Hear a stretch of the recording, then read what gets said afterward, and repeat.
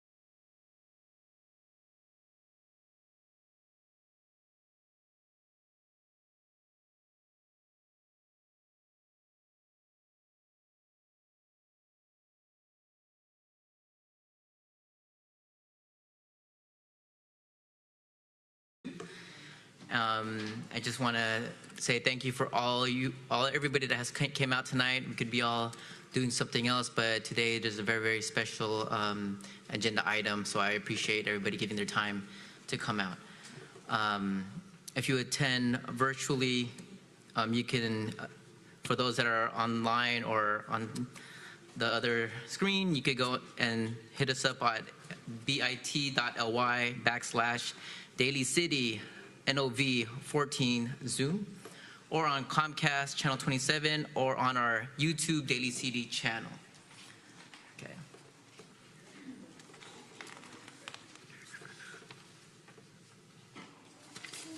All right, so with that, I want to go ahead and go ahead for the pledge to the flag. I pledge allegiance to the flag of the United States of America and to the republic for which it stands, one nation, under God, indivisible, with liberty and justice for all.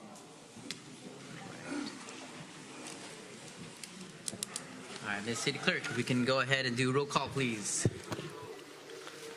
Okay. Ms. DiGiovanni. Present. Mr. Sylvester. Len Sylvester, present. Mr. Buenaventura. Present. Ms. Manalo. Present. Dr. Rod. Present. Okay. So we have before we go ahead and start the different agenda items, we have some proclamations here. First off, we have proclamation United Against Hate. So I have a proclamation here, United Against Hate, November 13 through 19. Whereas the United States is a nation of immigrants whose strength comes from its diversity, and whereas the Constitution of the United States confers equality on all individuals regardless of race, gender, orientation, religion, or political beliefs, and whereas recent rhetoric has generated a toxic environment that encourages the propagation of racist, xenophobic, anti-Semitic, sexist, homophobic, Islamophobic, and other negative views by emboldened hate groups and individuals, and whereas deep divisions within our country are the result of extreme ideology, further strengthening a cycle of mistrust and suspicion fueled by fear, anxiety, and insecurity, and whereas the number of hate crimes across the United States has increased dramatically over the past couple of years, and whereas the city of Daly City is committed to being a welcoming, inclusive, tolerant, and safe community for all, and whereas education, compassion, and cooperation are key to unlocking understanding and embracing differences between people, and whereas the city of Daly City joins other communities around the state in recognizing United Against Hate Week as an important step in bridging divisions as well as strengthening our communities. Now, therefore, I, Roderick Dasmac-Boal, Mayor, and the members of the City Council hereby proclaim November 13 through 19th, 2022 as United Against Hate Week in the city of Daly City, and encourage the Daly City community to stand together against hate and recognize that it is an important step in bridging divisions and healing communities. And today is Anthony Rodriguez, who is online with us virtually. So Anthony, if you'd like to go ahead and say a few words. Yes, thank you so much, Mayor Magbual. My name is Anthony Rodriguez, and I am the Senior Advisor to Mayor Adigan in the City of Berkeley. On behalf of him, on behalf of the co-founders, Jacqueline McCormick and Patrice O'Neill, Not in Our Town, and the organizers of United Against Hate Week Northern California, I'd like to extend our appreciation and gratitude to the City of Daly City for their commitment to standing up against hate. Beyond the symbolism of this proclamation, this act taken by the city demonstrates our region's growing unified support to come together as one to pacify and stop acts of hatred in its various forms from precipitating in our communities. On average, bias-motivated incidences have increased in major U.S. cities by 39% and in the largest 10 U.S. cities by 54.5%. The bulk of this increase is directed at Asian, Black, and Jewish residents. We can do something in our local communities. Local communities can make a change that can be felt in people's lives directly. UAH is a call to action to bring diverse communities together to stop the spread of hate. I want to thank you for your ongoing support for Unite Against Hate. And in its 5th year, the week of events now spans from November 13th to 19th and has expanded throughout the state and grown to almost 200 communities and organizations. Working together, we can be stronger than hate. With that being said, we'd like to extend an invitation to you all to join the City of Berkeley's signature UAH event during this Wednesday, November 17th.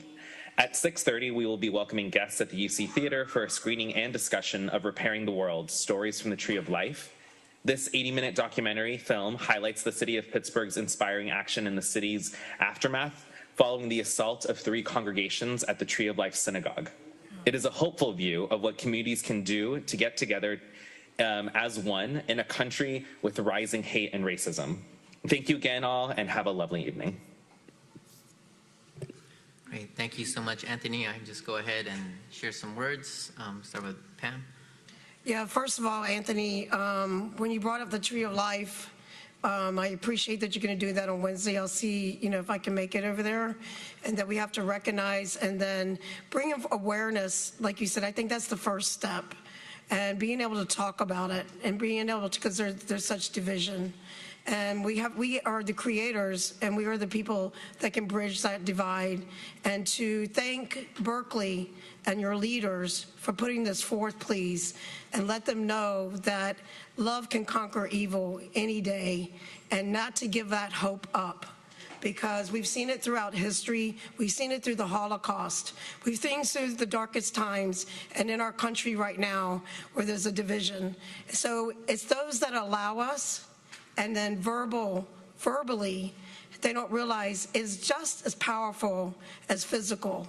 So when people say words hurt, words are powerful, and they can't take them back. So it's up to us to denounce and to stand up for what is right, what is kind, what is loving. And I thank you for your leadership, the mayor over there, and you guys have really done a lot of great things, and look forward to uniting together. And you have already proven that by having this grow. It's grown like a flower because it was done with love. So thank you very much, and I look forward to meeting you in person at some point. And definitely with the Tree of Life, that's pretty hurtful. And I knew some people that it happened to. So thank you very much, and be love, be kind, and denounce. Thank you. Thank you, Mayor. Thank you, Councilmember. Did you want to? Just let me know. Thank you, Mr. Mayor, and thank you so much for all your work on this.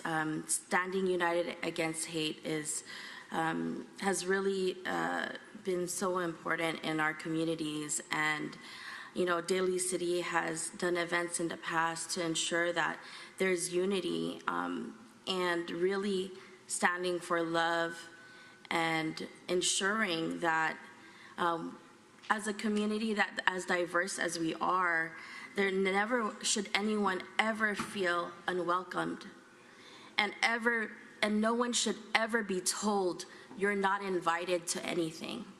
We are an inclusive community.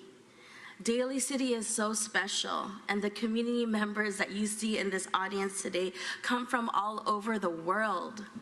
With 34 years living in Daly City and going to all the public schools, Daly City is so diverse with all its students and its roots. and they come from all over the globe. And so with this city, we need to remember to accept everyone and to continue to live through actions. I think that's what's so important, is to live through actions, and it's the smallest things that you can do. And, you know, we've seen the increase of violent crimes that need to decrease. Never should ever anyone feel unwelcomed or ever feel fearful for their lives. So your work is extremely important. Thank you so much. We will continue. I think some of you have seen in the businesses in the city of Daly City, if you want a sign that says Daly City stands united against hate in your homes, that's, you know, you can ask staff. We have some available for each and every one of you, for the residents and the businesses. And we stand in solidarity. Thank you for your amazing work. Any other comments from Councilmember Sylvester? Thank you, Mayor. This is going to be very short. I'm always long-winded all the time. Thank you so much for the work you do and that you continue to do. I think the important issue in getting this out is the awareness, and that the awareness that hate exists in our community. But what we need to do is make sure everyone knows any type of hate will not be tolerated, and it's not good. I mean, in my old age, I can think back years ago in law enforcement. I drive around town, and even though I wear the uniform, I go up to a certain area and I say, uh-oh, I don't belong here. And that has passed. But even to this very day, if I'm driving in a particular town, I say, ooh, I don't belong here. We need to get rid of that and continue to spread the awareness that you are welcome to go anywhere. So again, thank you. Keep up the great work, and looking forward to more. Thank you so much.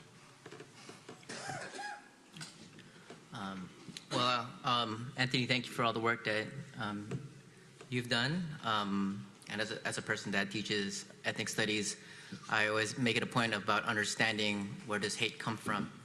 And when we talk about hate, we have to talk about like the different structures that create hate, right? From the highest level of ideological oppression to institutional oppression, interpersonal, and how does oppression affect people internally? Because words do matter, words do hurt, and if we're gonna practice love, we gotta close the distance between what we say and what we do. And that's like a quote by one of my favorite educators, Paulo Freire, a Brazilian educator. So when we talk about Unite Against Hate, we gotta close the distance between what we say and what we do. Okay? All right. Thank you, Anthony. Thank you all. Thank you, Mayor. All right.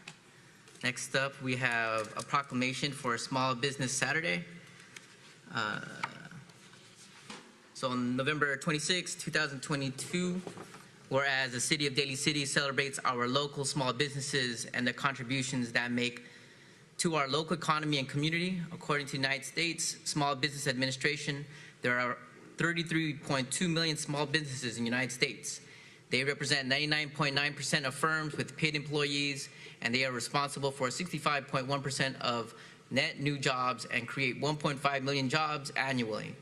And whereas small businesses employ 47.1% of the employees in the private sector in the United States, 88% of U.S. consumers feel a personal commitment to small businesses in the wake of the pandemic. And 92% of small business owners have pivoted the way they do business to stay open during the pandemic. And whereas 97% of small business Saturday shoppers recognize the impact they can make by shopping small, 85% of them also encourage friends and family to do so too. And whereas 56% of shoppers reportedly shopped online with a small business and Small Business Saturday in 2020, and more than 50% of consumers who reported shopping small endorsed a local business on social media or shopped at local business because of social media recommendation. And whereas Daly City reports our local businesses that create jobs, boost our local economy, and preserve our communities. And whereas advocacy groups, as well as public and private organizations across the country, have endorsed the Saturday after Thanksgiving as Small Business Saturday. Now, therefore, I, Roderick Das-Magboal, Mayor, and the members of the City Council hereby proclaim November 26, 2022 as Small Business Saturday in the city of Daly City, and urge the residents of our community and communities across the country to support small business and merchants on Small Business Saturday and throughout the year.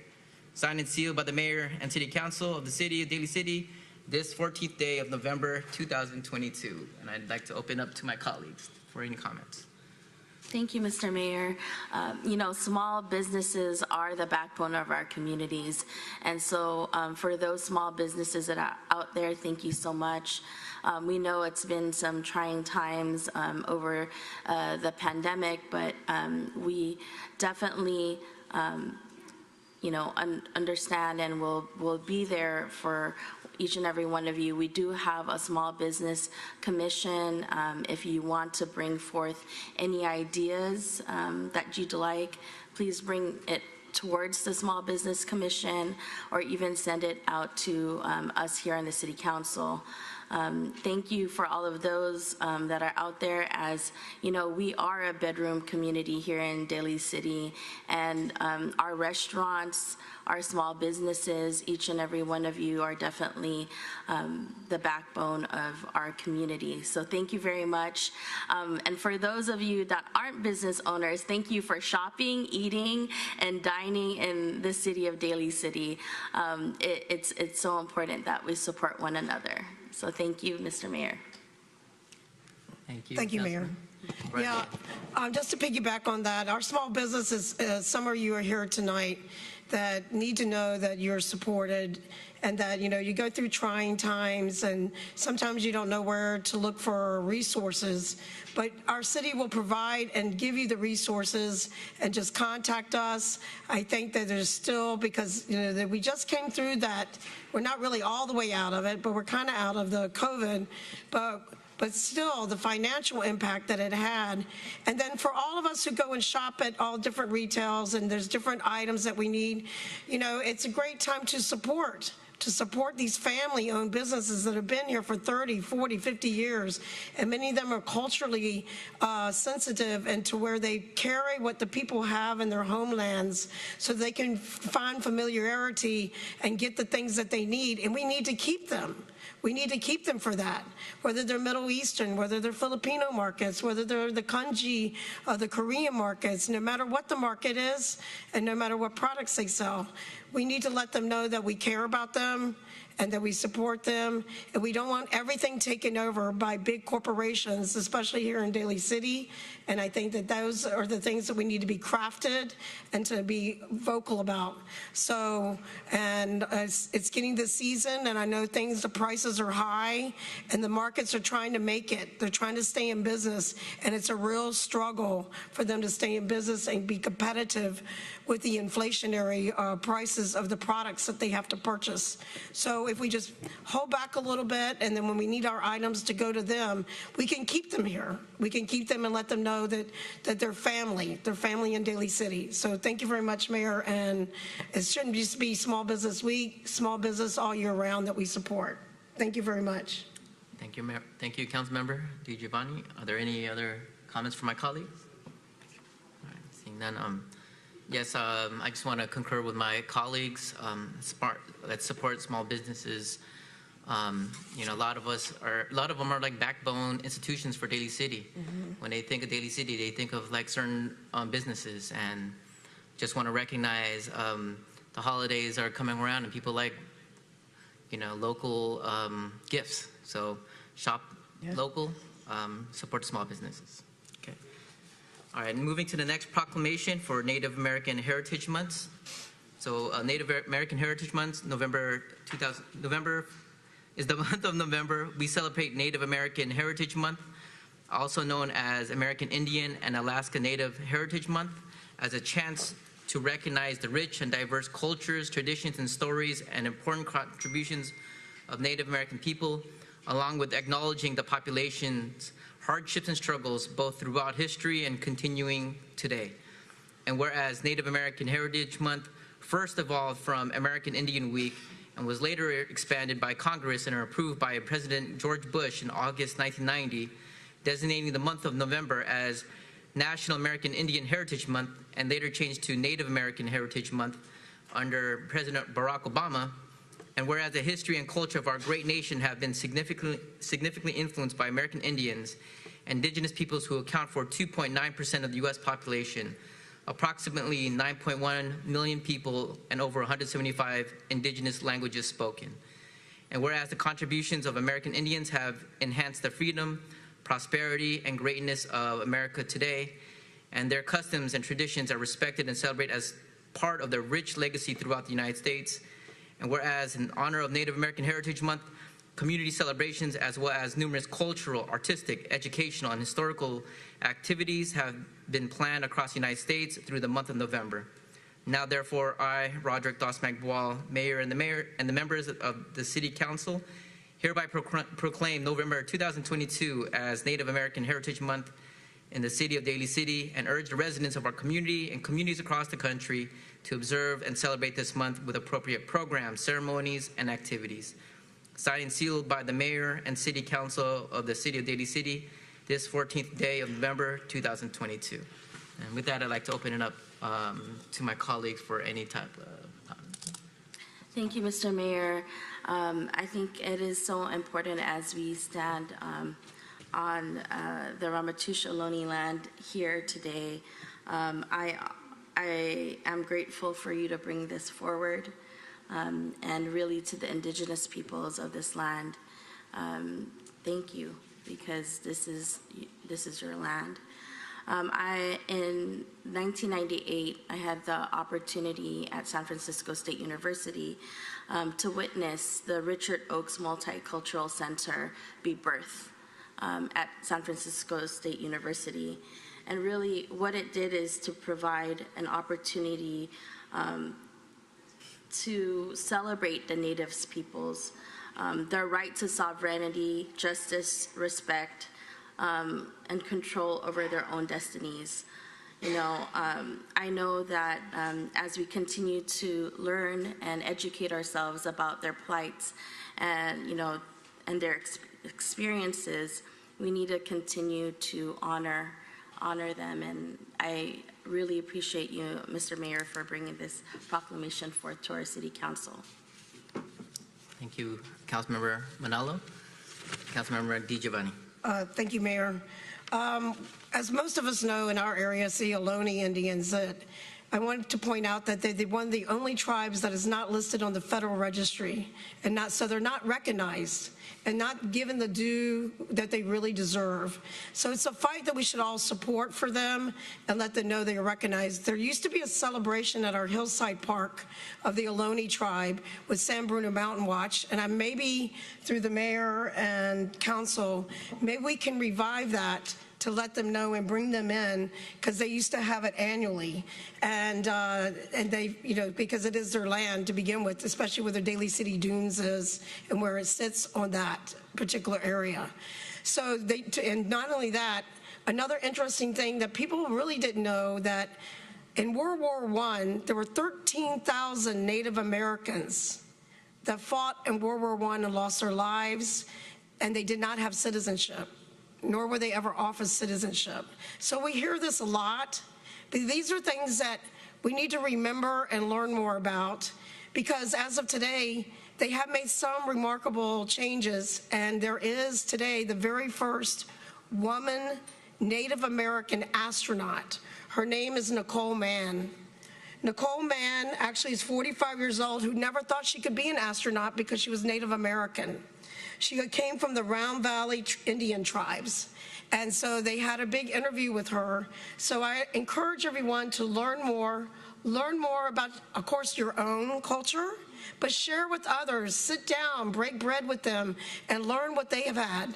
Look at the struggles that they've had, and we have a commonality with one another, and that we can all come together, because this is the land that they were on, and this is the land that we sit on today. and that needs to be respected, honored, and remembered as we move forward, as we are building projects and anything we do, that we have to remember that and their lost loved ones as well. And they lost their way of life, ended up on reservations, and ended up with canned salmon. To this day, that story stuck with me as a child because they could fish and they never fished more than what they could eat. They never took more than what they could eat for their children and survive. But then it came in with governments, and then they were pushed and forced into eating canned salmon. And so those little things we need to remember. So I appreciate that you brought it forth and made sure that we don't forget them, and perhaps we can bring in that celebration again with the San Bruno Mountain Watch and start celebrating who they are, and maybe we can help support them on the Federal Registry. So thank you very much. And for all of you out there, and Valerie, who lives in Southern Hills as well, she's Native American, and we have people that live amongst us. So thank you very much. Much respect. Thank you, Mayor. Thank you, Councilmember DiGiovanni. Are there any other comments from my colleagues? With that, I want to just share just a really, really short thing. I always begin all my classes with a land acknowledgement, acknowledging that we're on Ramaytush, Ohlone, Muwekma, and the many tribes that have stewarded this land for many generations. And I hope that we can create something here in Daly City where we can work with some of the native tribes that are still trying to fight for their own self-determination. We will work together and do something to understand their history and that they are here, because that's one of the stereotypes that, you know, because we took their land, that they're non-existent, but they're still here. And also, I encourage everyone to really deconstruct and do their real history about Thanksgiving. Next week is when we talking about Thanksgiving, and I don't have all the time in the world to talk about the real Thanksgiving, but I would encourage everyone here and at home to really Google it. What happened to the real Thanksgiving? And when we talk about honoring Native Americans, we have to think about the trauma that was bestowed on them, and you know, what is our responsibility to unearth those atrocities towards generational healing. Okay, so with that, move on to the approval of minutes. Can I get a motion for the approval of minutes for the regular meeting of October 10? Motion to approve? Second? Okay, all those in favor say aye. Aye. Aye. Okay.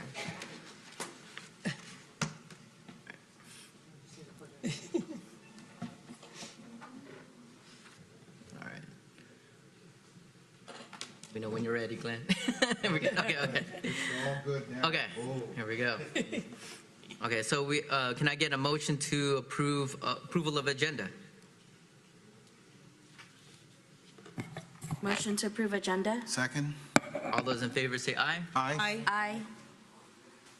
Next up, we have public appearances and oral communications. So now I'm opening up public comment. So this portion of the agenda is available for the public to address the City Council on any issue that is not on the agenda. And let's see here. In accordance with the Brown Act laws governing regular meetings, the City Council is not authorized to speak or take action on any other items in this meeting. Members of the public joining in person who submitted a speaker card may come up to the podium one at a time when their name is called. Members of the public joining by Zoom may click the raise hand button feature to request to speak. For those joining by phone, press star 9 to raise your hand and star 6 to unmute. When you hear your name called, you will receive a request to unmute your microphone. Okay, so I'll begin with those joining in person. So please come up to the podium when you hear your name. So, yes. Mayor, we have a lot of speaker cards, but it's all for item number 16. Okay. So are there any other public comments for anything that's outside what we're talking about on this agenda? If not, I'll hand it over to Leilani for the virtual comments. We have 2 hands raised. Last called speaker is joining by, give it a few moments. We have a few more hands raised on Zoom.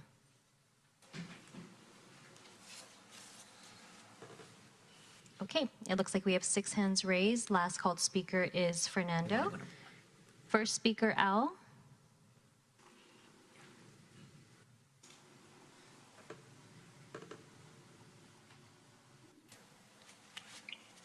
Hello, can everyone hear me? We can hear you. Good evening. My name is Al Camoli. I am with Citizens for a San Mateo County Gun Buyback, a group that has raised funds to give out during buyback events. I wanted to let your city know that there will be a gun buyback in San Mateo County on Saturday, December 3rd from 10 a.m. to 2 o'clock in the afternoon in San Carlos at 1000 Skyway Road, right off 101. This event is anonymous. Please transport firearms unloaded and in the trunk of your vehicle. $100 will be given out for handguns, shotguns, and rifles, and $200 for assault weapons and ghost guns. There will also be $50 given out for non-functioning firearms. While our group assists in a few additional ways, the San Mateo County Sheriff's Office manages operations at the buybacks, with assistance from Belmont and Redwood City officers and support from the City of San Carlos. This will be the 6th countywide buyback since 2018. During the previous 5 buybacks, more than 2,000 unwanted and/or unsecured firearms have been turned in. Our group has been proud to partner with the San Mateo County's office for providing a safe, voluntary option to rid one's home of firearms. Please help us spread the word to residents. A few weeks ago, our group passed on a flyer to your city clerk's office for the event in the hope that you can help us promote it. We hope to see you there. Thank you so much. Next, we have caller by phone.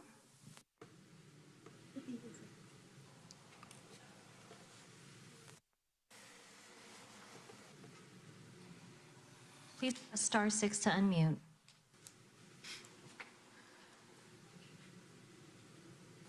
Hi, so this is John Daly again. So we sent you guys an email the other day about November 11th, Veterans Day, and it looks like you guys picked up on it, but you didn't invite the public again. So that happened either last Veterans Day or the Veterans Day before, but you need to invite the public. You need to give us ample time. It needs to be on the website. So we've done this over and over and over again. There's no transparency. There's no disclosures from the city. Now, with regards to Ray, you haven't come forward. It's been 49 days. 49 days since Pam had a charge filed against her. Manalo and Ray are still sitting up there. They're sitting up there like potted plants. They don't care. They're racist. They're scum. They're vile. They're filth. They would throw their mother and their father and their grandparents under the bus. So we need to have somebody step forward. Somebody's lying. Again, as I mentioned, it's Ray and Manalo, so you guys need to step forward. Rod, if you guys want to do your research, September 13th, 2021, Rod called in city council. Rod called Pam out on her skin color. He laughed at Mr. Sylvester about his BIPOC and his color of skin. So Rod is a racist. He doesn't belong on council. He's a piece of trash again. Sylvester, you need to really learn the difference between an ordinance and a resolution. You also need to stop eating on council, too. Pam, I don't know what to say about those people that say that you're a racist. They need to prove it. They need to have that. The DA needs to really get involved, step it up. It's been 49 days, 7 weeks. Trust is still not there. Dave Canepa lost the election. He cost private donors $800,000, more than $800,000, so he needs to pay that back. Hats up to the DCPD and the SFPD. They're trying their best. They're trying to get the truth. They're trying to find out the Pelosi issues, everything going on between Pam and Manalo and all this other stuff. For the record, there's 331 million people in this country, and there's 400 million guns. So the guns are not the problem. It's responsible gun ownership. Thank you for your comments. Next, we have Michelle. Hi, can you hear me? We can hear you. Your 2 minutes has begun. Okay. Hi, my name's Michelle Magot, and I'm just calling in because I support Classic Bowling, and I heard that they are there's a parking issue where they're going to restrict parking to 1 to 2 hours, which actually would be very Michelle? detrimental to their business. So Michelle, I hope yes.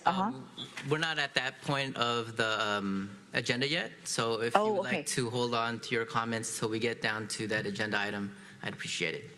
Oh, okay. Apologies. Thank you. Yeah. Okay.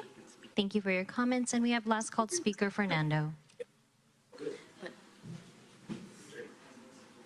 Hi, good evening. Can folks hear me? We can hear you. Your 2 minutes has begun. Awesome. Hi. All right. Good evening, council members, city council. I just wanted to raise an issue in regards to pedestrian safety, road safety. I live in the neighborhood that has Westmore High School, Thomas Edison Elementary, Fernando Rivera, and Daniel Webster. And the streetlights have been off for a couple of weeks now. And it's very concerning knowing that, with winter coming in soon, there's going to be shorter days and longer nights. And my neighborhood is very active with pedestrians and cars coming in and out of this neighborhood. So it's a safety issue, and I just wanted to make sure that this is on your radar and that we do something about it, because as a commuter myself, as a pedestrian, and as a driver, I think that we need to really improve our infrastructure, our street lights, and just ensure that our roads and our sidewalks are safe enough for people to walk and drive through. So hopefully this gets resolved soon, before winter comes and before the days get shorter and the nights get longer. So yeah, that's pretty much it. Thank you. Thank you for your comments. Mayor, we have one additional hand raised. Yeah, sure. Let's take it. Okay. Caller by phone. You can press *6 to unmute. Hello, I'm speaking for Marianne Martinez once more. She would like to add a few comments with regards to the situation at City Hall. She wants to make sure that everyone is aware that the May 2021 event that Jocelyn Manalo had was illegal. It was when everybody was on COVID lockdown. So everybody who spoke up against the event and said it was an illegal event, it was actually illegal. It was comparing to Gavin Newsom having dinner at a restaurant when he should not have, because we're on COVID lockdown. So everybody who makes a big deal like Christy and Stephanie or whatever their names are, it was actually an illegal event. It should have never took place. So it's very, very important to understand that, because they seem to make a big deal about Pam saying it was about racism and everything else. The biggest racists on the council are indeed Rod, Manalo, and Ray. Ray's behind everything, as we've mentioned before. Ray is, he should just go back to Quezon City. I know his wife's divorcing him because, he's really a piece of garbage. But so we need to have him removed. We need to do either a recall or he just needs to leave and just resign, because, it's not really worth it, because you're going to keep hearing this stuff. It's going to be your legacy. Your kid's going to hear it. Your family's going to hear it. The whole community is going to hear it, because you were the one that set up Manalo and Pam. Thank you for your comments. That concludes public comment. Thank you, Leilani. Moving forward, we'll have, can I get a motion for the consent agenda? Motion to approve consent agenda. Second. All those in favor say aye. Aye. Aye. All right. Moving on to public hearings, item number 15, introduction of an ordinance for the 2022 California Building Standard Codes and adoption of the 2022 California Fire Code and 2021 International Fire Code amendments to recycling and diversion of construction and demolition debris ordinance. And we have our staff, Mario Segala.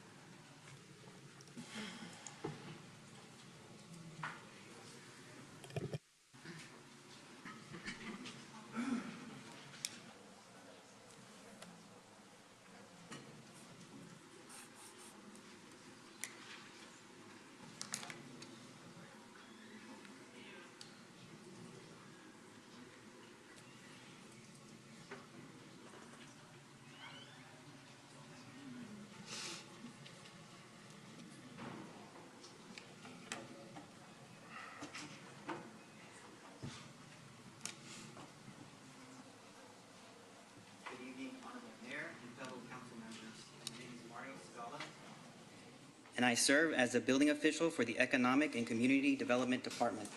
Alongside me is Chief Whitner of North County Fire that will help to provide technical assistance. I'm here to present to you an ordinance that will repeal our currently adopted building and fire codes and adopt by reference the 2022 California Building and Fire Codes with local amendments. In addition, we are proposing amendments to Chapter 15.64 of the Daly City Municipal Code titled Recycling and Diversion of Construction and Demolition Debris.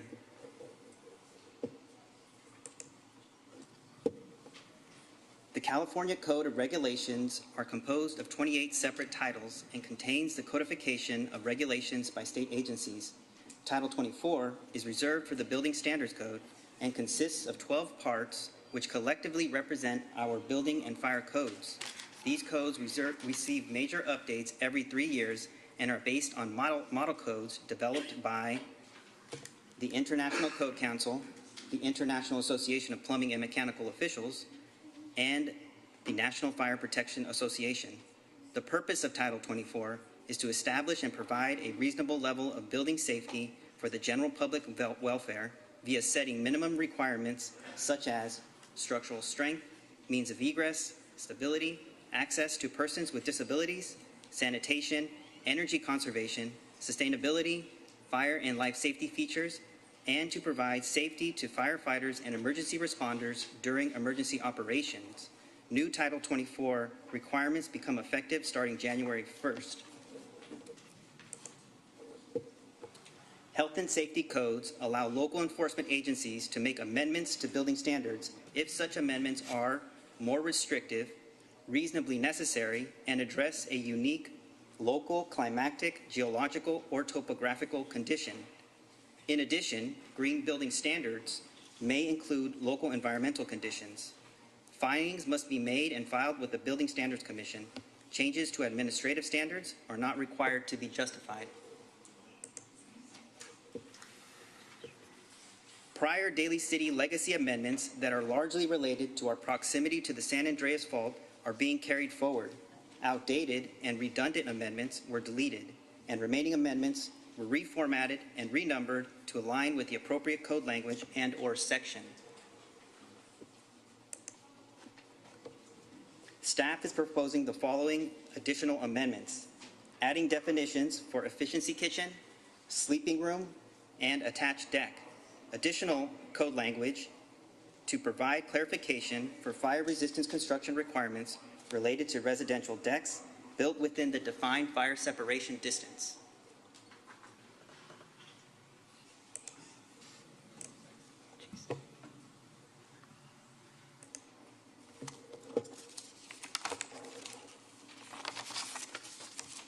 For REACH code related amendments, staff is proposing to carry forward all prior amendments by relocating them to the Cal Green Building Code.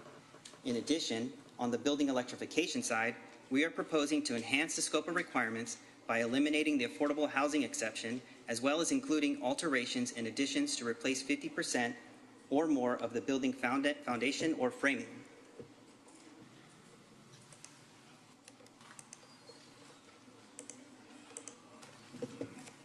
We have also taken this opportunity to propose amendments relating to our recycling and diversion of construction and demolition debris ordinance to help reduce waste disposed in our landfills and to help meet our climate action goals.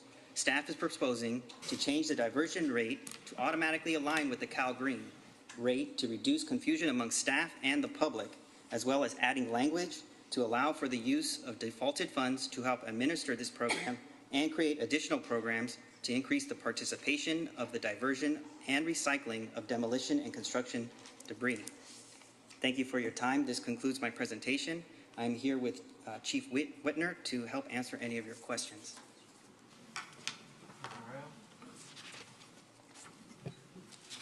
Thank you, Mario. So with that, I would like to open it up to my colleagues if you have any comments or questions.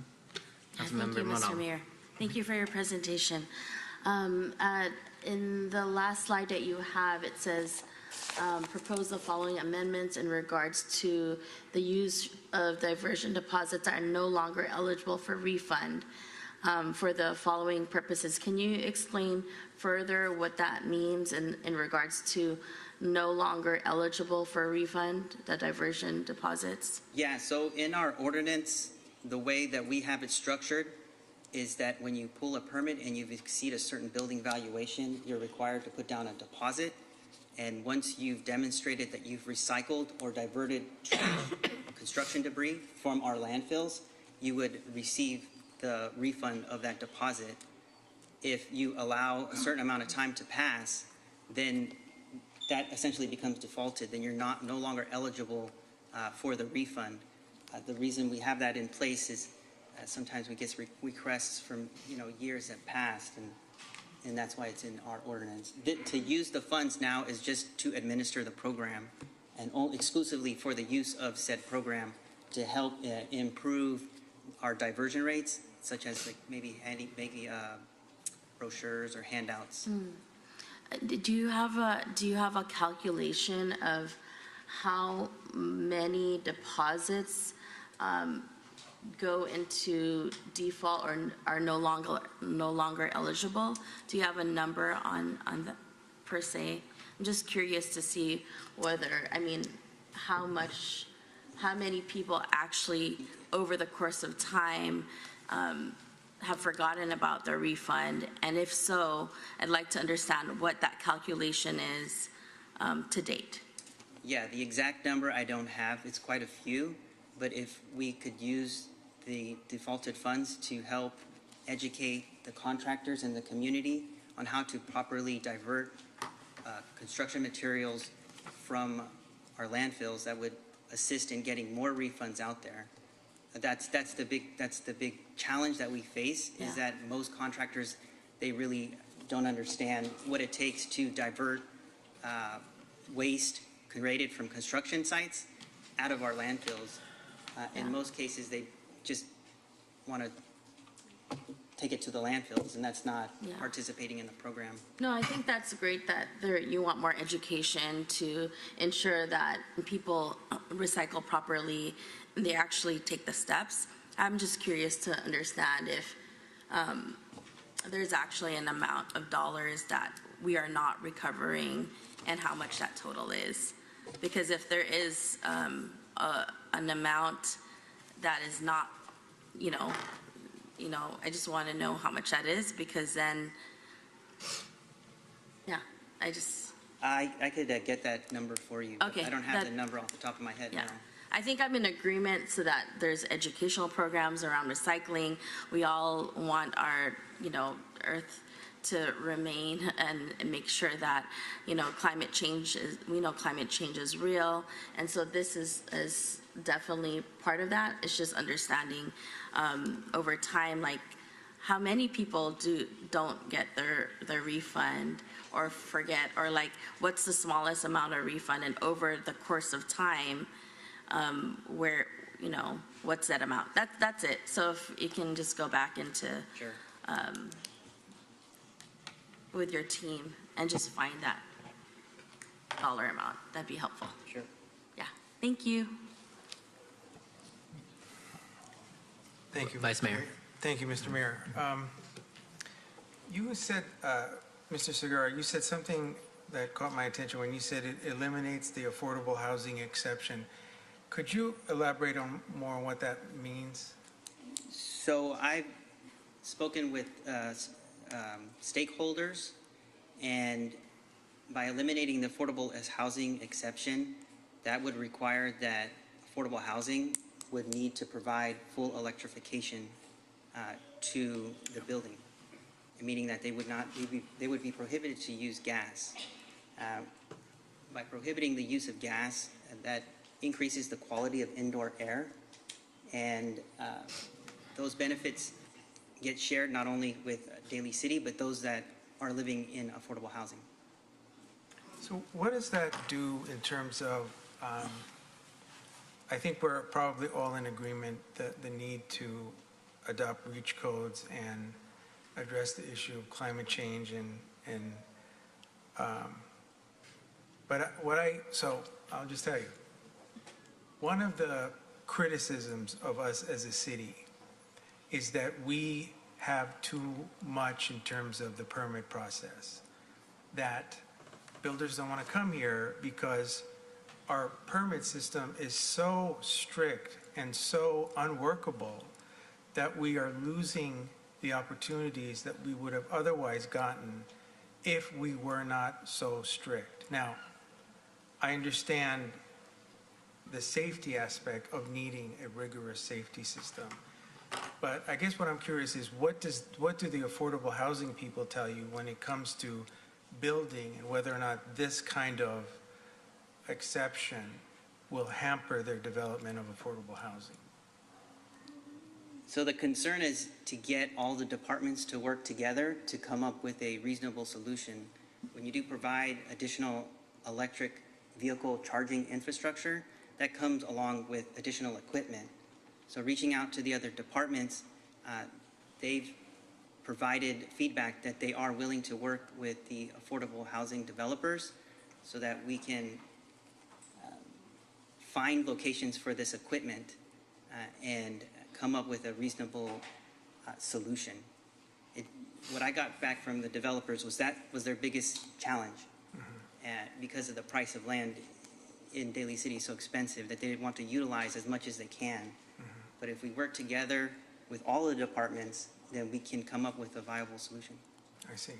And then my question is there an urgency to adopting this proposed building code adoption? Or is there some time to, let's say, for example, we wanted to expand it and have the planning department sort of have a real honest discussion on our permit system and see, because I imagine if we pass this, then it's done, right? We can't undo it. No, not necessarily. So the Title 24 building standards, those go into effect automatically. It's Okay. the amendments that you make to those standards, those must be submitted to the Building Standards Commission Okay. prior to the adoption. And what is the timeline for that? Is there an urgency to that? We are right on track to have our amendments be enforced January 1st. If we delay that, then we have to, our amendments will not be effective until we report them to the building standards. Having said that, I could pull out the amendments relating to REACH code and do more analysis, speak with the stakeholders, work with Peninsula Clean Energy to come up with a tailored ordinance that will address your concerns. If you would like to do that, we can do that. Okay. Thank you. You've been very helpful. Councilmember Sylvester. Thank you, Mr. Mayor. First of all, I'd like to start off, Mr. Segala, good presentation. I see some interpretation, in other words, you're doing fine. So I just wanted to put that out there, okay? So we're just putting you on the hot seat, and you're doing a good job. The Vice Mayor had alluded to some of the questions I was going to ask you, and I'm going to continue that line of questioning. Now, Daly City passed recently the REACH codes, which pertains to the electrification of new developments. And it was my understanding that homes utilizing gas are grandfathered in. They don't have to convert their homes to electric.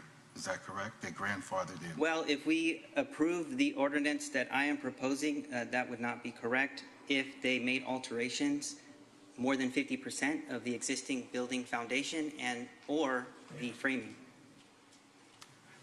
You answered my question because that's what I was leading to next. So if I owned a 4-unit building and I want to remodel 3 of those units, which are currently using gas, the permit will not be approved unless I can show that I'm converting my stoves, my heaters to electric. Is that correct? That's a sort of a complicated question without looking at the submitted construction documents, but more or less, yes. Okay. Okay. You made mention about low income and affordable housing. Now, new developments will generally comply with the REACH codes, all electric.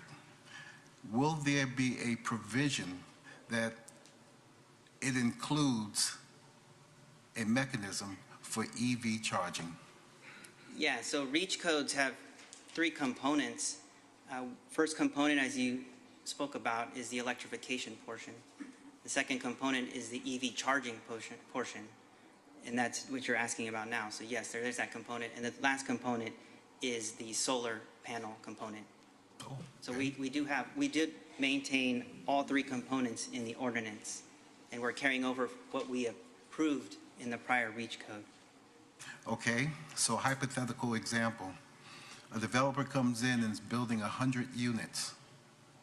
Out of those 100 units, how many stalls will be available for EV charging?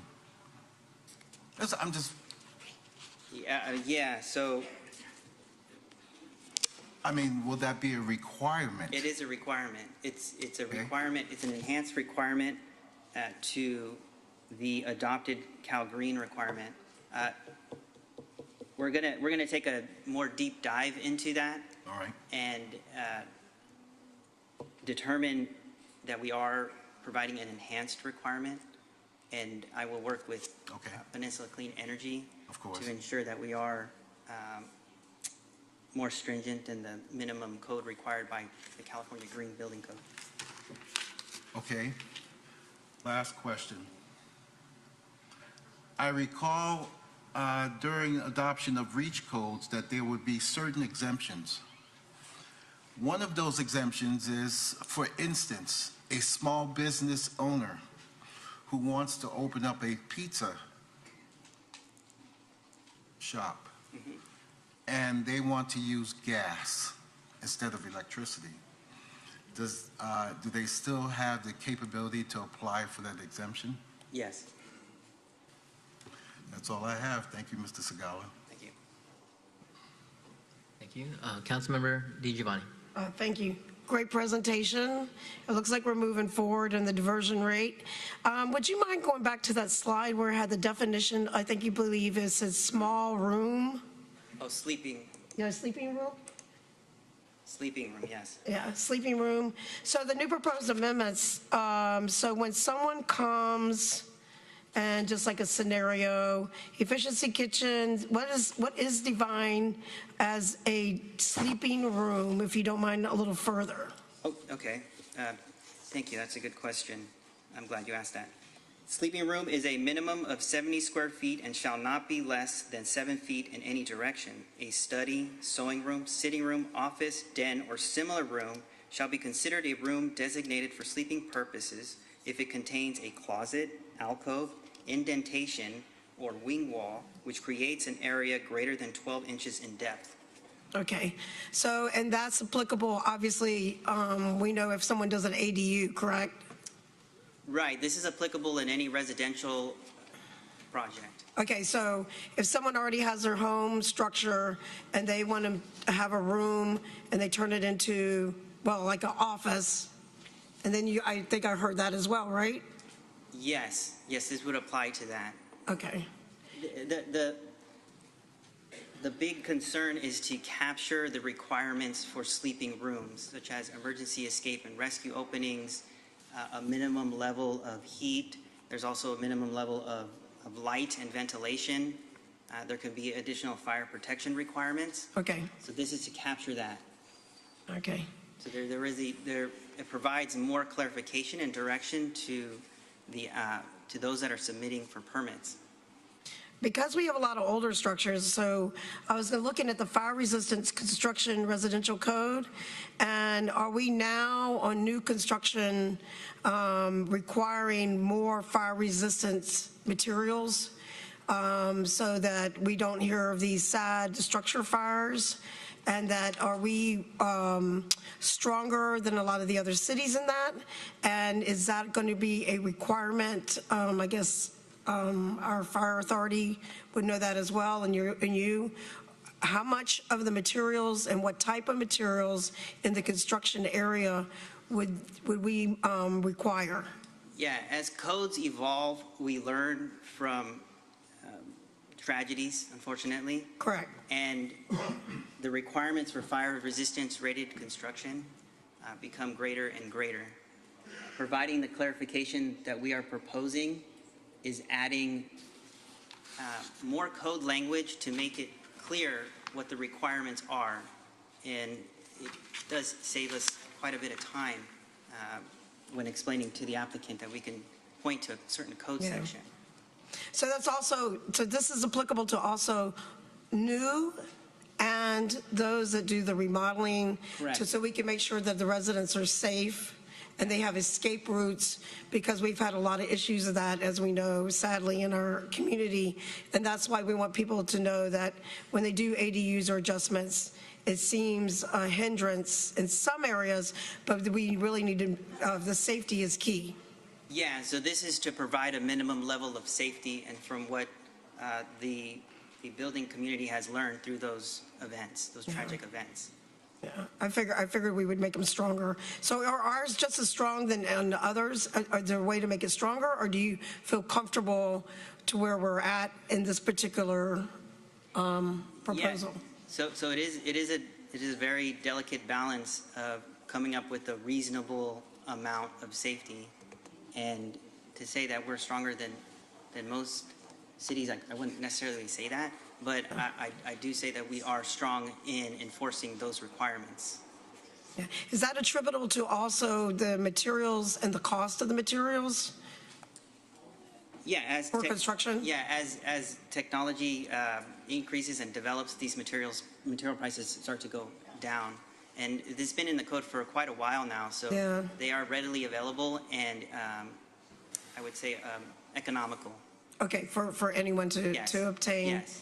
in that thing, okay? Yes. So, yeah, okay, that's something else to look at. But I appreciate the research, and the safety is one of the biggest ones for me, and I know that we did do the other REACH codes as well from before, to switch from the gas to become climate friendly and do our own, and then our mayor sits on PCE, and then Peninsula Clean Energy has been really good about that and partners. So thank you for reaching out to them, and I think our affordable housing, we actually, doesn't matter whether you're affordable housing or what type of housing, we want to make sure the residents are safe, and the definitions, the efficiency kitchen also is is that any cooking appliance or any? Yeah, this provides clarification for an efficiency kitchen as it's laid out in the building code. The building code doesn't necessarily have a definition for efficiency kitchen, so I'm proposing to add that definition. Okay. And this is for the cooking appliance, to limit the size of the cooking appliance to reduce the fire hazard. Yeah, that's good, because a lot of parents are having their children come from college and they can't afford to live, and they've been coming in, and then we want to make sure that they're safe as well, or elders in our community with the cost of living here and the inflationary problem. So thank you very much, Mark. Great job, and thank you for being here, sir. Appreciate it and all the work. Thank you. Thank you, Mayor. Councilmember Sylvester. Thank you, Councilmember DiGiovanni. You just toggled something in my brain regarding the presentation, and that's pertaining to sleeping rooms. So I want to give you a hypothetical. I have a bedroom, 20 by 14, and I decide to erect a wall in between, right smack in the middle. And I separate the heating portion so that both sides can get heat. Is that legal? Yeah, again, I'd have to look at the submitted set of construction documents, but as long as both the wall that you've constructed has not blocked the main means of egress or the emergency escape and rescue opening, which is typically the window, you would be allowed to do that. Yeah, okay, I'll take out the one big one and put two windows in. I'm just playing the devil's advocate here, Yeah. because enforcement is an issue. And basically, you cannot just go in someone's home unless somebody complains, and our code enforcement would go out. But there's been instances where someone has erected a wall and considers that a sleeping room. The fact that you have defined the dimensions of the sleeping room at a minimum will go a long way to, whether it will come back to the landlord or the owner should a tragedy occur, which we don't want to happen. Yeah. So great on that. Thank you. Absolutely. Thank you. Okay. Very good. All right, so with that, I'd like to have a motion to open the public hearing. Motion to open the public hearing. Second? All those in favor say aye. Aye. Aye. Aye. Aye. Are there any? No? Okay. Seeing that there's none, can I get a motion to close the public hearing? Motion to close? Can I get Second. a second? All those in favor say aye. Aye. Aye. Can I get a motion for the city attorney to read by the title only? So moved. Can I get a second? Second? Second. All those in favor say aye. Aye. Aye. Aye.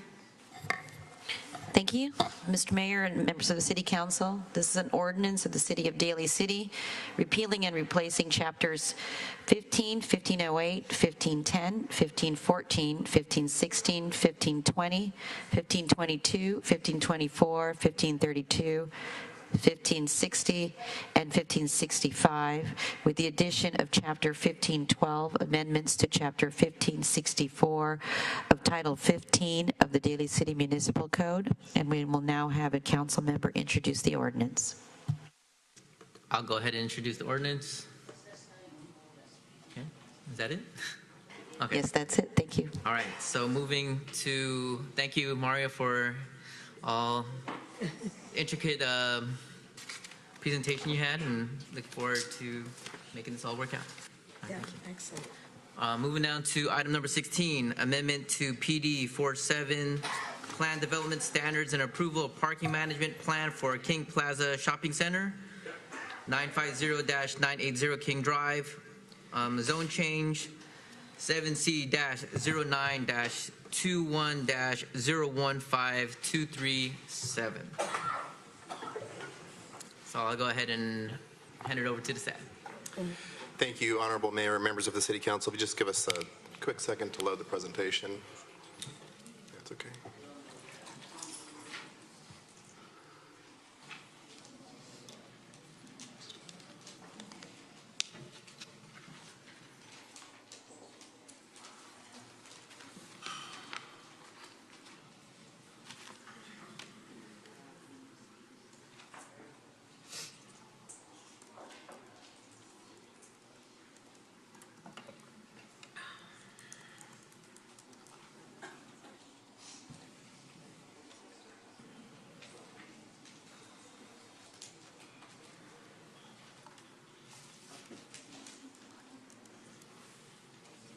Okay, there we go. Again, Honorable Mayor and members of the City Council, this is a request to amend a portion of Plan Development Zone number 47, which we all know as the King Plaza Shopping Center. The City Council will recall this item was before the Council in terms of a determination of the Planning Commission's recommendation, and the City Council had determined that the City Council would like to hear this item, and it is therefore before the Council tonight. The parcel rather, that is proposed for rezoning is the blue area for clarification. This is, again, the block surrounded by Callan, Warwick, Shipley, and King Drive in the southern part of Daly City. I think we're all familiar with it. The shopping center is the only portion of this block that's proposed for rezoning, even though the whole block is zoned PD 47. The classic bowling center is not part of the proposal.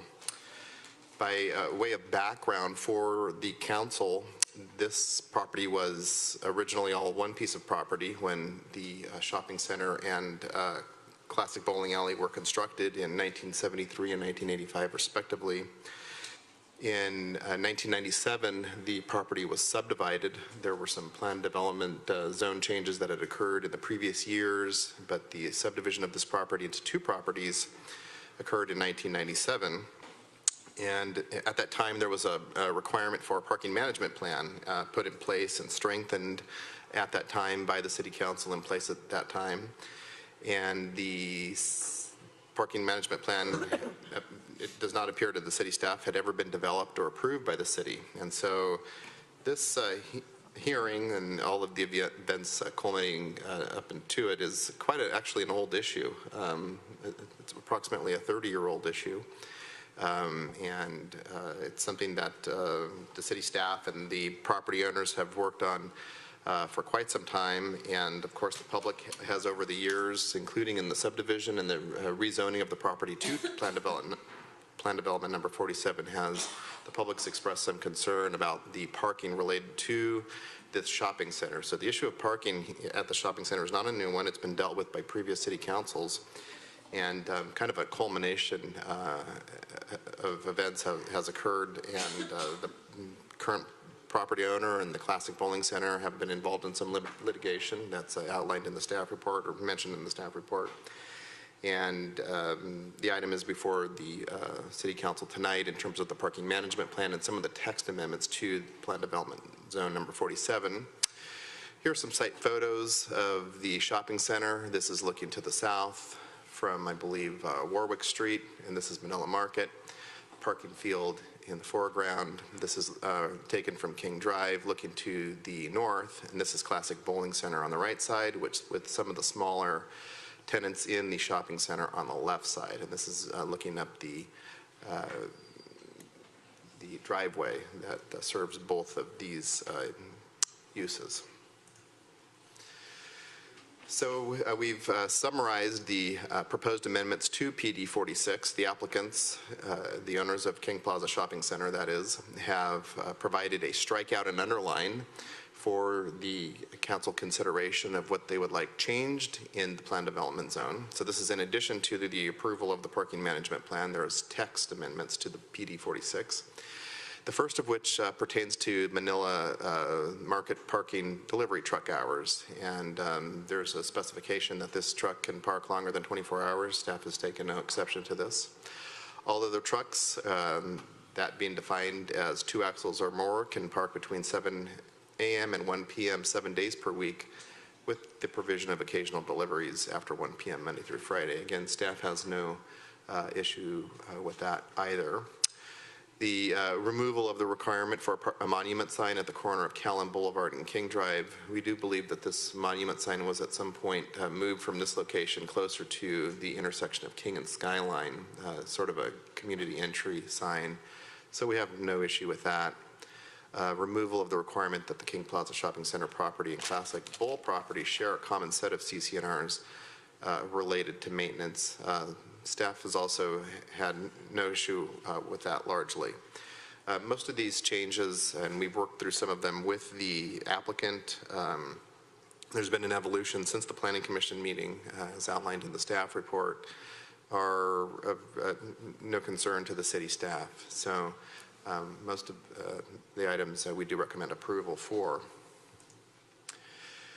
With regard to delivery, we have made some recommendations that just to clarify where deliveries can occur, and where most deliveries actually already do occur, which is at the lot that's immediately adjacent. This would be the northeast lot adjacent to the intersection of Callan and King. So the city staff has indicated there are essentially 3 stipulations about deliveries.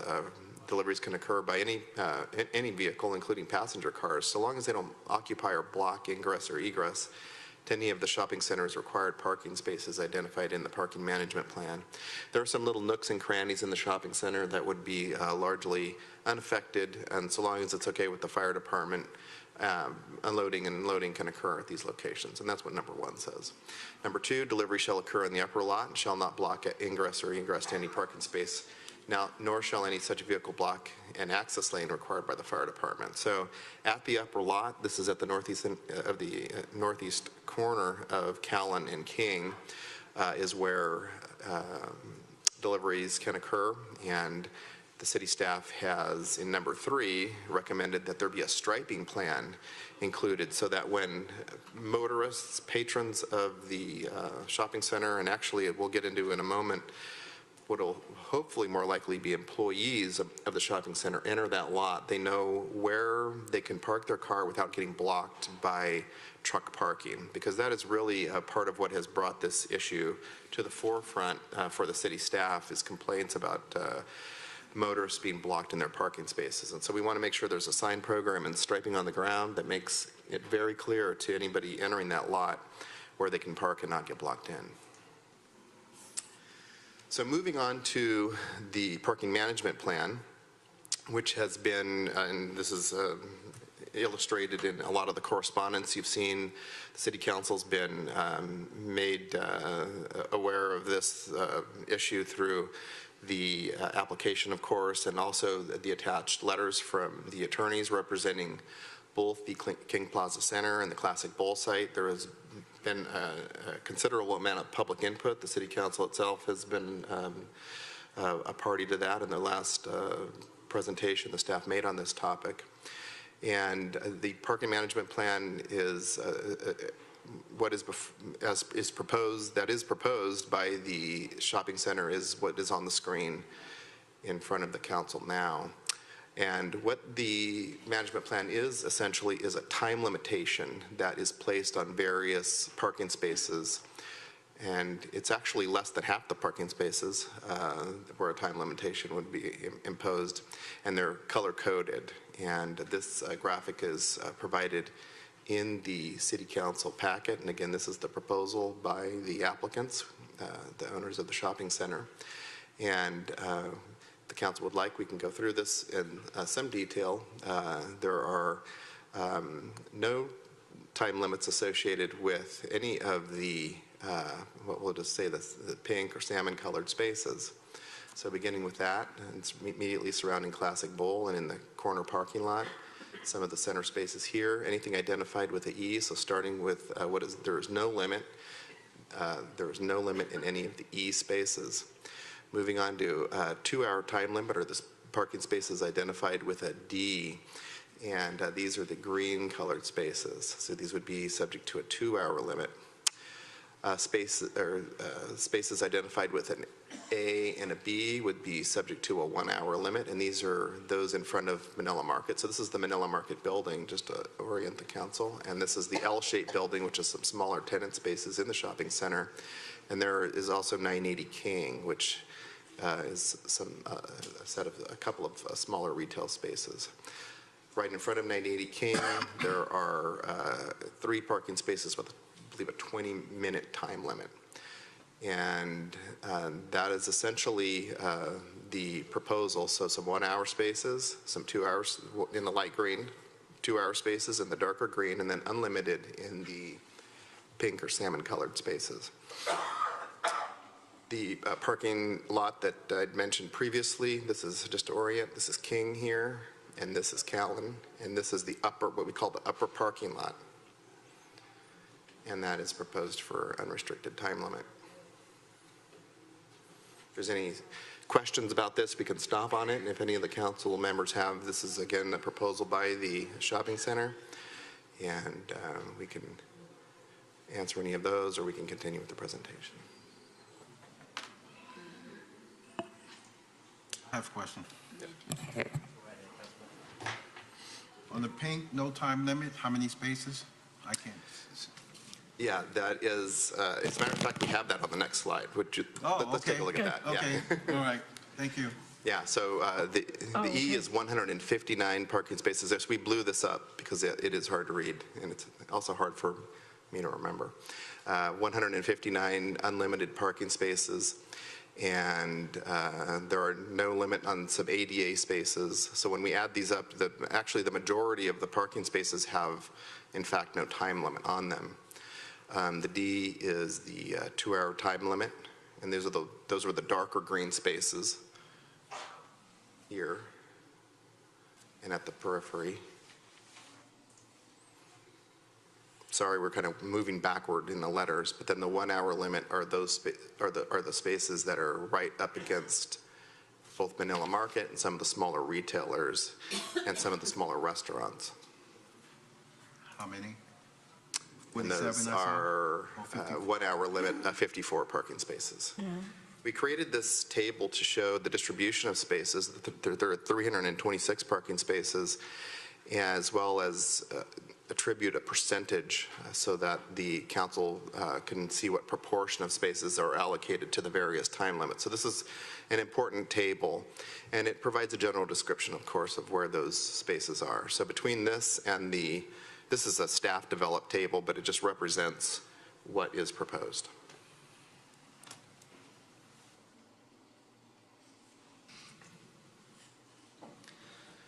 So in its evaluation of the applicant's proposal, the city staff made several observations. We visited the site a number of times, and we've actually done so over the history of having reviewed this issue. This has been an issue that has been brought to the city staff since the 2007 sale of the property. Not long after that, we've had meetings with the property owner, and this issue's been before us. We started taking a look as a result at what was actually going on at this shopping center, of course more intensively after this application was made. But we have made observations, and probably the most fundamental or important observation is that the parking lot at the northeast corner of Callan and King Drive is woefully underutilized, at least during the day and during the workday, and even on Saturday mornings. This changes a little bit in the afternoons of the weekends. And there is, in our observation and opinion, there's an underutilization of this parking lot by the people who work in both the Classic Bowling Center and the shopping center. And you'll see in a moment, it's for this reason that we're recommending that all employees park in this lot. And this isn't just an observation that's been made by the city staff, it's also been made by parking consultants who have looked at this issue over the years. And so that's a very important one. Moving on to the second, in the morning, the lot is occupied by this lot at the northeast corner of Callan and King is occupied by larger delivery vehicles. They don't occupy a huge portion of the lot. There are as many as 5. We have photographs, I believe, in the presentation about that. The third bullet, the employees of both the shopping center and bowling center are not using the upper corner lot. Employee parking is therefore occurring on the shopping center site or in an adjacent street. So the people who we think, anyway, that the people who work in the center and at the bowling alley actually park either in the city street or in the parking lot that is in between the buildings of the shopping center and not at that corner parking lot. Street parking surrounding the shopping center remains fairly abundant. Again, during the morning and early afternoon, becomes scarcer in the afternoon, evening, and weekend, and that's probably because there are a number of residents who live around the center. The area is characterized by single-family homes, and as people come home, they tend to fill up the parking in the city street. We did make some observations over time that there were some vehicles that didn't seem to move for quite some time. Those could be also residents parking in the lot. We also made a recommendation with regard to that issue. These are just some photographs that show the parking issue by trucks that we observed. This is actually a delivery that's occurring in Callan, but yeah, larger trucks. This is the backside of a grocery store, so very naturally we're going to have large deliveries, and what we're trying to do is find a way to accommodate that. Just some more, sort of illustrating the usage of the corner lot. Again, some of these photographs are getting close to the lunch hour on the top, and here. Not a lot of use of the parking lot there, but again, both the bowling alley and the shopping center are in full operation at the time that these photographs are being taken, at least the top left and bottom right.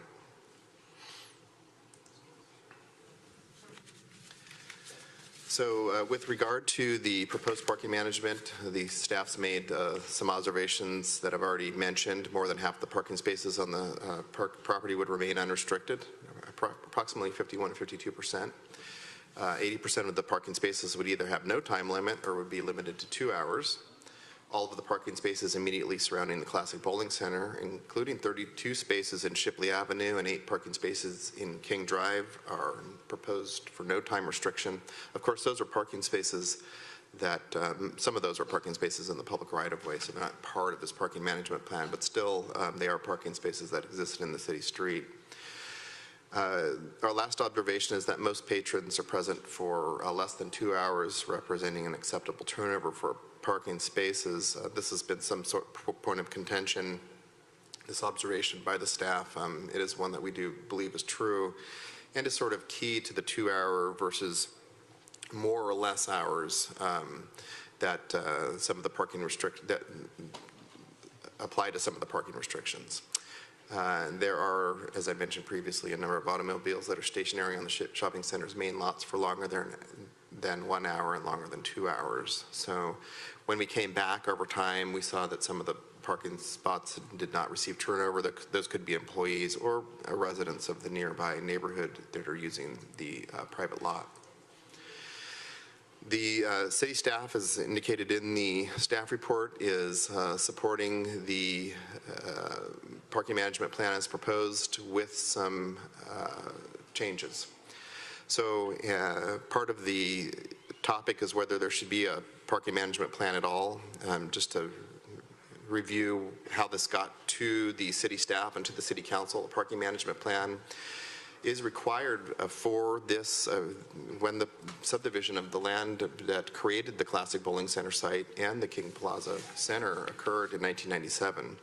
It does not appear that there was ever an approved parking management plan, and the applicant has made an application to basically rectify that situation, bringing the city a parking management plan that it could approve or review, and that's exactly what we've done. So they've thrown something out there, and we are responding to it as the city staff. City council, of course, can make modifications to this fully within the right of the council, and essentially what we are recommending is that the upper corner lot at King and Callan be used for employee parking. Now, anybody could actually access it. It wouldn't be employee parking only, but the city staff is recommending that the council adopt a parking management plan that requires that in all new leases and any renewals of leases in the King Plaza Center, that the applicant build into each one of those leases the requirement that the employees of all the businesses park in that corner lot. If this lot becomes full, and it can be by other employees in the shopping center or even the public, if this lot becomes full, then they're to use the city street for parking. The employees not adhering to this requirement shall be a party to a lease violation. So this is something that's a very key thing that we wanted to consider. So the second thing is that none of the time restrictions identified in the parking management plan shall apply after 7 p.m. The time Manila Market currently closes 7 days per week. There's some language in there about revising that should the market change its hours, but the city staff feels because the market's closed that there's no need to time restrict any of the parking spaces after 7 p.m. The paragraph, the third bullet, the paragraph in the draft parking management plan concerning large-scale events shall be stricken completely. Part of the city staff's charge is to protect the city to some degree. We want to make sure that we don't create a enforcement issue, and that is what we found with the large-scale evening event proposal. The implementation of this is nothing that we saw or we found to be kind of challenging, and we thought that the enforcement would ultimately land on the city's lap. And it's an important thing, and we should take a moment to think about enforcement of the parking management plan, because it is something that the city staff, even though the shopping center itself will be implementing this, the city staff could receive complaints about, and we need to consider how this will be enforced. If we look at the parking management plan, the applicant proposes to enforce the plan by towing vehicles. And so what will happen if, and this is, and we've outlined this in the staff report, it's a little unclear how exactly it would be determined which vehicles are towed away. So we want to make sure that the city doesn't get itself mired into this issue of vehicles towed away.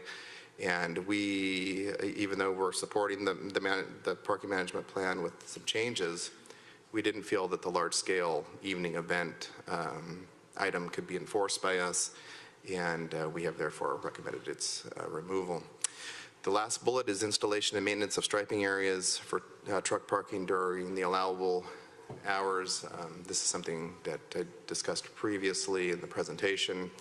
We want to make sure that it's very, very clear to any motorist arriving at that corner lot that where they can park and not expect to be blocked in by a truck. This again is the essence of one of the things that's actually brought this issue to the planning division staff and the city council. The we can forget this slide. It was summarized in the previous slide. Forgive me for that. The proposals exempt from the California Environmental Quality Act. We found this exemption applicable to the proposal. We don't see any environmental consequence that results from this proposal. In reviewing the checklist that is embodied in CEQA, there were none of the items that are there slightly affected by this proposal, and we therefore determined that there is no environmental consequence as a result of adoption of the parking management plan. The city staff is recommending the approval of the zone change requested, the approval of the parking management plan as proposed for amendment by the city staff, as well as that the city council find the proposal exempt from CEQA. If there's any questions, we are available to answer those, as the applicants, as well as representatives from Classic Bowl, are also available to answer any questions council members may have.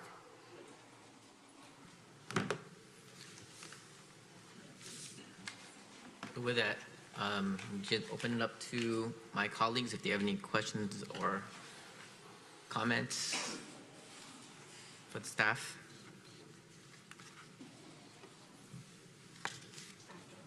After? Okay. So I'd like to have a motion to open the public hearing. Motion to open public hearing. Second? All those in favor say aye. Aye. Aye. Aye. Okay. So we have a big, nice stack here. Go with Felicia Leong, Chief Executive Officer of the Daly City Colma Chamber of Commerce.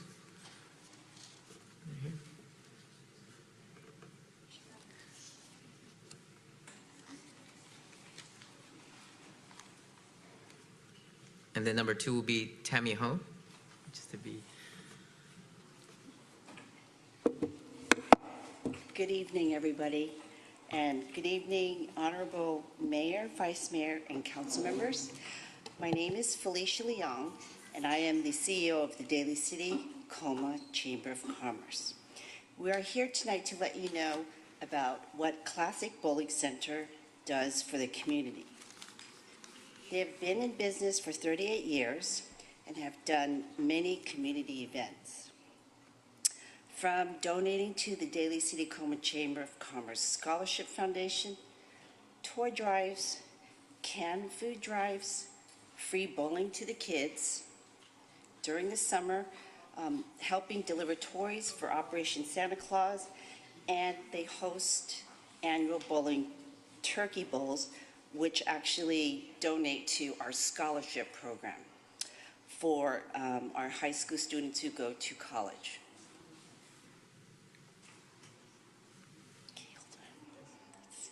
Classic Bowling Center is a pillar in the Daly City community. We can only hope that whatever the parking plan is decided works for all businesses. I also wanted to say personally, wearing a different hat, I live about 10 blocks away from King Plaza. I have been living there for about 10 years.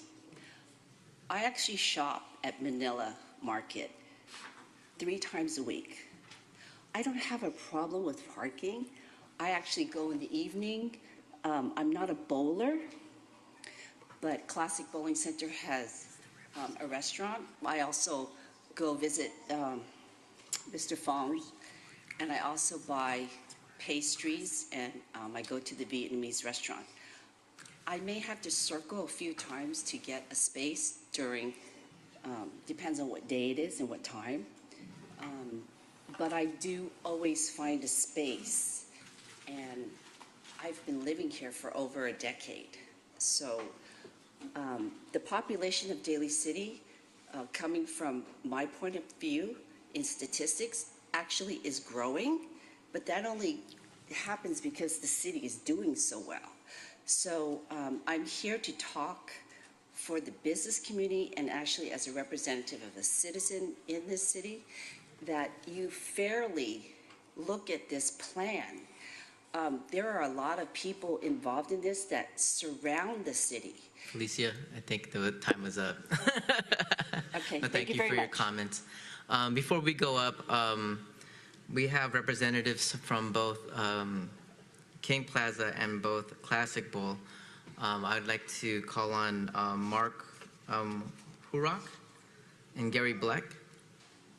And we have like a special 10 minutes for you to speak, and then I'll give King Plaza and Janet Fogarty 10 minutes afterwards. Did you want the applicant to go first, Mayor? Whatever. May not. Oh, well, sure. Whatever. It's entirely up to you. We'll go if we're ready. Okay. Well, whatever you are. Since you're at the podium, go right ahead. Thank you. And we have a PowerPoint that Michael was going to put up.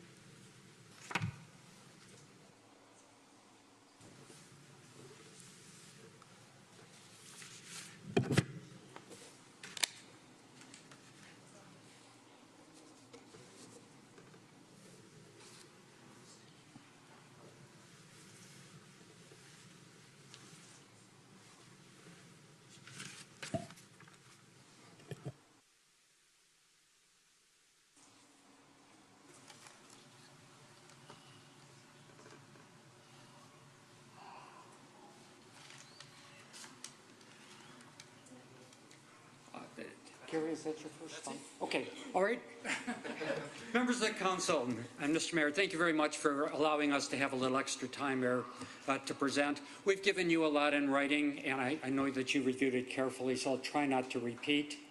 And there's many people here tonight. I hope they understand why they're here and why we find ourselves in this pickle, if you will.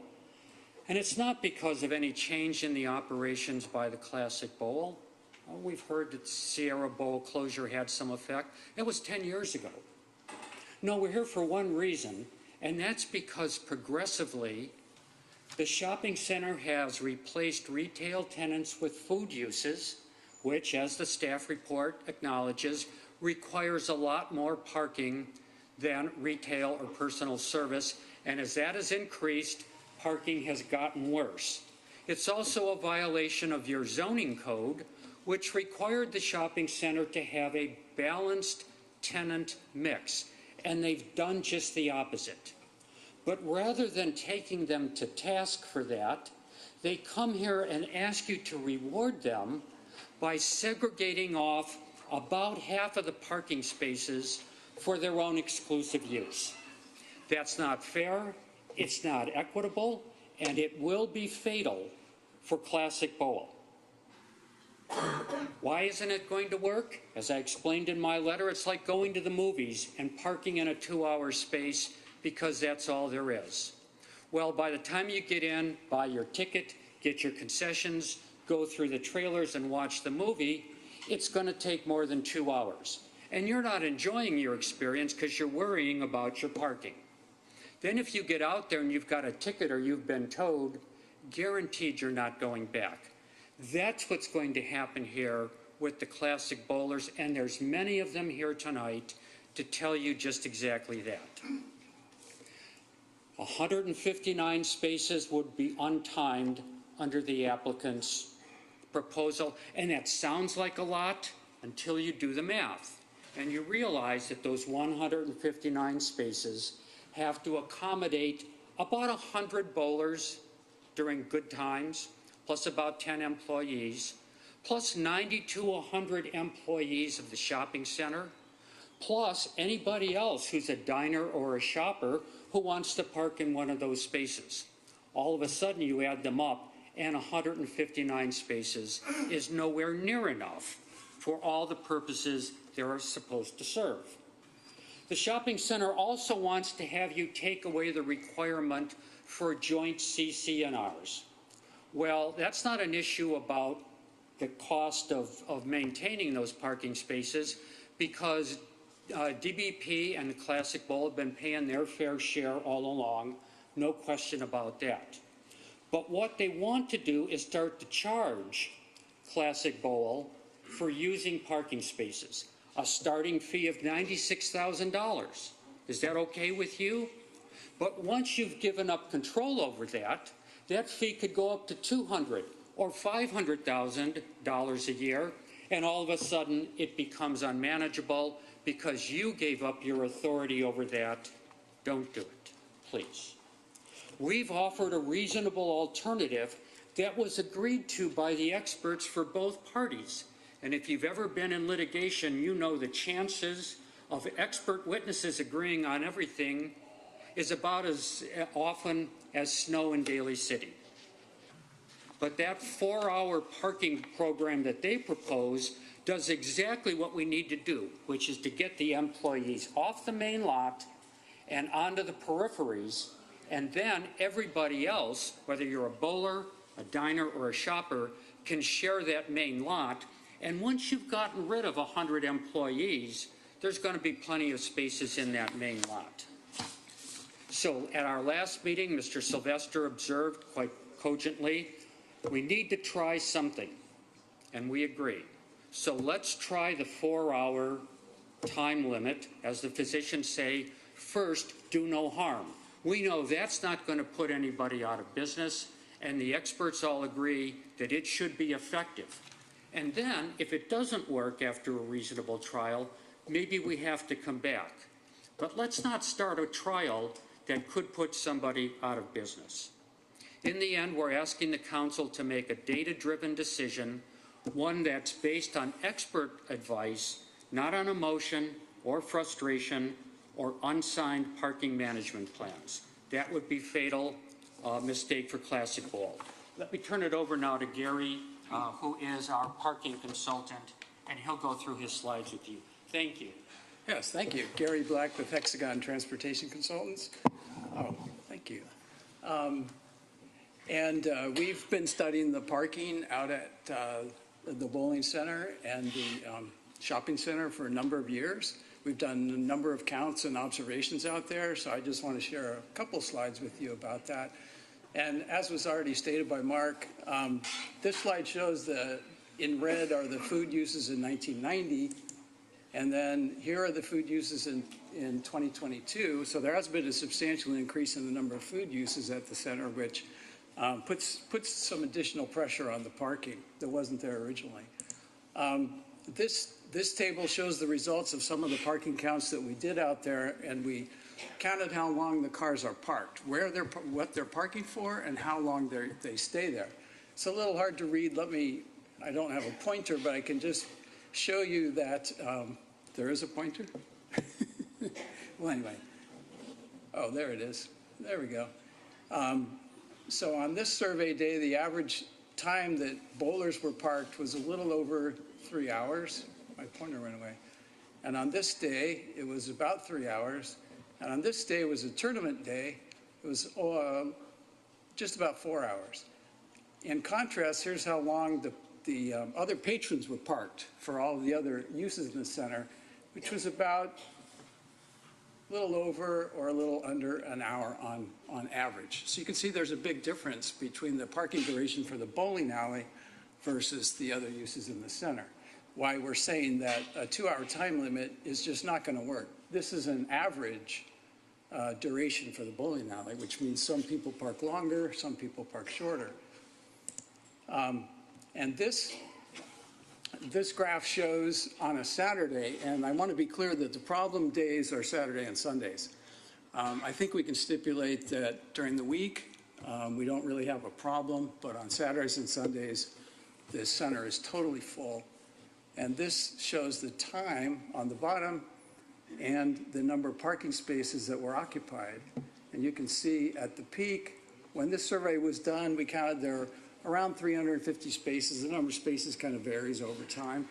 And they were completely utilized at around noon. And what's interesting, if you look at this, and this down here, this line that's the bowling center. That peaked also about noon with roughly 120 cars parked. So if you add 120 for the bowling alley plus 100 for employees, that's about 220. So the 159 it's not nearly enough.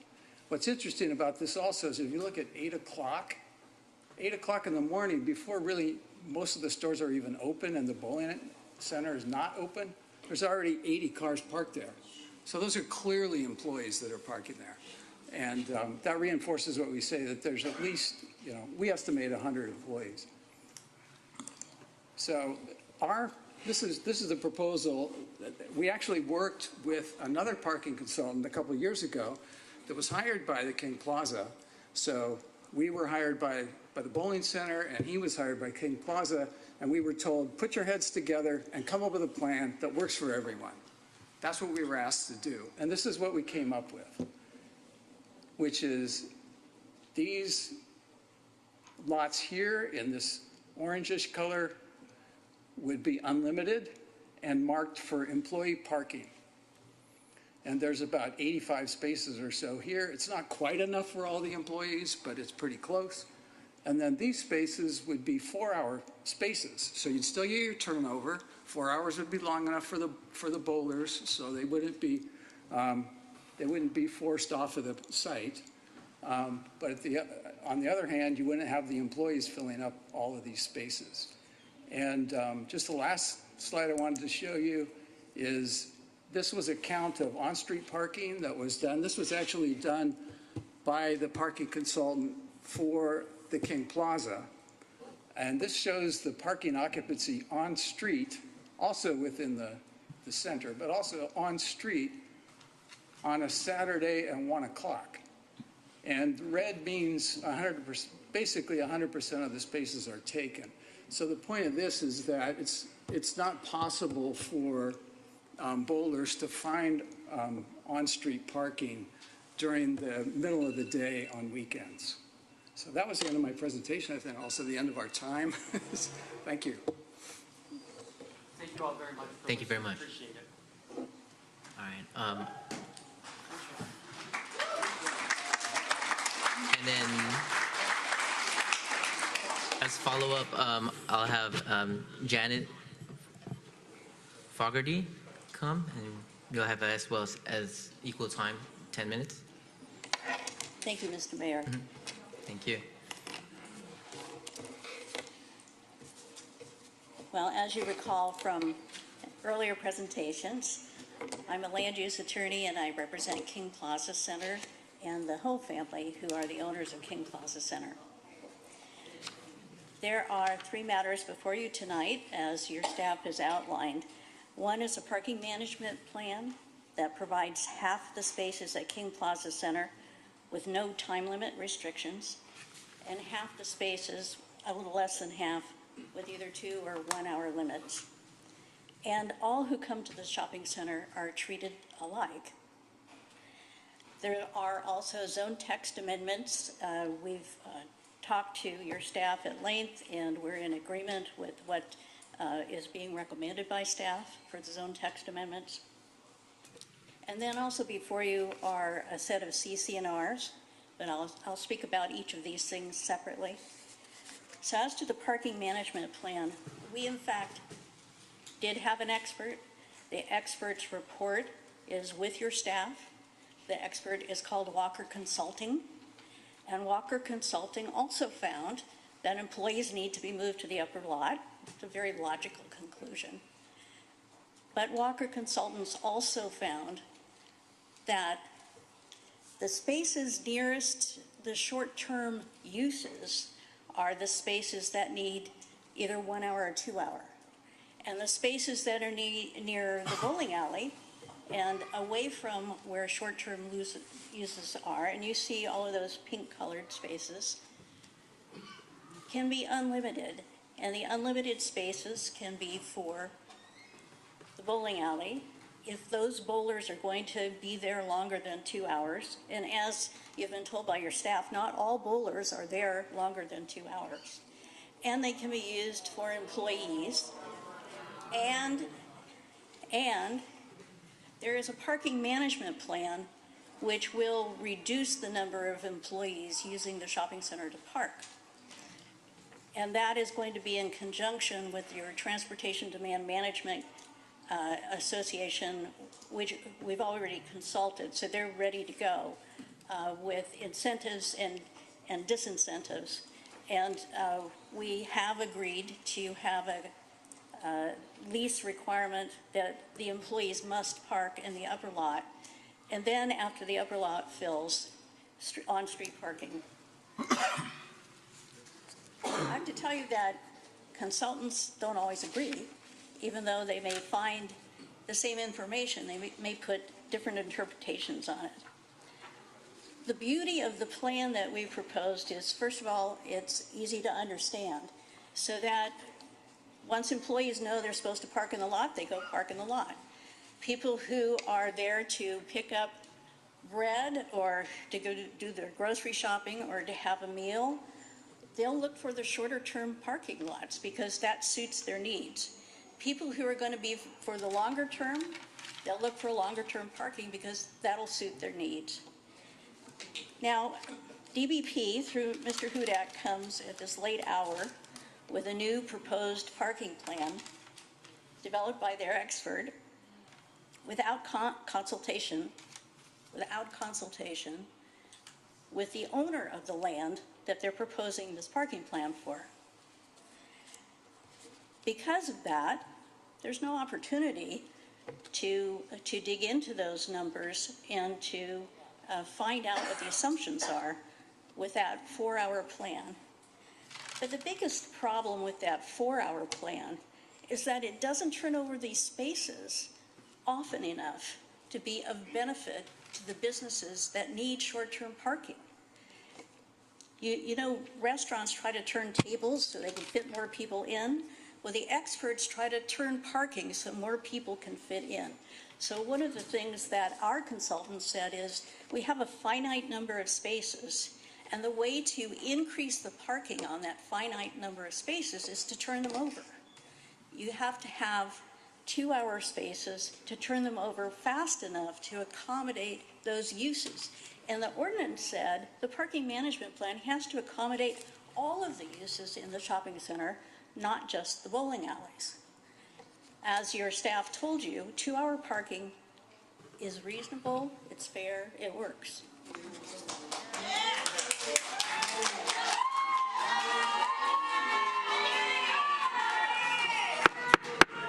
Can I get order, please? So you've heard about numbers, so we don't dispute those numbers. DBP says they have 100 bowlers they need spaces for, and they have 10 employees they need spaces for. There are 159 spaces that are recommended for unlimited parking. There are 326 spaces on site, and there are 76 spaces on the street.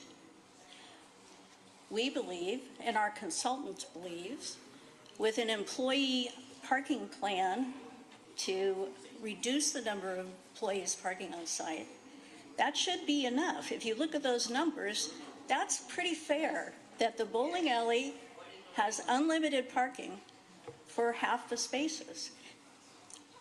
You look at the numbers, look at their own numbers, and there should be sufficient parking in those unlimited spaces for both the bowlers and the employees, because our expert believes that we can reduce that number of employees considerably below the 100.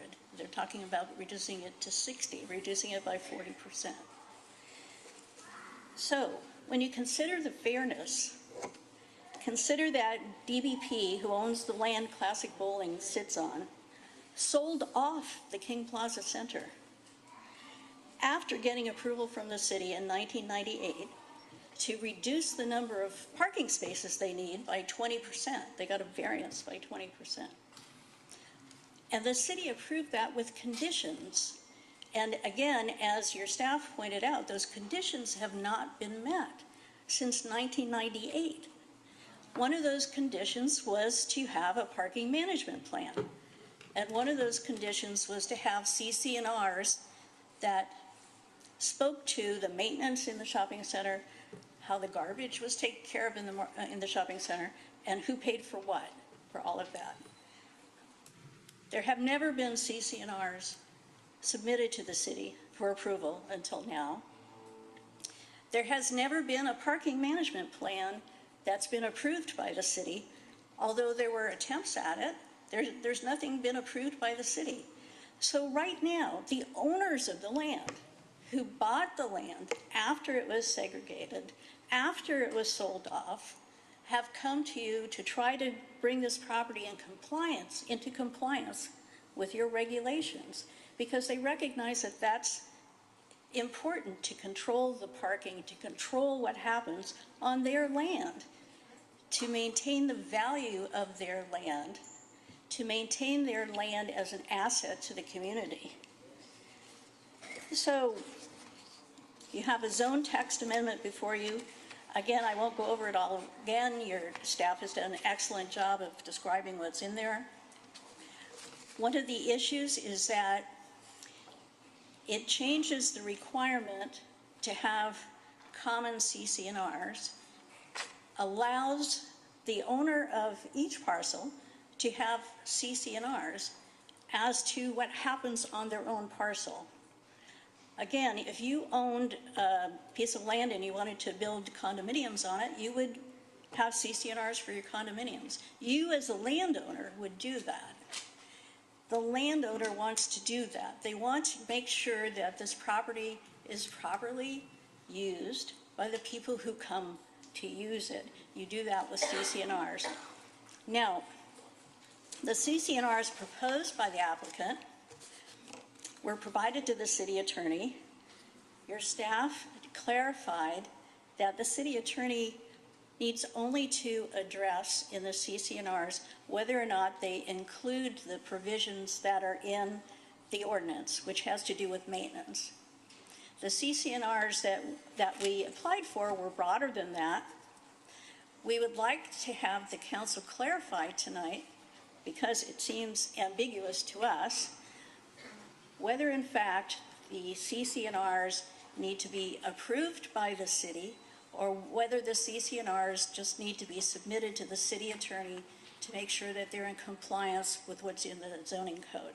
And so we ask that you not act on the text of the CC&Rs tonight, but rather that you clarify, put into the record the process involved, and then we will submit revised CC&Rs to the city attorney in order to make sure that it's in compliance with what's in the ordinance. So I thank you very much for your consideration in taking this on tonight, in finally doing something to solve this parking problem, and in addressing the issue of the owner of the property trying to bring this property into compliance with your zoning code, finally, after all these years. Thank you. Thank you.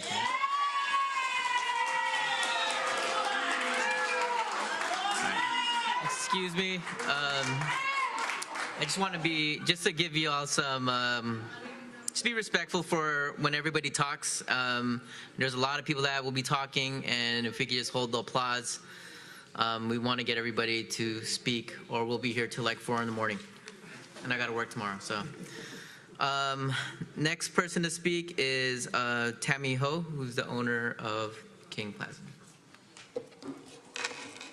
Hi, good evening, Mayor and Council, member of Council. My name is Tammy Ho. I am the owner of the King Plaza Center. I came to United States over 50 years, and I worked very hard to make money and save money so I could buy. Thank God I'm able to buy King Plaza. And King Plaza, the reason I like King Plaza is I see the number of the business there. They serve a large population in Daly City, and also Manila Market also serve a large Asian community.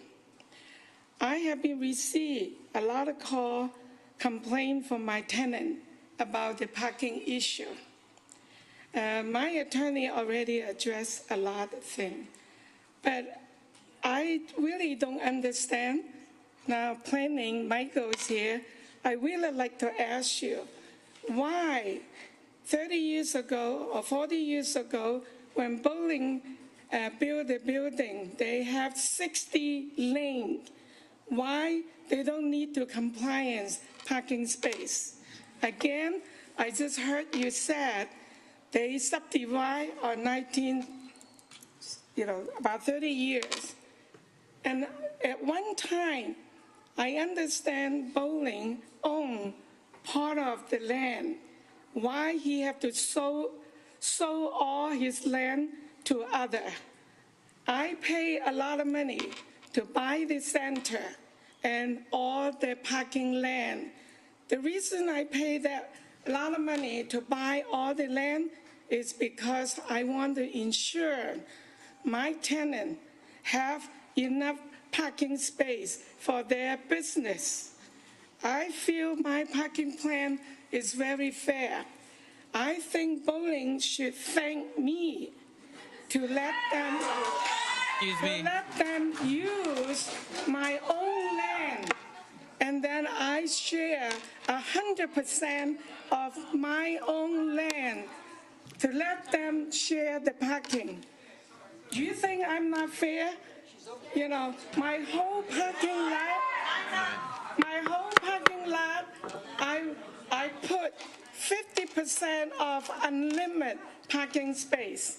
And then they are 25%. Tammy, if you could wrap it up, your 2 minutes have been up. I know I reached, but I have a lot to say. Please I know, but we have this amount of people that need to speak, so I just want to be respectful. Just say one more minute. No, Tammy, we got to wrap it up. I'm sorry. I just ask the council, please help improve my fair parking plan. Okay, thank you. Good night. I'm sorry. Thank you, Tammy. All right, next is Joji Mercado, and then after is Lisa De Luna. Joji Mercado. Okay. And then after will be Lisa De Luna. Hi, good evening, Mr. Mayor and council members. My name is Joji Mercado. I own a small karate school and a King Plaza Center. And my operation is just around 5 to 6 hours every day, usually late afternoon and early evening. During the day when you go to the center, you'll see parking. I would get parking, morning, early afternoon, or lunchtime.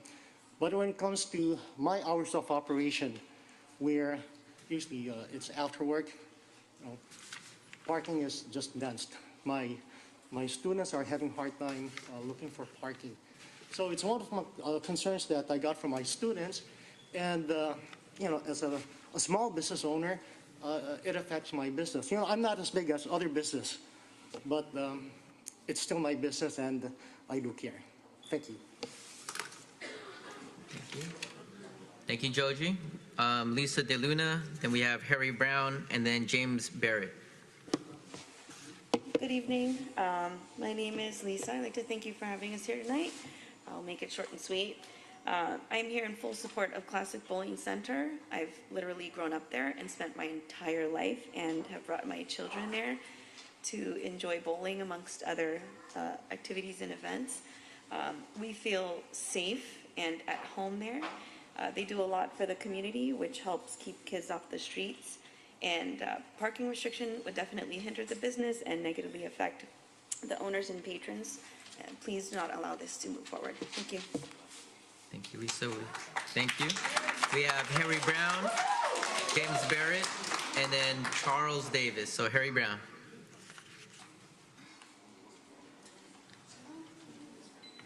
Harry Brown, James Barrett, then Charles Davis.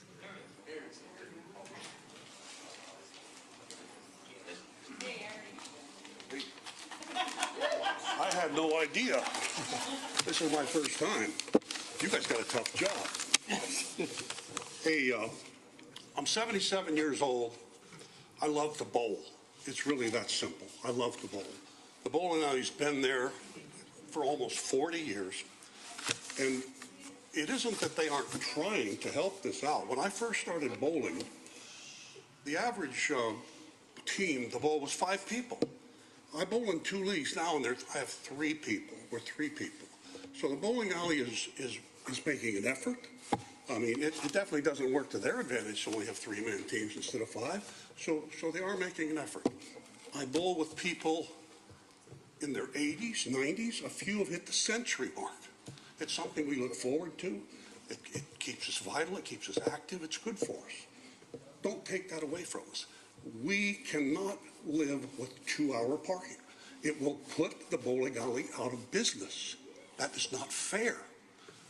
They've been there almost 40 years. They have to be able to stay in business. Thank you. Then we have, excuse me? I'm Charles Davis. We have James Barrett, then Charles Davis, then I agree with him. Danny Mendoza. It's like, I've been bowling since I was 50 years old, and I'm 72 now. And the Classic Bowling Alley has to have at least 4 hours because the major leagues that they have takes 4-man teams, and it takes anywhere from 3.5 hours to 4 hours to finish once you start over setting up. So they need at least 4 hours for parking. That's all I got to say. Thank you.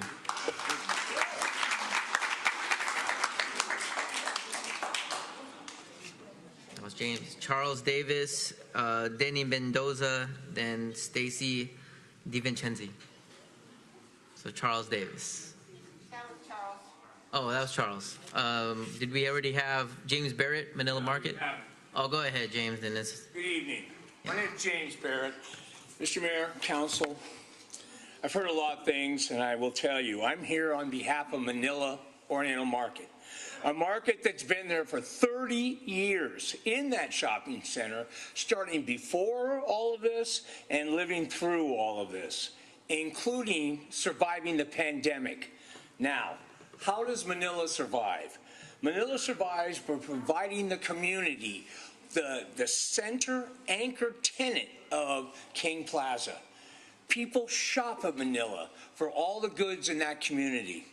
Now, how do people shop? They come and they leave after they buy their goods. But their stay is an hour, could be less than an hour. And that's why the parking plan that's proposed by planning staff addresses that need. So when we're looking at the planning that addresses the need for the people that come to Manila Oriental Market, we're actually supporting the community for what it needs to keep the market open. Manila's a small business, a family-owned business that's been there all this time, and they support the entire community. What I brought here tonight that I was just given are 36 pages of signatures of residents in and around that community that I'm submitting to planning tonight. These signatures indicate something to the entire community. They believe that Manila and King Plaza needs to have the community shop there when they need to shop. I'm not here to speak negative about Classic Bowl. I'm saying look at the other stores that are there that need the parking spaces. One last thing that planning brought up. The other part, besides customers, is delivery for customers. So what planning has suggested on the delivery of the 7 to 1 p.m., 7 days a week is well within the realm, specifically as written by planning. So as I stand here tonight, Manila stands behind the proposal of the applicant, and we propose that this council make a decision that brings this controversy to an end tonight. Thank you. Okay. So next up is Denny Mendoza. Then after Denny is Stacy DiVincenzi, and then after Stacy is Peter Kwok. Hi, good evening. I'm here to support Classic Bowling Center.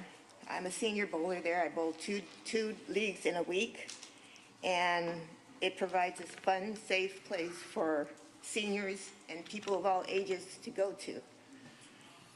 I do not agree with the 2-hour time limit, because if you're bowling in a league or in tournaments, it does take at least 3.5 hours to 4 hours to finish. Prolonging the time limit placed on bowlers would only have us there longer, in my understanding. I do agree with the 4-hour time limit for bowlers, and maybe a no time limit at all. That's all I have to say. Thank you for your time. Thank you, Danny. Next we have Stacy DiVincenzi. Then after is Peter Kwok from Manila Oriental Market, and then after Peter will be Kenneth Dolar.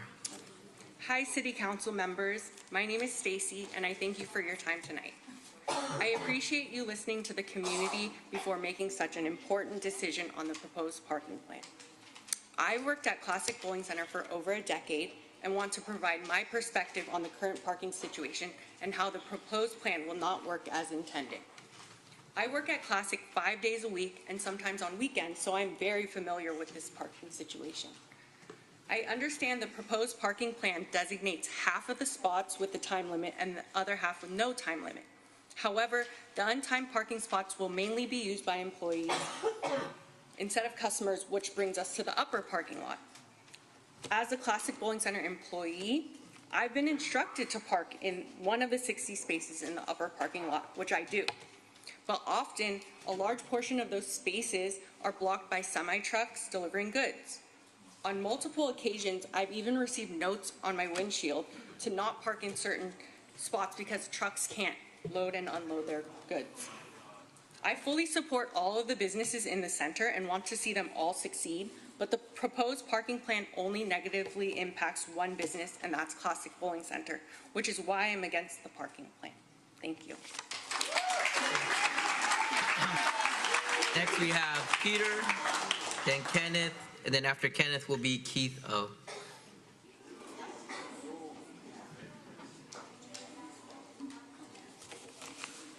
Hi, my name is Peter Kwok, for the owner of Manila Oriental Market. Hi, Honorable Council and everybody. I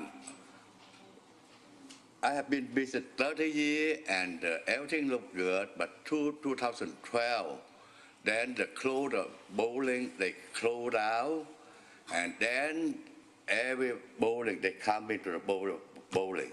Then the parking lot started a big trouble. Why?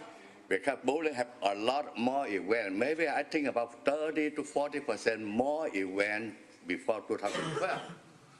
And for the attorney of the bowling say try to 4 hours, I'm sure that 4 hours like no limit, because every time they bowling, they take at least 4 hours.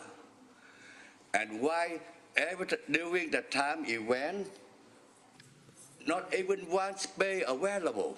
Why? Because when the 60 land event they come in, they come in the same time. The parking lot, someone when they go out, they take over. Go out, they take over. I saw the parking lot full, and I saw my customer come in, they go out. I feel very sad. And for the last 10 years, my business go down to 10-15%. And I think the bowling, the revenue will go up about 40% because they are a lot of events. That's the big trouble. And I think I saw the parking business plan. I'm very happy. We have the 93 2-hour for all the tenants of the King Plaza Center use that to turn around. So they have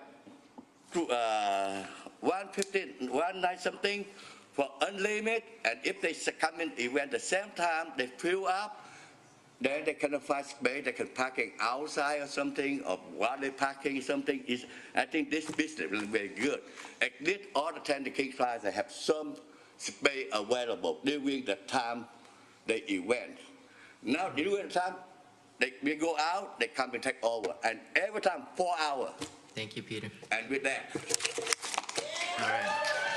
We have Kenneth, Dalar, Keith O, and then after Keith O will be John Lee. Hello, Mayor and Council people.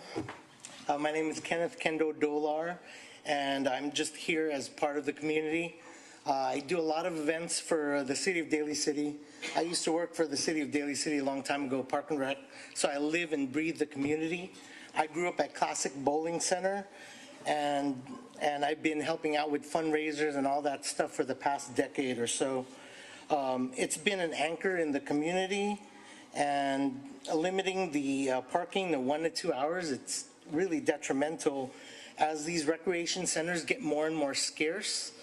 We got to do what we can as a community to keep community squares like this open. When I go to Classic Bowling Center, I don't go just to go bowling. I go get some star bread. Sometimes I go to Toast.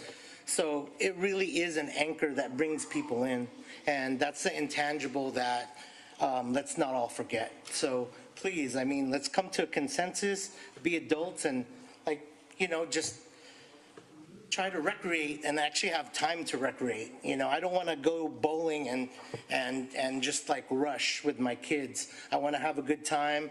I want to spend time at the restaurants after I bowl. So let's just all come together. That's all. And we have Keith O, John Lee, and then after John Lee, we have Richard Pazderka. Hello, everybody. So I only have 2 minutes, so I had to write it down, make sure I do it fast. All right. So thank you, Daly City Council, for putting this forum together. Not an easy job, obviously. Since I have 2 minutes, we'll start. I come today as a person who's bowled at Classic Bowling Center since I was a kid, but also worked there for the last 25 plus years. It is very unfortunate that it's come to a point that Daly City Council is now involved. I am sure no one wants any of the businesses to close. It is obvious that parking is an issue. I've come to the conclusion that it is more about the weekends, because on weekdays, it's pretty easy to find parking. I wrote this before I realized there was a 4-hour parking option, and I actually like that. No matter what the outcome, I hope both businesses overcome and stay in business. Both have survived over 35 years, both important. I will share some of my events that I've done and hosted during my career at Classic Bowling Center. I have my own community event, Keith O Kids Day, where local celebrities come out and meet and greet and talk with the kids and free bowling. And that started in the 90s. I do my annual toy drive, and I do food drives, and we have hosted, and I've been lucky enough to be master ceremony of the Special Olympics events, also at Classic Bowling Center. Portion in the early 2000s, I was junior director of Classic Bowling, so we had 500 plus kids. So obviously, it's a family-friendly business. The community business, okay, and we also do school tours and so on. Good social events and a good place for families and dates. Some of you may know that I actually met my wife at Classic too, so a little bit more extra important on that part. I truly respect the Daly City Council and whatever you may vote. it is what you feel is right, and thank you for listening and making this happen for the community. I know it's not an easy job, but like I said, nobody wants any business to close, and so thank you for your time. Next, we have John Lee, Richard Pazderka, and then after Richard, we have Joe Sylvester. Hello, City Council. My name is John Lee. I represent or am here on behalf of Classic Bowling Center. One of the main things that I want everyone to understand is that you guys have parking and, consultants. You have experts. You guys have talked about this. We're talking about two owners who are rich, own square, right? And we feel for all that. My biggest point is that when you zone this out, you're not going to look if it's a 4-hour. You're not going to look if it's a 1 hour. You're going to get the one that's closest to your thing. You're going to have 10 guys in 4-hour parkings going to Starbread. You're going to have us as bowlers who do spend 3 to 4 hours on the square, and that's part of the thing. If you're trying to come for a parking at 10 a.m., 11 a.m. on a Saturday, it might be kind of hard, right? But most of us know, hey, if you go downtown and you can't find a parking, let's try going at 3 o'clock. Let's try going at 7:30 after dinner rush. There's a way to work around all of this, but these two businesses have been in business for almost 30 years. And so the biggest thing that I say is just whatever side you're on this, right? We all just try to work together. But in the last 30 seconds, the main point I want to make is Keith just spoke on. I have so many friends who have gotten married in our league because of our leagues, family-oriented. Bowling alleys are closing at an incredible rate all over the Bay Area. We lost Sarah 10 years ago. Maybe Seabowl might have a problem in a few years. When during a pandemic, all of the bowling alleys suffered. Bel Mateo and San Mateo almost closed, right? Bowling alleys are more than just a business. And so I would just say that on behalf of bowling alleys everywhere, please don't put us out of business. Next, we have Richard, then Joe Sylvester, and then after Joe, we have Robin Sylvester.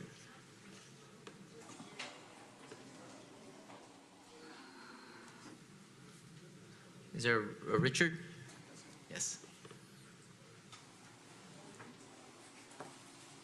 Good evening, Council. My name is Richard Pazderka. I am here to support Classic Bowling Center. Specifically, I've been asked to speak on behalf of one of the many leagues at Classic. We are 82 strong in our league. Out of that, 28 are seniors. I bring that up specifically for the reason that there's been a misconception I've heard multiple times tonight that it takes 2 hours to bowl. That's not true anywhere. League takes at least 3 to 4 hours. I don't know how many of you have been junior bowlers or enjoy bowling, but that is the reality. And for a senior to not be able to park or have to park in a time zone where they have to quit in the middle and go move their car is just unreasonable.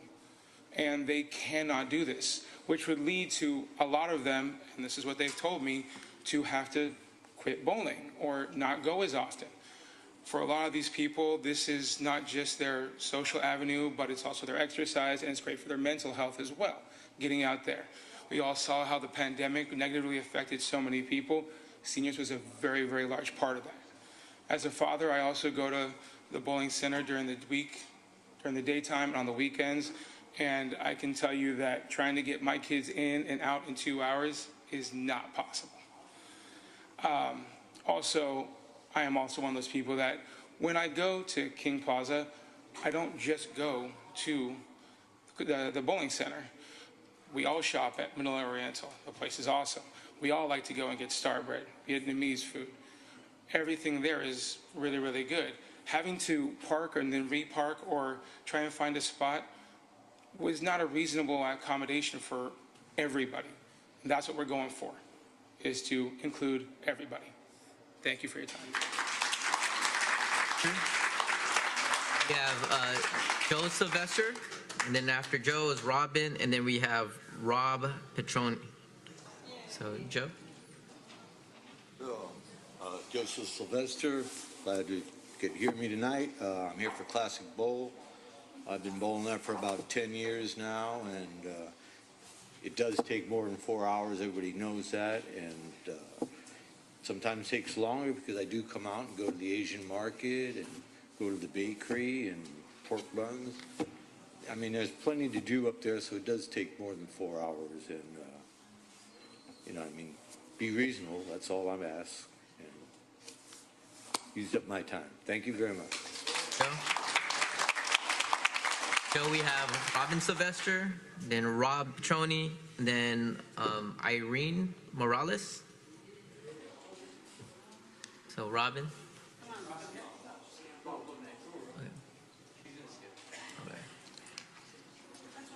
First of all, I'd like to say good evening, City Council. My name is Rob Petroni. I'm the league coordinator at Classic Bowling Center. And you're going to hear probably some of the same things you've been hearing over and over again, but I just want to make it clear. We provide a place for seniors to exercise, socialize, and to stay active. During the pandemic, I lost a lot of bowlers because when I called them to come back after a year and a half, I got told, oh, the ball's too heavy. Oh, I fell the other day. Oh, they were inactive. They were just sitting around the house. That's what could happen if you limit the parking, especially for the seniors. Putting a time limit on the parking could create a hardship for senior bowlers. They have to carry their bowling balls. If they're parking and they can't get one of those 65 free spots and have to park, that's a long way to go for a person in their 80s and 90s carrying their bowling equipment. The 65 parking places for unlimited time is not always available to the senior bowlers. The last time this tried to be implemented, you'll still see some 1-hour parking signs on the ground that was put before. All the employees from the businesses parked in those 65 spots. I'd come to work at 9:30 and the whole place surrounding the bowling center be already parked. You're asking seniors to carry the balls and walk further instead of people who may have to carry lighter parcels if they're shopping. In addition, we provide a tournament and 2-hour practice sessions for the Special Olympics.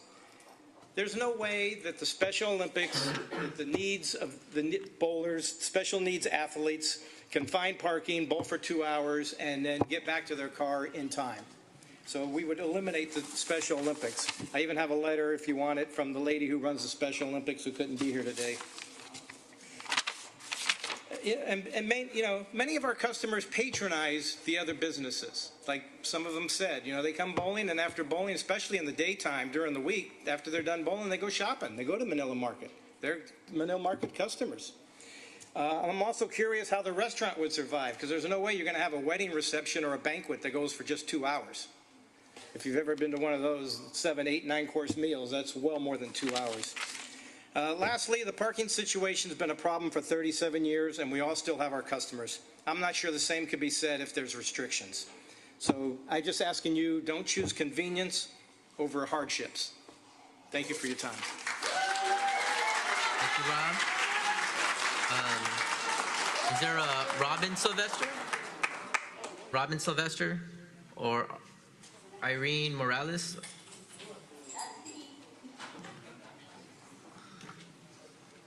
And then after Irene will be Chris Cham and then Matthew Chan. Good evening, City Council. My name is Irene Morales. I work at Classic for 10 years. I'm the junior director. I ran the junior program for the last 10 years at Classic. So all I have to say is I oppose the limited parking. There's so many youth right now that's experiencing depression, anxiety, anger management, and I have some of those youth that's bowling at the center. And the center is giving them the place, I think, that they can feel relaxed, be comfortable. It's like a solace place for them. Also, a lot of parents that I spoke to are telling me, because nowadays kids are very, very concentrated on all this passive activity. Bowling is something that they can get the kids out of their home. So that's why I'm hoping that that you will reconsider to not agree to this 2-hour limit parking. And also, Classic have helped so many in the community. Children, youth, providing scholarship, and I even can attest to that because my kids benefited from Classic Bowling Center. And in fact, my daughter used to work here. She's a city planner. So she did benefit from all of this, scholarship. So that's why you need to take into consideration the benefit that this center is offering the community. You need to look at the whole picture, not just one-sided of the business.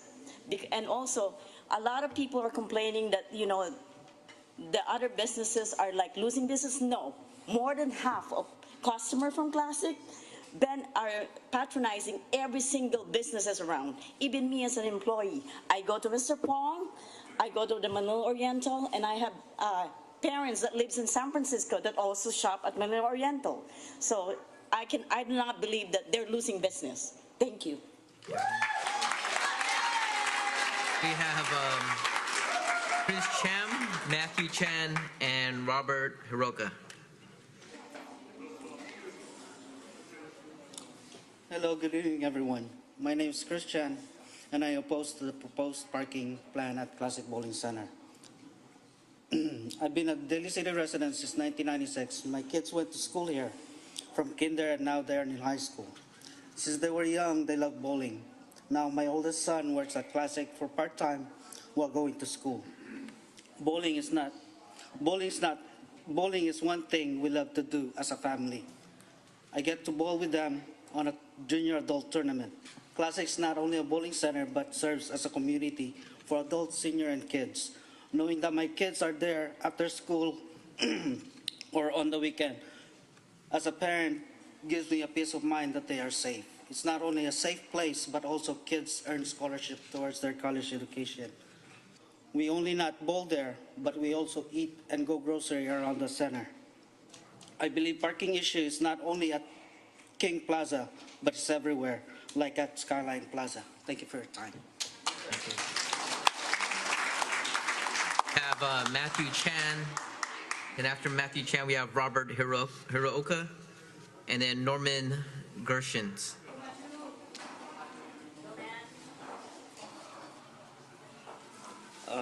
Hello and good evening to everyone. My name is Matthew Chan, and I'm here in support to Classic Bowling Center. I'm a youth bowler at Classic, and I've been one for more than half of my life. I go to Classic almost every day, not only to bowl, but to see friends and build memories. Many people just see Classic as a bowling center, but to me, Classic is like a second home, where I've met so many people whom I like to call my second family. I spend many hours a week to practice for tournaments where I have the opportunity to earn college scholarship money, which would really help me further my education after high school. I see many kids with their families, having birthdays, bowling with friends, and just hanging out at Classic. It makes me happy seeing so many people enjoying the sport, which I love. Bowling is something anyone can enjoy regardless of age, and Classic is a perfect place to go. Going bowling after school is something I look forward to after a long day. And also, bowling is a way which me and my family bonds and spends time together. And it's a way for me as a teen to get to know other people through a common interest. So you see, Classic is not only a bowling center, it's a welcoming community for anyone to join. And the 2-hour parking plan will just not work. Thank you for listening. Next we have Robert Hiroka, Norman Gershons, and then after Norman will be Gabber Shalalbi. Good evening. My name is Robert Hiroka. I am representing the San Francisco Nisei Bowling Association and my family, also Classic Bowling Center. I am a third-generation league tournament bowler at Classic Bowling Center. My parents met at the bowling center 34 years ago. I was also an employee there for 10 years. Once a year, Classic Bowling Center hosts our San Francisco Nisei Bowling Association annual tournament. With it, we're there for about 14 hours of the day. We take about 30 lanes, and it's representative of the Japanese bowling centers or Japanese bowlers from all of the state of California. People come from Los Angeles, and they come up and bowl. Also, the chamber just, Daly City Chamber of Commerce just hosted their Turkey Bowl community event, which most of the council members were there. If they stayed for the entirety of the event, most of them were there for more than 2 hours. Now imagine after the 2 hours, you guys having to stop what you're doing to move your cars.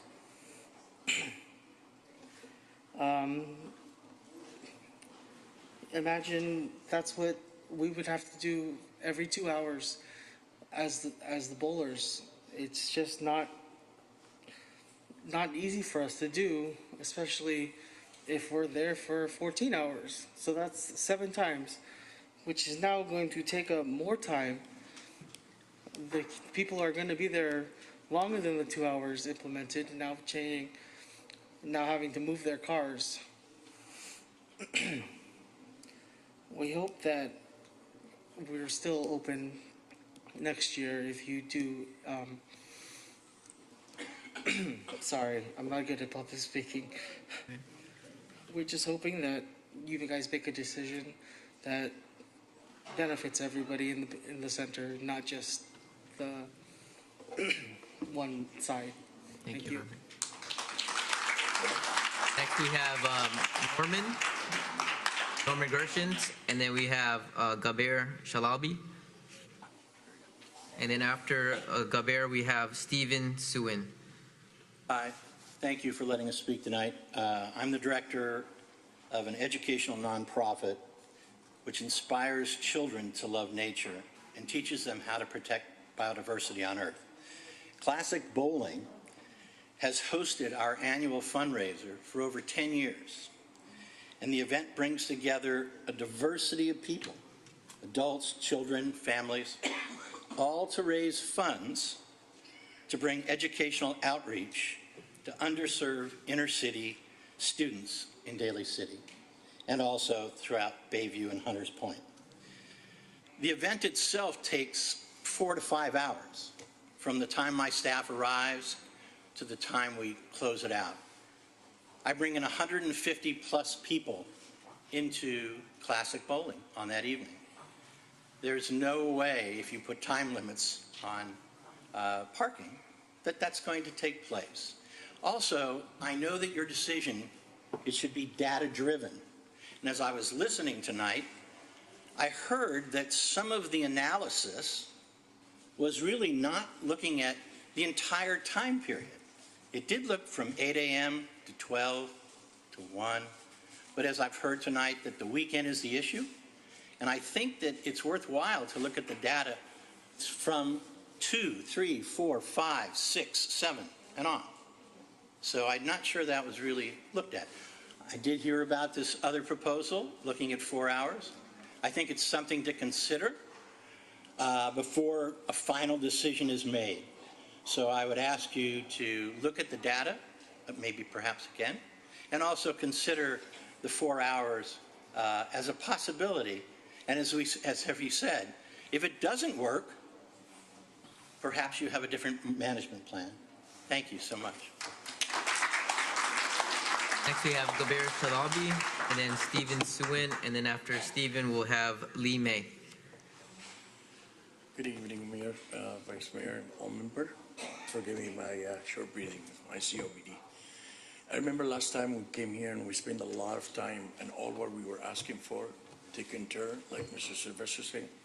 But today what I'm seeing, like cited, and 4 is not enough, 2 is not enough. All what we ask for, just like taken turn, that's one thing.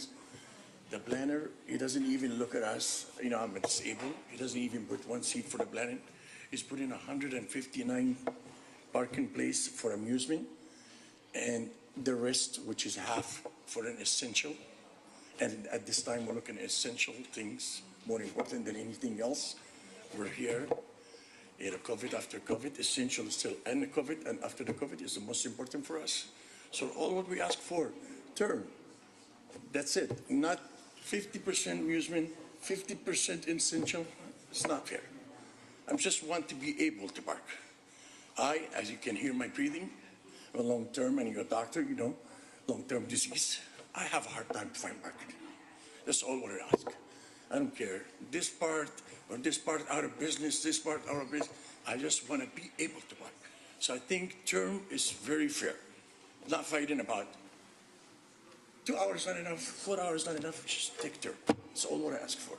And also, I'm not taking also part of any side, but it's not fair to put for a lady that she invests all her money, because if it wasn't her, it wasn't be no this part or Manila or anybody. We shouldn't be when somebody invests his money to make us happy. Thank you so much. Next is Steven Suen, and then after Steven's Lee May, and then Henry Lay. Is it possible bring up the parking plan up on the screen? You have 2 minutes. No, is it possible to bring the plan up? That parking lot management plan, is it possible to bring it No, up? I mean, this is just public comment, so we just want you to just speak what you need to say, and then. Okay. So there's no question, Classic Bowl, Manila Market, King Plaza tenants, they all contribute to the community big time. So, but we come together tonight, okay, before the city council to determine how we can come up with a plan so that the parking can be equitable, that will be benefiting to all of those people within that space. So there was observations, okay, from Classic Bowl's expert witness. They said that most people spend less than 2 hours, but then for Classic Bowl people, it's 4 hours. So we have to really take that into consideration. And also the city planner has taken observation that basically concur with that. Now, the employee parking lot, great. Okay, so that solved the employee problem. But there was also a observation that residents in the neighborhood is parking in that lot. We don't know how many, maybe 50. So at 8 a.m., they say that they observe 80 parking space taken. So there may be a lot of residents. So if we put parking limits, at least all of the space, instead of unlimited parking, 4 hours, maybe 5 hours, that will rid all of the residents' parking. Also, at the same time, this 2-hour parking is essential for people who want to swing by and get a carton of milk, okay, or some grocery. So it's very important that these limits are placed in that space. So think community, think sustaining all of these businesses, and think revenue. When you have more turnover, what do you have? You have more sales tax. More sales tax for the city of Daly City. That's numbers, okay? And I understand it up, everyone please. has. My time's up. Okay, good. Thank you.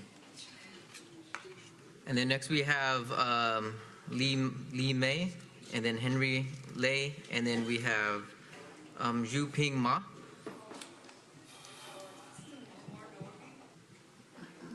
Do you have Lee May, Henry Lay, or Zhu Ping Ma?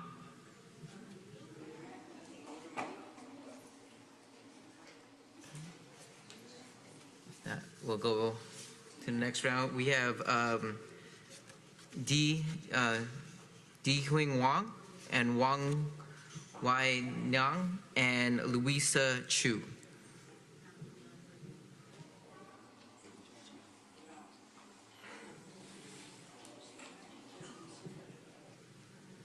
Di Ching Wang, Wang Wai Nyan, or Louisa Chu. Louisa, go right ahead. You have 2 minutes. Hello, everyone. Good evening. My name is Louisa Chu.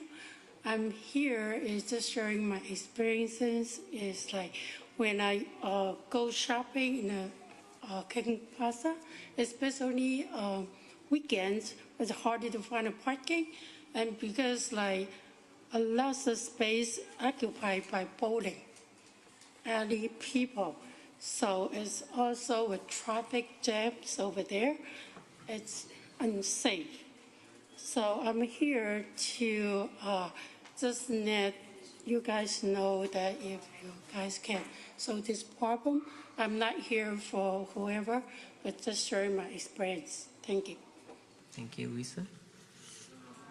All right. Again, is there a Ching Wang or Wang Wai Young? All right. We'll just go to the next set. We have Sherby Vergara from the House of Salon, Mustela de Lucera, Ageless Seniors Club, and Reina Mefua.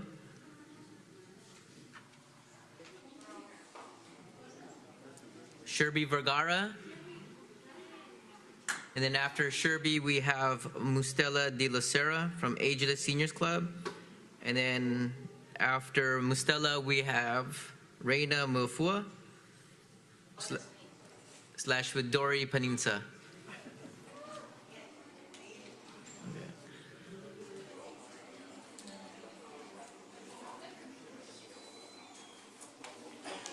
I have my own, and then from Jefferson High School, they give me authorized me to read their comments.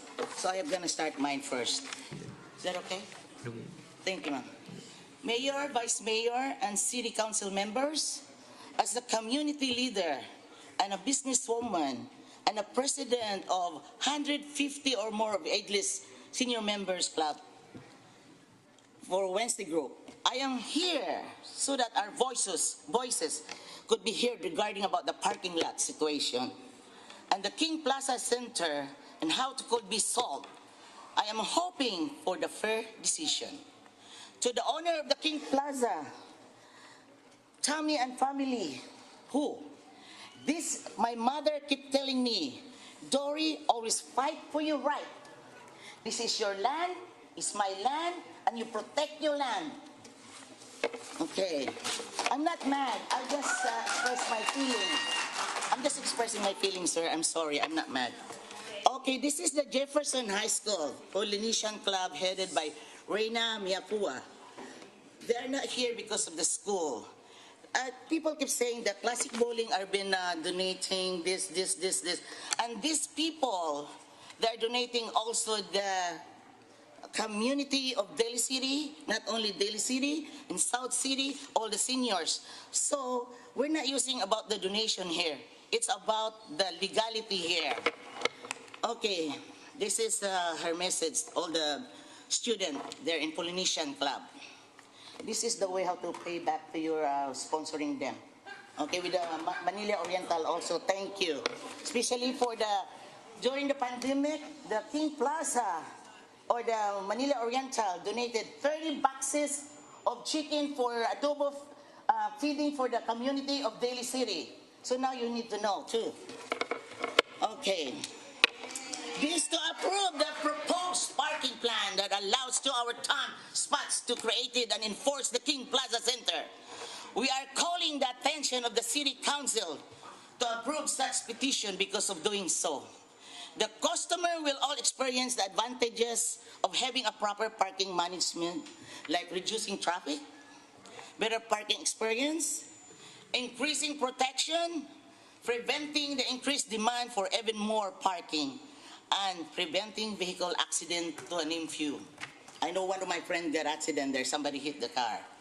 It is clear indication that approving that petition will prevent some ill effects like congestion, accident, obstruction, and journey time and delay. In view of this, we are hoping that this petition will have a good result, that 2-hour time spot will come into reality, which is very beneficial to all the customers. This is from Jefferson High School, including Jefferson Polynesian Club. Thank you. Thank you, Dory. All right. Is there a Sherby Vergara or a Mustela de Lucera? Okay, if not, we're moving on. Dory's already went. Dustin Chase, Brian Chen, and Ken Wong. Dustin Chase. Oh, okay.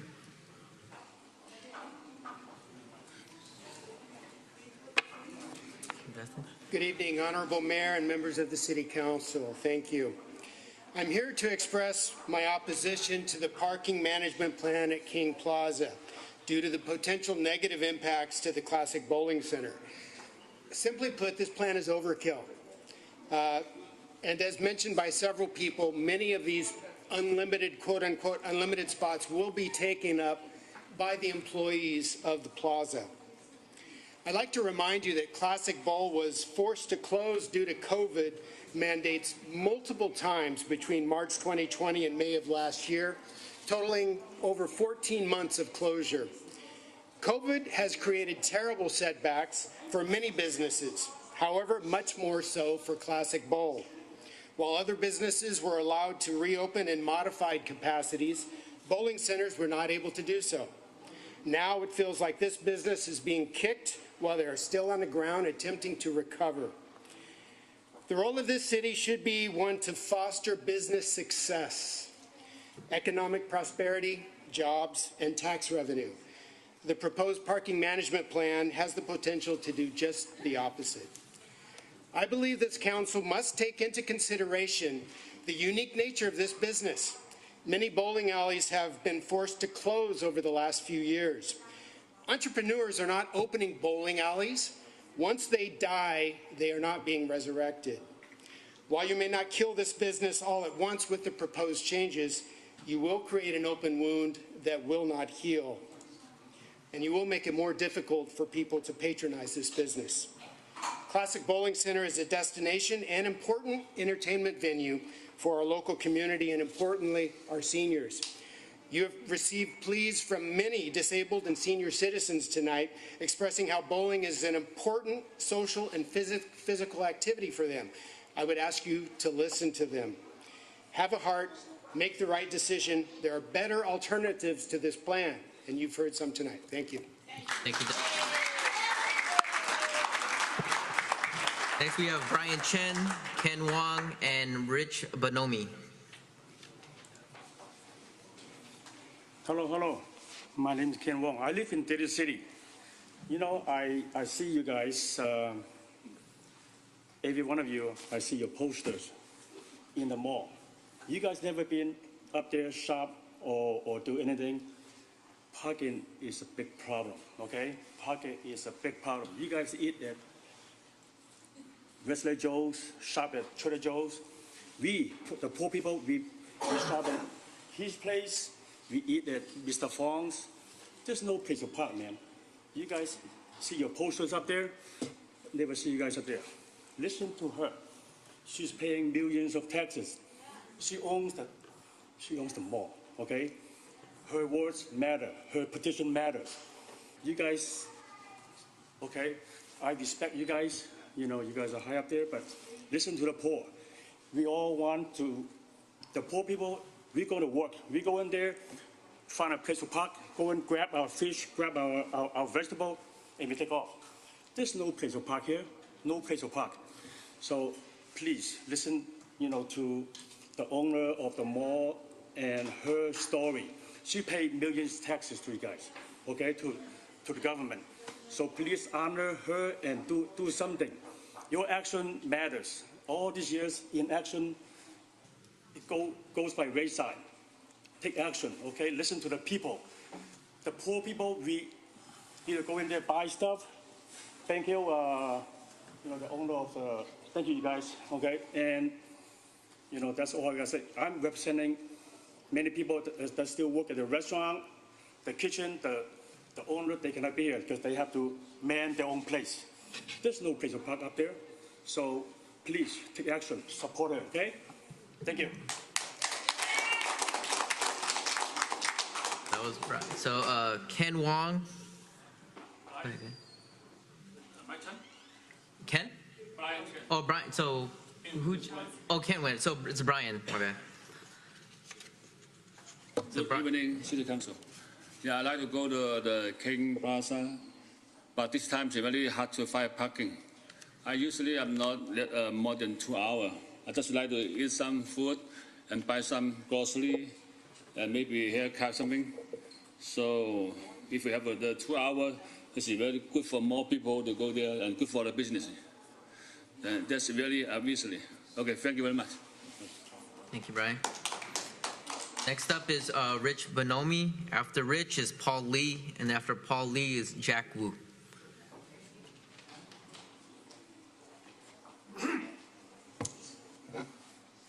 My name is Richard Bonomi. I've been a resident of Daly City for about 15 years. I've been to the King Plaza many times. Okay, what I'm feeling is a lot of people support bowling, and that's fantastic. That's great. 2 hours, it might be difficult to finish your bowling. My kids have been there. I've enjoyed it, but parking is an issue. This should never have been allowed to progress. Folks, you exist for us. We don't exist for you. Handle this. Look at the data. Go there. Sit in the parking lot and have a meal. Go bowling. Okay? Folks, you need to handle this. Okay? Yes, I know I'm not representing the owner. Okay? But she needs to have this rectified. Sure, there should be 2-hour parking. Unlimited parking, I don't know about. Maybe they need to hire a parking enforcement officer and pay him more than minimum wages, okay? Where he takes an interest in this parking plaza, okay? You have residents parking there. Now, it has escalated between the owner and the bowling company or the bowling alley. Yes, the bowling alley does a tremendous service to Daly City and San Mateo County. But if we can stop the people that aren't supposed to be there, maybe this conversation would never have taken place. This is Daly City. This is not San Francisco, okay? Or Oakland. It's Daly City. Okay, you guys have all, you folks, not to sound genderish, have all taken an interest in our businesses, in the crime patterns, okay, in the residency. Hey, don't let these people down. I'm not here to speak about how great the bowling alley is. It is great. Okay, or how great the restaurants are. They are great, okay? But we have to take everybody's interest the same. The same. And there are many people that wanted to come here that are working right now in their businesses. But hey, folks, take care of this. I'm not your boss, I'm a voter, okay? Thank you. And I saw all your faces on the signs. You guys take good pictures. Good pictures, all right? Well, thank you again for allowing me to speak. Okay. All right, we have Paul Lee next, Jack Wu, and then Lyman Chow.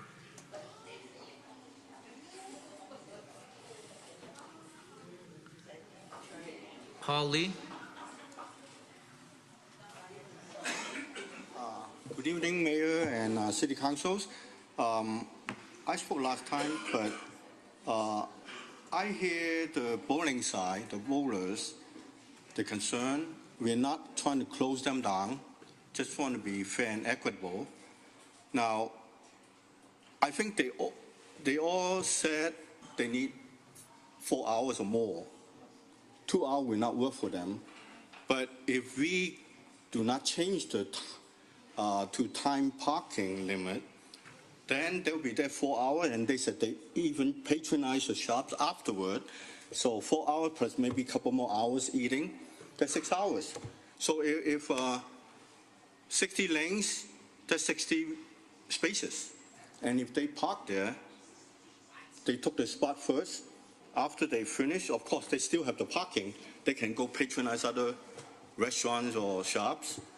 But then what about the rest of the shoppers for other spaces? We're here suffering because one business. So I don't think that's fair and equitable. And also, the owner could have requested all 100% 2-hour parking, but she's not. She's doing only half of it. And also, keep in mind, nobody had mentioned the corner lot for employee parking. That's her own private lot. And she has donated that lot to the supermarket and everybody else.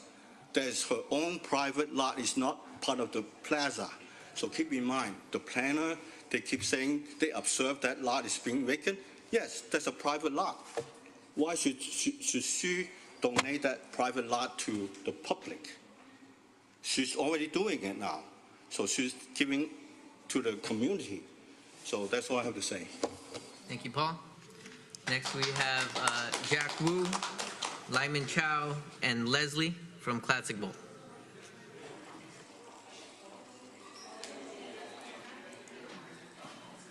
Good evening, Mr. Mayor and council members. My name is Lyman Chow, and I eat at King Plaza. I get my hair cut there. I bowl there. So I totally understand. 4 hours, typically when I bowl, yes, it's 4 hours. But when I shop there, when I eat there, I need an hour, and parking is tough. So having some type of plan is necessary because, if there's not enough space, you know what, maybe I'm not going to go buy food. Maybe I'm going to just go Westboro Market or something like that. So I think both sides do need to talk a little bit more, and hopefully they can come to a good solution that works for everybody. Thanks. Thank you, Chair. Lyman Chow. Oh, that was good. Hold on, my bad. Okay. That's Lyman. Jack Wu. Leslie. Leslie. And before we begin, if people could keep it down back there. Hi, good evening, Daly City Council members, and thank you for all of your time. My name is Leslie, and I fully support Classic Bowling Center and do not agree with the 2-hour parking. I have lived in Daly City and surrounding cities my whole life. I'm even a nurse for 15 years at a local hospital. At my hospital, we have a Filipino association, which spreads cultural awareness, but also supports kids by giving away scholarships.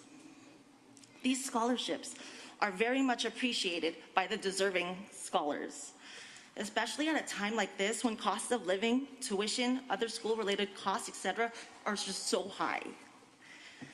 When we do these fundraisers, we frequent Classic, and 2 hours can't and won't work for us and many others. The Filipino organization is not the only group that does fundraisers at the Bowl. There are several others. So imagine all the organizations who are committed to making positive changes locally that will be affected by this poor parking plan.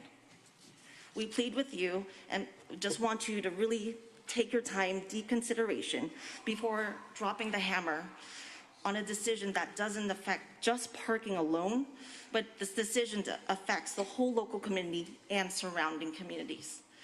Classic Bowling Center is a landmark in Daly City, so please don't let the demise of the bowling center be a part of your legacy by this poor parking plan.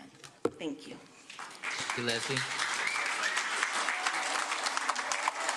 We have Matt DiVincenzi, Ann Radell, and Ken Holmes.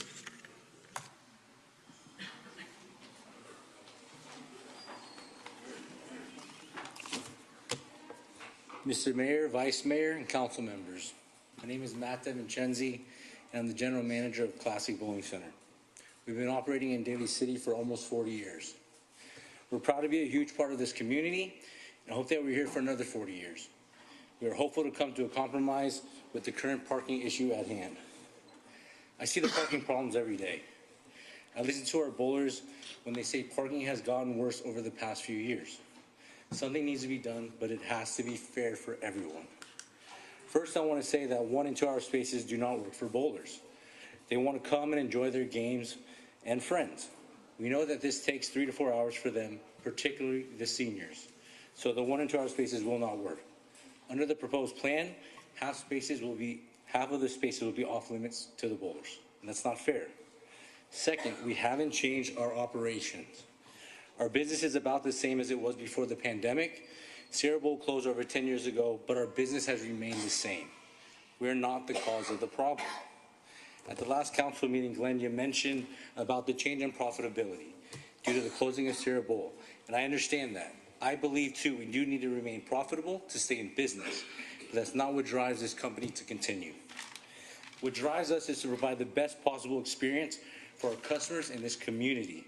We believe in the journey, not the destination. If we continue to support the community and provide a safe place for kids, adults, and seniors, their support in return will keep us in business.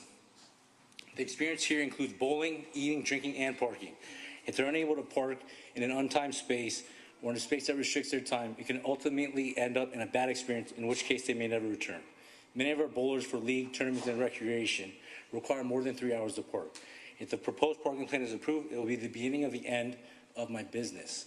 I'm here to stand up for my bowlers, the community members, and many community organizations such as Special Olympics, Champion Summer Camp, SaveNature.org, and Janet Pomeroy. Hundreds of bowlers have signed the petition, which I just sent you more today, so we have about 1,000. Many others are standing by to tell you this in person tonight. So my ask is that this proposed parking plan be revised to be inclusive to all businesses, not just a select few. Thank you for your time.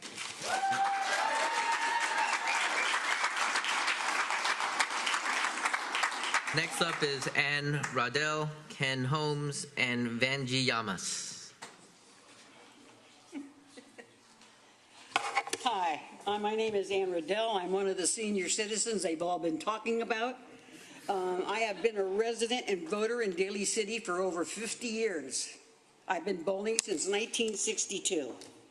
I have bowled at and watched 2 bowling alleys close in the past. I am a bowler in one of the many senior bowling leagues at Classic Lanes. They have senior bowling leagues every day of the week, some days 2. We senior bowlers are not as fast as the younger bowlers, but a 2-hour parking limit would hurt many of the senior bowlers. Most times it takes a lot longer than 2 hours for us to complete our games. Even though I have handicap plates on my car, when they repaved that parking lot, they were not thinking of everyone. They took all the handicap spots from in front of the bowling alley and put them only in front of the restaurants. When I get there at 12 o'clock to bowl at 1 o'clock to account for parking, all the handicap spots are taken by the restaurants, and there's no room for other seniors. A lot of us can't take the walk. I don't know anybody that parks by Manila groceries to bowl at the bowling alley. There's not 73 parking spots on the street. I'm sorry, that's a fallacy. I have been a widow for 2 years, and the only activity I do is bowling. I've been bowling since 1962.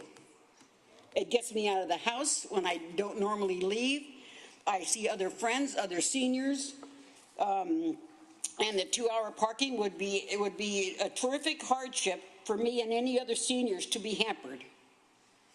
I mean, the seniors, they even have a 100-year-old bowler on Mondays who just celebrated his 100th birthday, and he's still bowling. Thank you. Thank you, Ann. We have Ken Holmes, Vanji Yamas, and after Vanji we have Estella Sullivan. Hi, Mayor. Hi, City Council. My name is Ken Holmes. I work for the City of Daly City Wastewater Department. I also am a coach at Jefferson High School for track and field. I understand everyone wants a piece of the pie. Everyone wants to push forward. And we don't want anybody to go out of business. When I go to the bowling alley, I don't see race, I don't see age, I see friends. Yeah. I push for this. Outside, you don't always see it. When I get to the bowling alley, it's just, hey, how are you doing? How have you been? So the bowling alley itself is a community. We're just all in one little spot for 3, maybe 4 hours. I may not see him again. I only bowl on Thursdays. I go to tournaments somewhere else. But I love these people. I've been here 30 years. Both my kids graduated from Jefferson High School. One went away to Rhode Island, got a scholarship to Rhode Island to play football. My other one went to Oklahoma to run track. We are pushing forward for this. We understand it's only 159 spots. That's unlimited is not really a problem.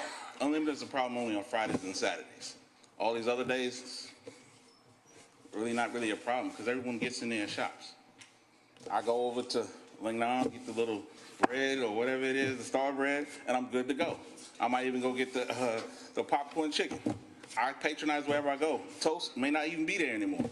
Can't go to the laundromat because it's always packed. This is a good community to keep having. This is the only way to get any exercise for all the older folks that come in there, and I'm happy to see them. They're still up and around and kicking, and they're helping the city thrive. Thanks. That's all I had. Ken? We have Vanji Yamas, Estella Sullivan, and Ann Wong. Vanjie, Estella, or Ann? Going once, going twice. All right.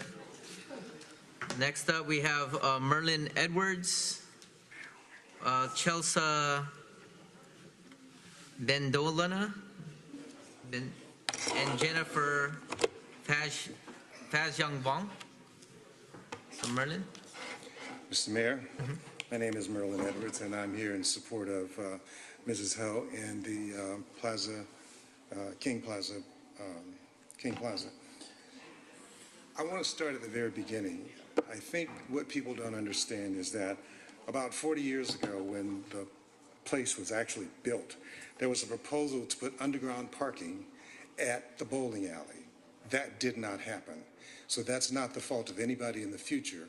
That was the fault of those people who built the bowling alley and not go through with the plans that they had to put underground parking. So fast forward, it was split into 3 different parcels. The city attorney of Daly City recommended that they not do that because of parking, that they should make allowance for some of the parking. Didn't do that. So Mrs. Ho bought 2 of those 3 parcels. And if you look at those plans that you've seen on the board, and I think you've got some in front of you, the bowling alley had only 18 spaces allotted to them. So what the people that are arguing today about the spaces is that Mrs. Ho owns all of the parking spaces with the exception of 18. They're saying, well, you own those spaces, but you should let us park in those spaces.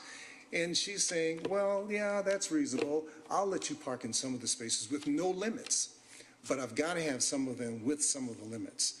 So what they're saying is, what I hear them saying is, we don't care about you doing your limits. We want all of it to be free parking, or at least 4 hours of parking.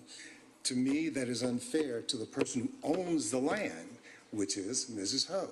So my recommendation is that she's worked with the city, she's come up with a plan, it's a reasonable plan. They've got 159 parking spaces. They could have had more had the bowling alley did what they were supposed to have done in the very beginning when they built the bowling alley. They didn't do that.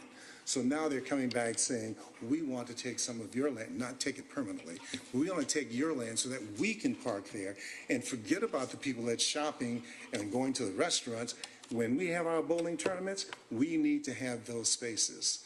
So it just seems to me that she's not the one that's being unfair. They're the ones that's being unfair. So I would suggest that the city look at the plan again, accept the plan that she's worked with staff, and she's giving up parking spots that she really didn't have to do. She could have come to the city and said, well, you know, I don't want to give them 159, I want to give them 100. But she didn't. So she's trying to work with the bowling alley. Mr. Edwards, if you can but please the wrap bowling up, alley please. is not trying to work with her. Thank you. Next, we have Chelsea, and then Jennifer Faziavong. Hi, Chelsea? my name is Chelsea Vanderbilt. I fully support Classic Bowl, and I do not approve of the 2-hour parking. Thank you. Thank you, Chelsea. Next, we have Jennifer. Is Jennifer here? Faxianavong. And then Bob Newman and Christy Leong. Jennifer? Is Bob Newman here? Go ahead, Bob. Thank you, Mayor and council members. I'm going to echo a lot of what you've heard tonight. I'm not going to say I'm in support of Classic Bowl. I'm going to say I'm in support of what's fair and what's right and not damaging a business in the community. I wrote an email to you guys. I don't know if you guys read it, but I'm going to go through a little bit. Lifeblood of any bowling center is league bowling. Leagues are generally 3 games made up of 4 to 5 bowlers. So I don't know where people are saying 100 bowlers per night, because to me, 60 lanes and four per lane, that's 240 bowlers. Anyway, finding parking, getting loose, grabbing a bite from the restaurant, bowling 3 games, cleaning up, getting back to your car, you're looking 3 to 4 hours. when you're putting zoning on these spaces, you're really limiting the business. What Classic's done for the community, all summer long, they've got a program called Kids Bowl Free. The bowling alleys fill up every afternoon through the summer months, and kids collecting their free games in a child-friendly environment. Who knows what might be happening if they're out on the streets. I see special needs juniors and adults bowling on a daily basis. I love that they have the opportunity to get out and be part of the general public and with the great sport of bowling. I see vans of kids pull up and pile out onto the lanes from boys and girls clubs from around the Bay Area. Are you guys going to ticket kids for coming from different parts of the Bay Area because they have to get out and move a car, move a van? Let's talk about the seniors. Senior citizens come out and bowl leagues several times a week during the day. I'd rather them be doing that than sitting home watching TV all day. It's a way to get away from the boredom, and you can't tell me that they don't stop and shop at the markets and eat in the restaurants.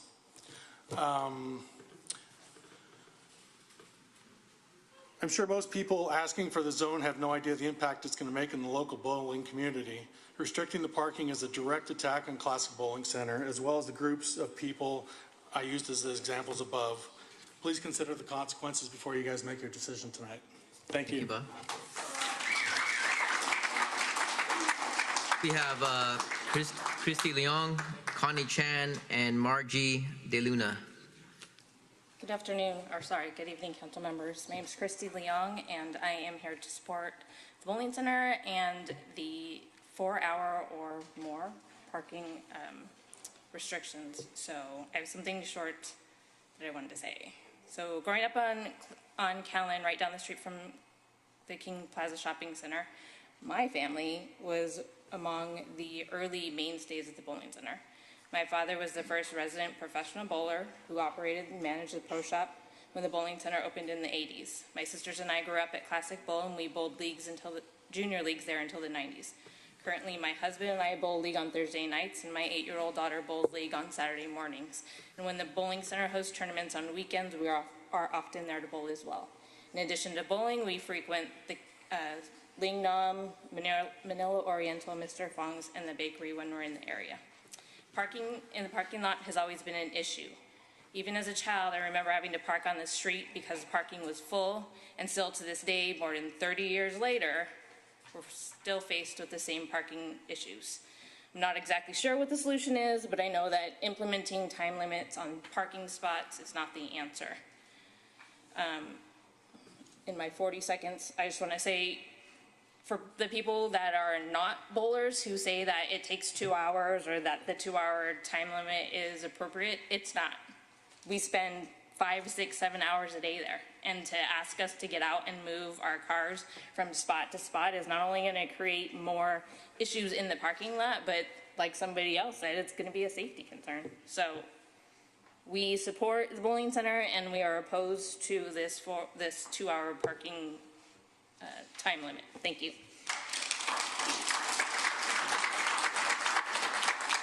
We have Connie Chen, Margie DeLuna, and Justin Liu.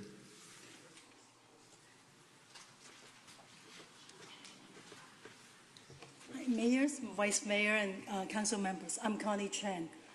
I live near the King Plaza, in fact, only a few blocks away. I'm off Callan. As you may know, I shop there. I go there to buy roast duck, have dim sum, even get my nails done. There are times that I went to the plaza, I couldn't get parking.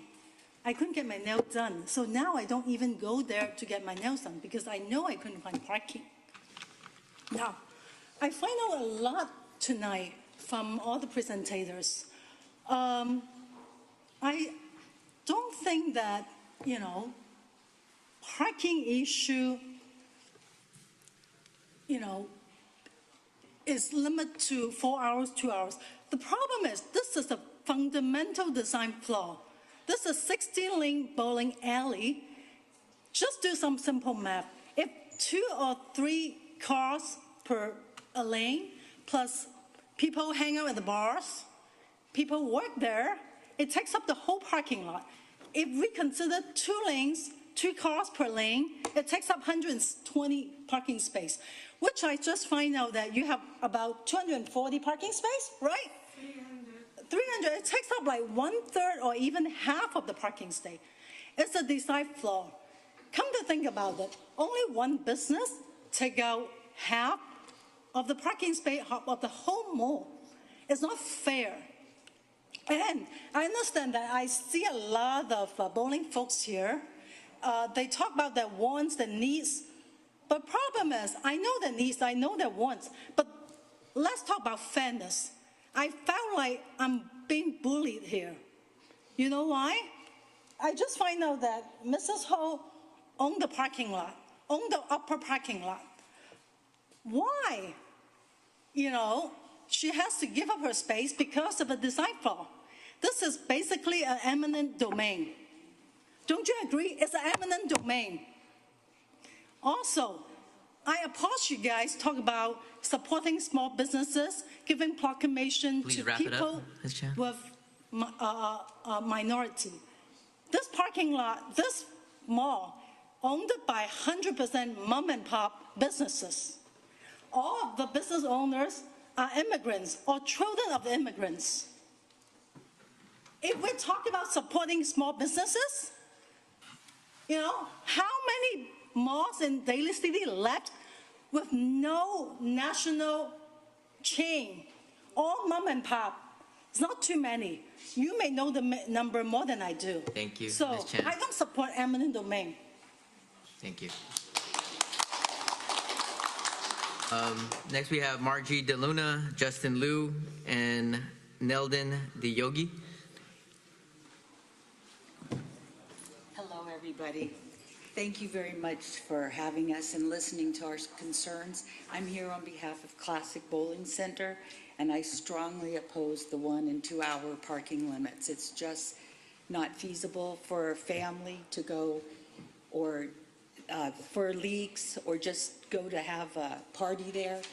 They do a lot of activities, you know, for kids.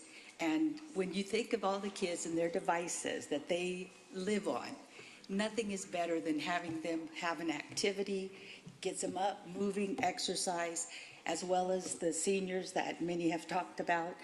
My family, we actually started going the first week it opened, and we went to a party there about 3 weeks ago.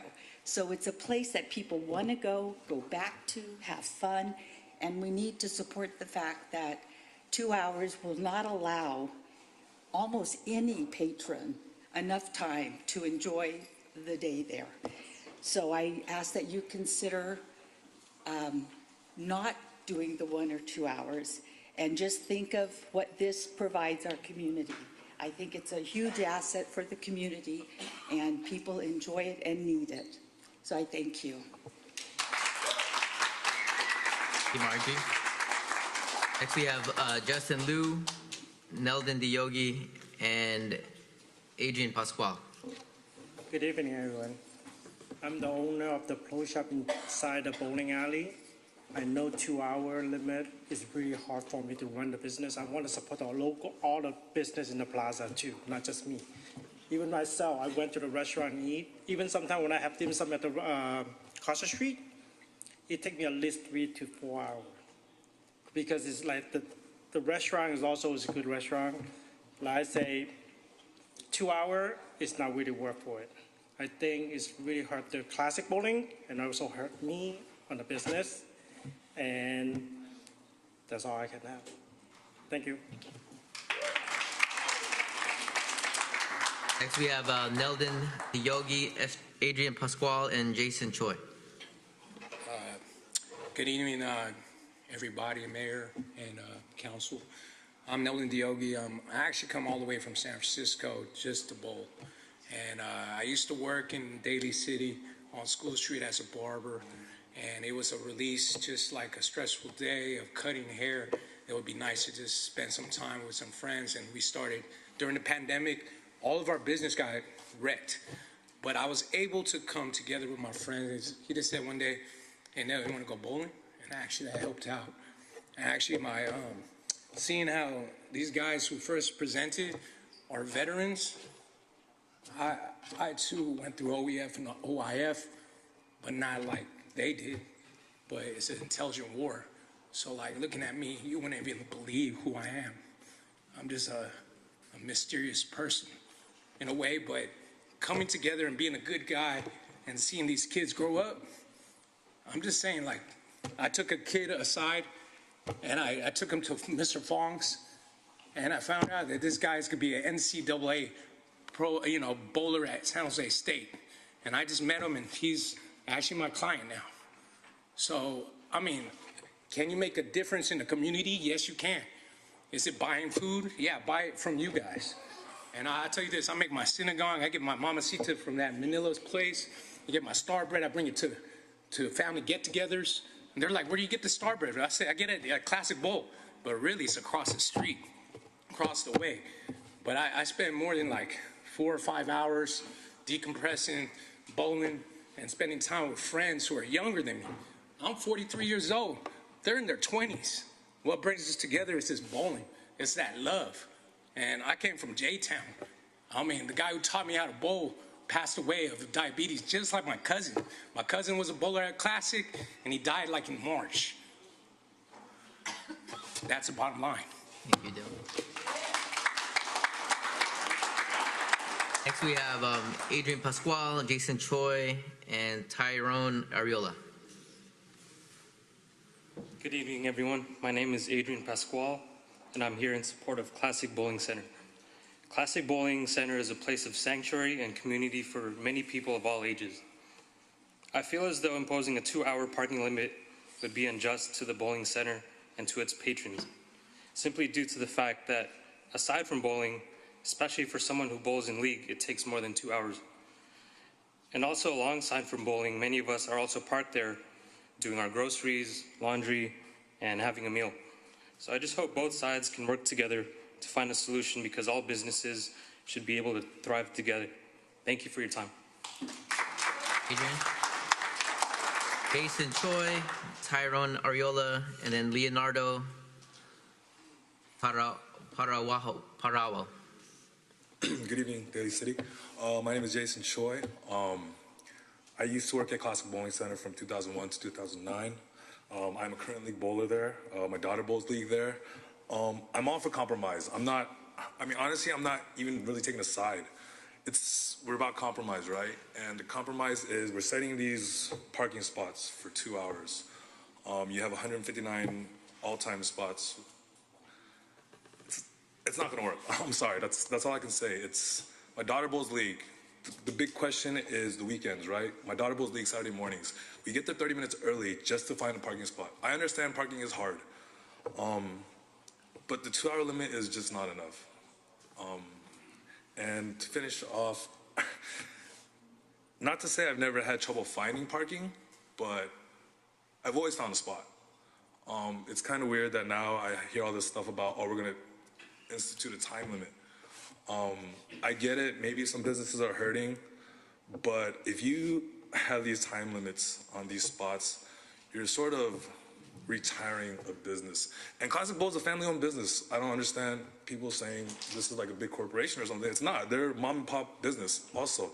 Like I said, I'm not here to pick a side. I'm really not. But I'm just saying that the 2-hour limit is not good. Thank you.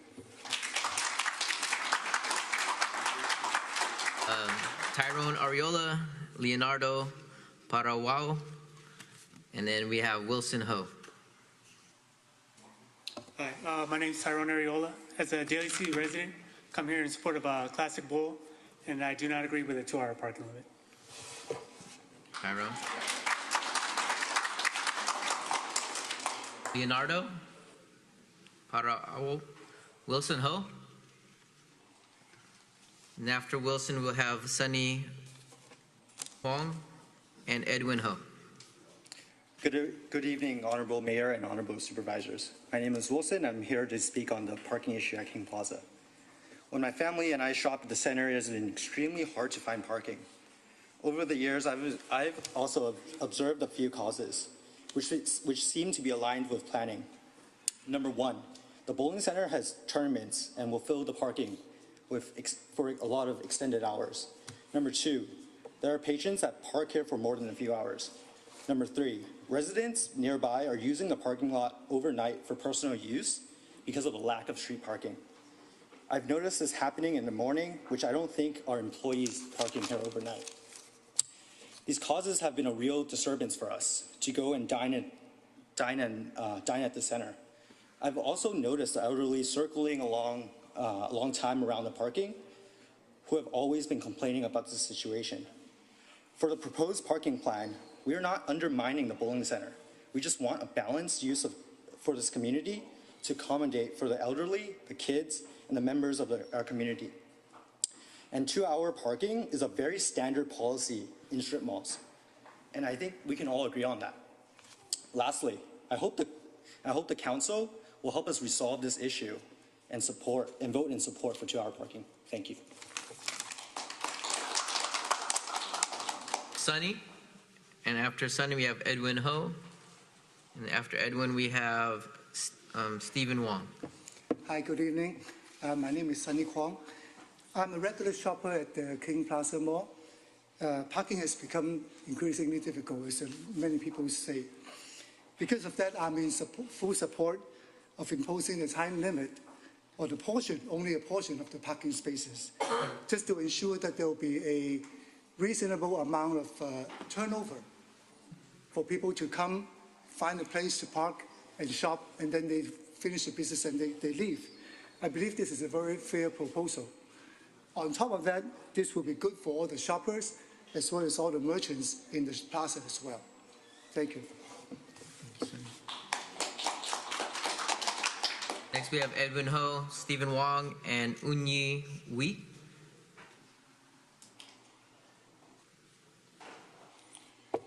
Good evening, everyone. My name is Stephen Wong. I'm the small business owner for Thai and seafood restaurant, one of the tenants. I think we're about 20-something tenants there, basically. So our business has been there since more than 8 years, since 2014. So many of our customers have issues with parking, especially during the weekend and the business hour. You know, our restaurant only able to do business during the weekend, so that's how we make the money, basically. Sometimes during the weekend, most of the time, at 9 o'clock, it's all parking. So I get a lot of complaints from our customer, at least a few hundred of them, they cannot find any space. So how are we going to run the business? You told me. So due to parking issue, we lost a lot of customers. Our revenue coming down every year, average more than 10%, and that creates a lot of damage to our business, small business owner. We start with 40 people, 40 employees with part-time, full-time. Now we're down to 20. So imagine how much impact to our business with that parking issue. We agree we have parking issue, that's why we're here today. If we don't fix the problem, I guarantee you, Thai and seafood restaurant will not be there in 3 years. We're going to close down. Our employees lose a job. They lost their income. They lost support their family. They lost their house. And we feel so bad because our business come down. What causes it? Part of that is a parking issue. Well, we have many tenants there, we have parking issue. We talk to our landlord. Hey, we got parking issue. We got a lot of complaints. What should we do? It's the landlord to fix it. It's the landowner to fix it, not your neighbor. Any of you guys are landlord? If you're landlord, is your neighbor going to fix your parking or fix your house? No. It's the landlord, the landowner fixes it. It's their job to put out the rule, a guideline, fair to everybody. Make sure all the tenants equally, include cars bowling. I mean, we need to put certain limit hour, 4 hour, 2 hour. I mean, they need to listen to all the tenants, all the customer, all the feedback to make it better. It's getting crowded and crowded, to be fair to everybody. Do you agree? And also... If you could please wrap up, please. Okay. So basically, we have parking issue. That's why we're here today. We got to give it the landlord's right to make it better and better, keep improve every day. If the current plan is not good, we'll come back, fix it again. Thank you. And make sure everybody happy and fair. Do you agree? Thank you. All right, so we have Edwin Ho, Onyi Wee, and Cindy Blackstone. So Edwin Ho? No, Edwin. Onyi Wee? No? Okay, Cindy. Hi, good evening. My name is Cindy Blackstone, and I'm here to honor the bowling alley and shed light on one event that they put on for about 10 years right before COVID. and it's called Fun Day. It's also sponsored by the Bay Area of Knights of Columbus, which Ray is a part of, which is great. And this is an amazing event. The bowling alley basically gives free bowling for the whole day to over 300 individuals with disabilities, many of them who are in wheelchairs. A lot of them have all kinds of major problems, but they love coming to the bowling alley. They love being a part of this. And it's amazing that the bowling alley gives this whole day free. They don't make any money off it at all. And we're so honored to be able to be a part of this, and we hope to be able to continue this in the future. And we just really want to shed light on the wonderful things that the bowling alley is doing for our communities. Thank you.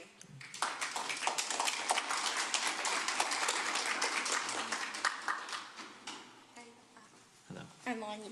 Hi, Anya. Hi, Mayor. Hi, everyone. My name is Anya. Finding parking has been a problem for many people, including myself, especially on the weekend. By listening to what other people said, I think some people are confused, thinking that it is taking away parking for bowlers, thinking 2-hour parking will put bowling out of business. But if you listen carefully to the presentation on both sides, I think the parking plans proposed by the applicant has addressed both sides' need. There are 49%, almost half of the parking spaces are unlimited parking near bowling alley. 49%, almost half of the parking spaces are unlimited parking, which designed for bowler. People can enjoy doing bowling without thinking about getting tickets after 2 hours or 4-hour parking limit. With the unlimited parking, people can even go eat or do something else after bowling. And on the other side, there are 46% of the parking is 1 to 2 hours time limit near supermarket, shops, and restaurants that are for shoppers and for people who go to eat, usually take 1 to 2 hours. The 1 hour, 2 hour parking limit is not designed for bowler. It's designed for shoppers and people who goes to eat at the restaurant. I think the proposed parking plans has a fair allocations of parking spaces and it treats everyone fairly. It is a fair plan for everyone. And most importantly, DBP, which is the owner of the land on which Classic Bowl is located, sold the parking lots to Mrs. Ho. So the parking lot is now owned by Mrs. Ho. So if you need more parking spaces for your bowler, why would you sell it in the first place? How can someone just sell something and now complain about it, about the parking spaces limit? Mrs. Ho does not have to, since it is a private land owned by her, but she is willing to work and come up with a fair plan for everyone. We should respect her and stop bullying her. Thank you. Thank you, Anya. Next we have Cora Zacharias, Gary Hoover, and Justin Cheong.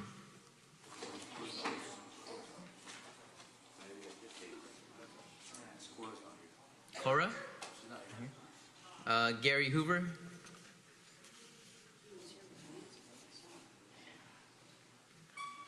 Justin Cheong.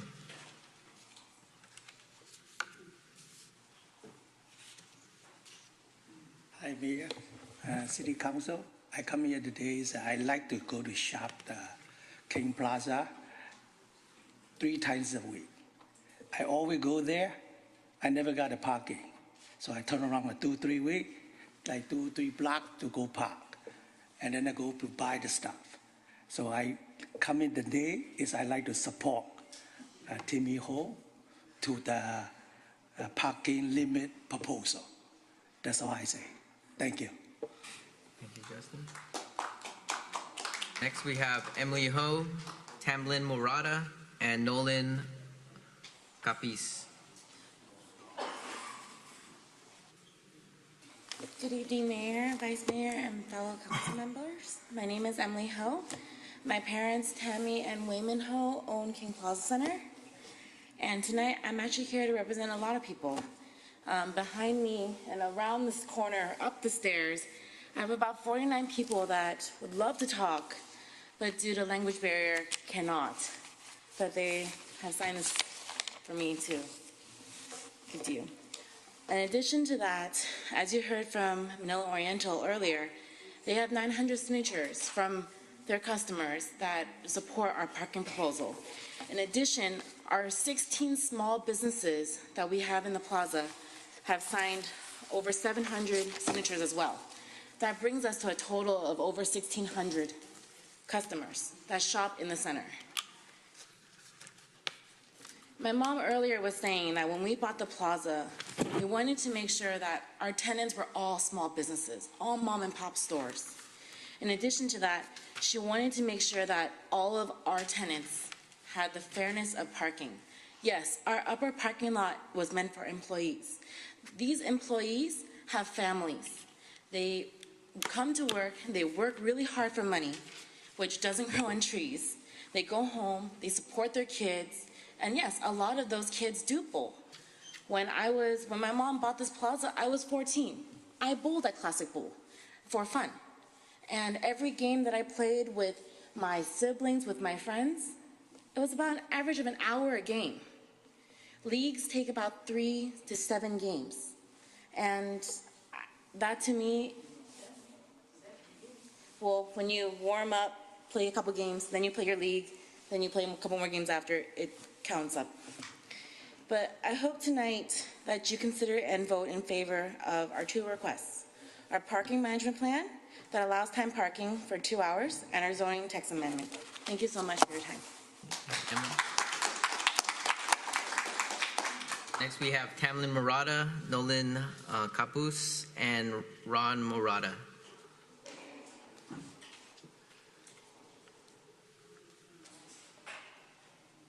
Tamlin Murata, Nolan Kapus, and Ron Murata.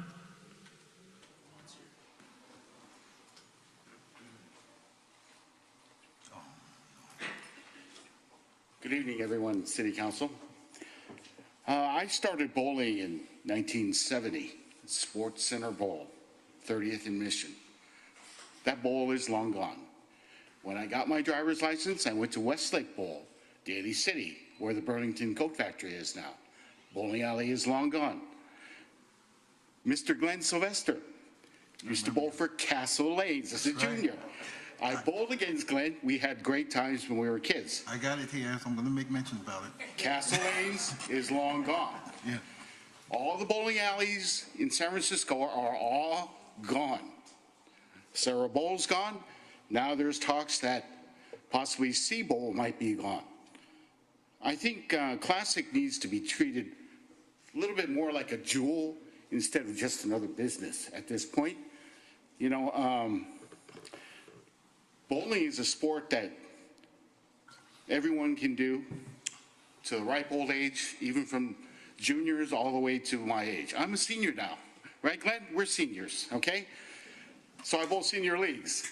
You know, league cannot be done in 2 hours. So what is the alternative here? Everybody who has to park there, are their cars going to get towed away? Are they going to get tickets? If that happens, they're going to stop bowling.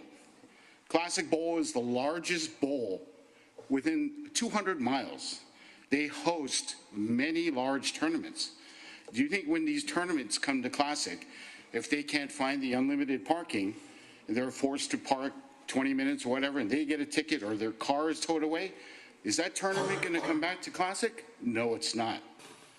So we are talking about the health and the future of this bowling alley. I think a plan, I completely respect Mrs. Ho and what she owns. But a plan must be made that accommodates all the businesses in that center. You know, Classic has more needs because they need more parking. And leagues aren't 5 on a team anymore. There are a lot of doubles, trios. 4-man teams are rare now. So bowling alleys only have to accommodate for about 3 hours to 4 hours. You know, I've kind of said my piece, but I think a plan needs to be put in place for everybody here and not just shove this down the bowling alley's throat, because the bowling alley will not survive. And I know you know that. It's not feasible. 2-hour parking does not work. Because when people drive into the lot, they aren't looking for 20-minute or unlimited parking. If you're there to pick up Starbread and the only spot is the unlimited, you're going to take it. Thank you, Mr. Rada. See? We got to wrap it up. That's all I have to say. Thank you. All right, Nolan Kapus or Tamlin Murata? If not, we're moving on to C. Ernest and Dang Yap. Or Ernest C. and Dang Yap. Good evening, Mayor. Good evening, everyone. On behalf of my parents, which is all 70 and 80 years old, I'm coming to bring their voice tonight. Like many senior neighbors, my old parents have come to the King Plaza for many, many years already. They drive locally only. And the location is very convenient for them to do their daily grocery purchase, breakfast and tea. However, they are now getting more challenging to find their parking. Here's the question from those senior neighbors, which is more essential to the neighbor: bowling for entertainment or grocery as a livelihood. Please take care to those senior minority who don't bowl but need food. Please take care of them. Thank you. Thank you. Was that Ernest? Or that was, who's next? I'm Dang Yap. Dang, okay, Dang Yap. They call me Dang Yap. I'm Daryl Monteverde. They call me Mama D in Bowling Classic. Why are we here, Mayor? Good evening, everyone. We don't benefit if we put 2-hour parking. No one will benefit from it. Why? If we put 2-hour parking, will you enjoy shopping, dining with your family? In the back of your head, you have to go rush outside because 2-hour parking is waiting. Life is already hard, or make it harder. And it's so complicated, why make it more complicated? Bowling, I am a single mom of 3. My daughter bowls since they offered kids bowl free. She was 5 years old, now she's 21. And my other 2 boys attain a lot of scholarship from bowling. And I don't have to worry sending them to college because they're accumulating college scholarship already because of the Classic Bowling Center. Yes, parking. While they're practicing, yeah, it takes 3-4 hours, fine. But I, as a mother, go shop to Oriental, take my time, picking up the correct ingredients for whatever I want to cook, brand compare while they're waiting for them. Or I go to whatever shops, buy food for my children if I can't cook. Or after we bowl, we eat as a family, take our time, update each other what's going on with life. Instead of us walking in and out of that shopping center, why complicate it with thinking 2 hours parking and rush out and not enjoying every savoring meal we eat because we have to go out and parking? If I got a ticket, will they pay for my parking ticket as a single mom of 3? I can't. We need help. Not everyone is fortunate to have both parents to afford anything in life. I work hard. I hope they understand too. Senior citizens, are they able to go in and out of wherever they want to go fast and quick and going out with tickets? There'll be complaints after complaints, pace after pace. I can't afford. Thank you. I'm speaking for myself. Thank you, Mayor.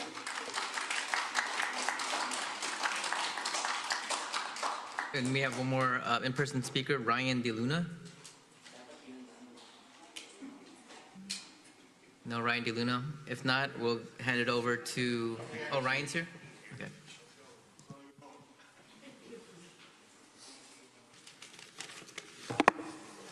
Honorable City Council, Mayor, my name is Ryan DeLuna. I'm a concerned community member here and I support Classic Bowling Center. I've been going to Classic for 35 years and respectfully ask that you not approve the parking management plan as it would adversely impact the family-owned business and patrons like me. I bring my kids to here to enjoy safe indoor activities, to celebrate birthdays, and other special events.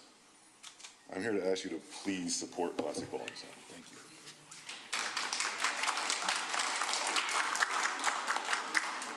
Now I hand it over to Leilani for our guests online.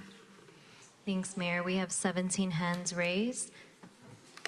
We actually have 19 now. I'll give it a few moments. We're having a few more hands.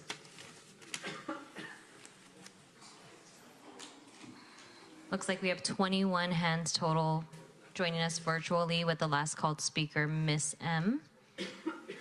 First called speaker, Peter.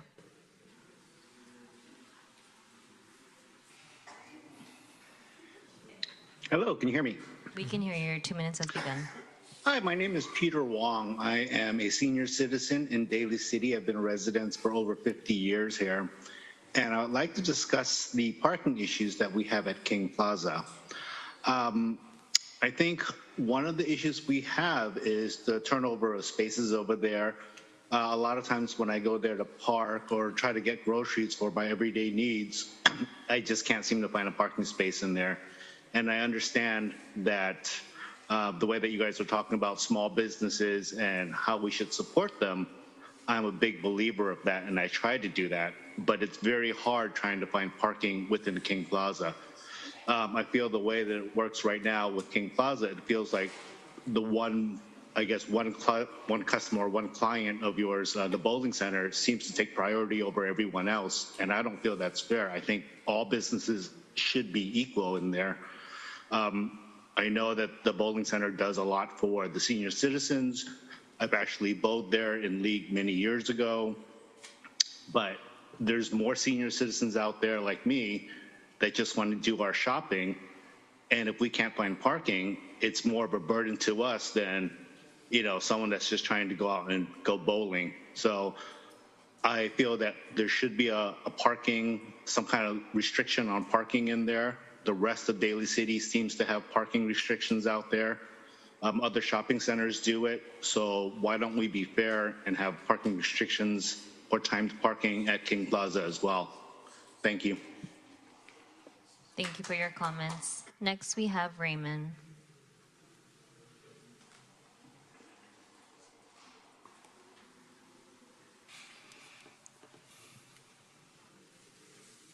Hi, thank you. Can you hear me? We can hear you. Okay.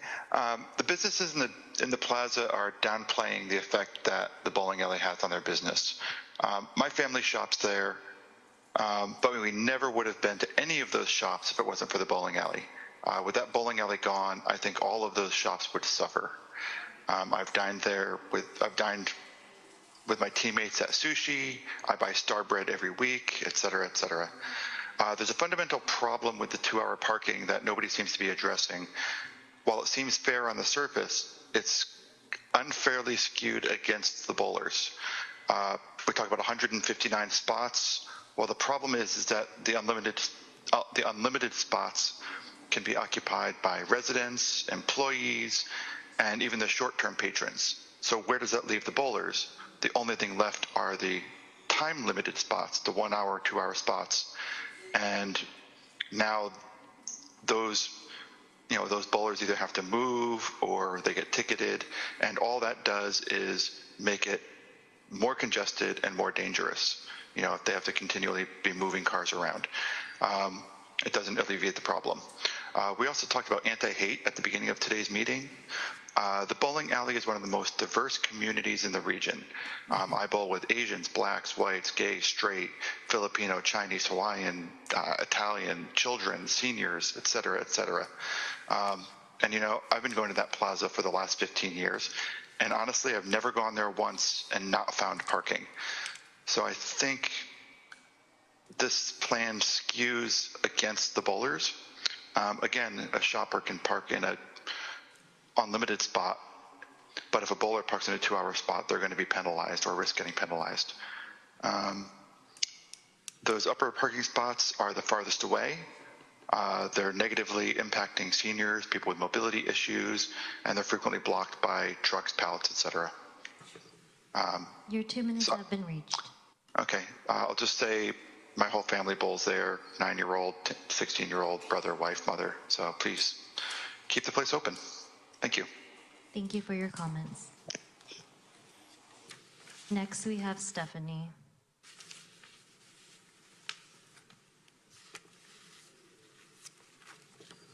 Hi, good evening. Can you guys hear me? We can hear you. Good evening, Council. My name's Stephanie Gattazano, and I am supporting Classic Bowl with opposing the parking imposition time limits. My family's been patrons of the bowling center actually since the early 90s, but we became frequent patrons in 2005, which is also actually when I met my now husband. I also worked for Classic Bowl from 2007 to 2015 as a weekend front desk manager as well as a bartender server. So I'm very familiar with the parking problems across the entire parking lot.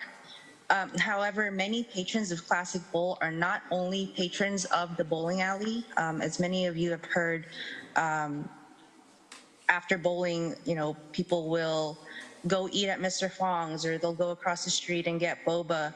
My son, he's 8 years old, he actually wrote something that he wanted to read, and it details our Saturday mornings. And basically, we get up, he has to bowl league, we get bread from the bakery, he bowls, we get boba.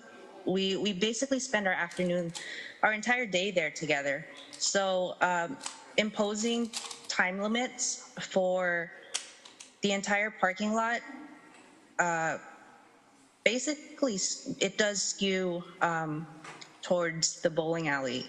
It's unfair that we do have large events, and to ask people to have to stop and move cars will deter people from wanting to come here.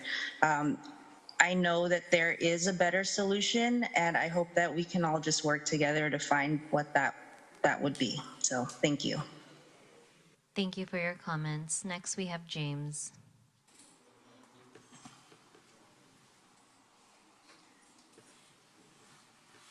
Can you hear me? We can hear you. Okay, sorry. My name is James. I have been a resident on the peninsula from anywhere from San Francisco down to the San Bruno area for about the last 25 years. I have been bowling to Classic. I've also frequented the King Shopping Center very often. And I noticed a lot of the people mentioning about disabled bowlers, but unless I'm mistaken, I haven't heard much about actual people shopping there being disabled, whereas my father, he can no longer go there because he's gonna have a hip replacement. And oftentimes he can't find parking where he needs it. And he ends up going to other places.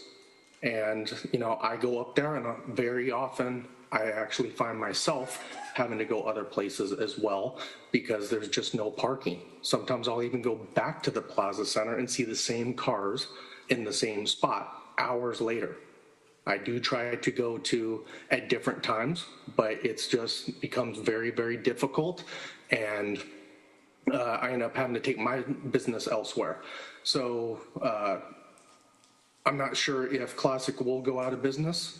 I don't want that. I'm not trying to take sides, but I think also with the pandemic and having little to no income during that, they didn't go under. They probably struggled, but nobody wants that. But there's definitely an issue with the parking, and I think something needs to be done with it. Thank you. Thank you for your comments. Next, we have Michelle.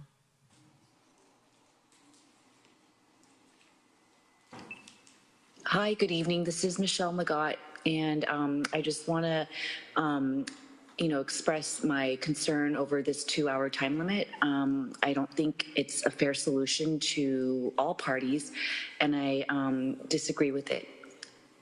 Thank you. Thank you for your comments. Next, we have Daniel.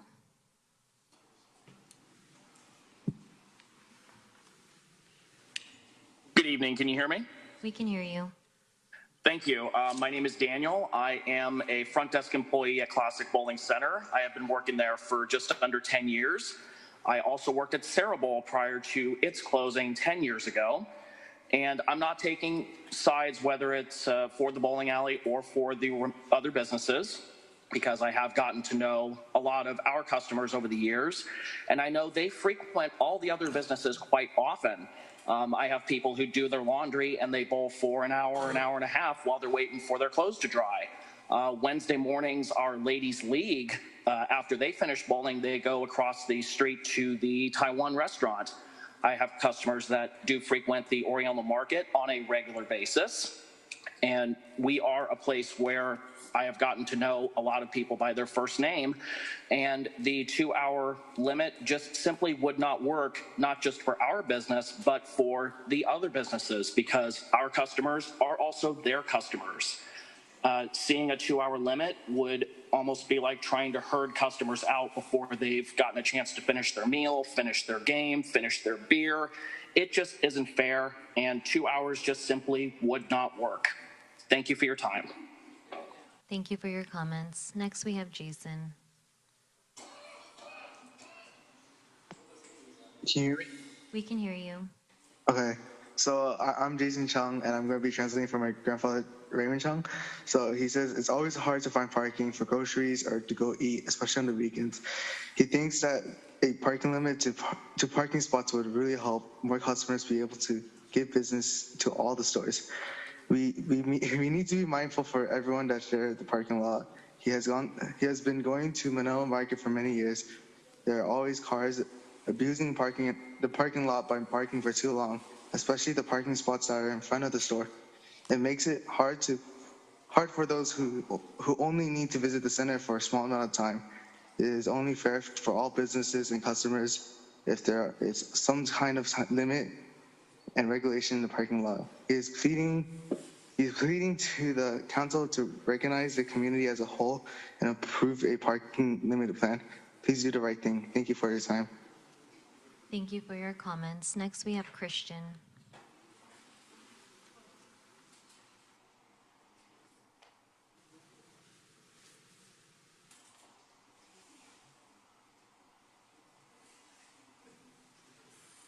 Christian?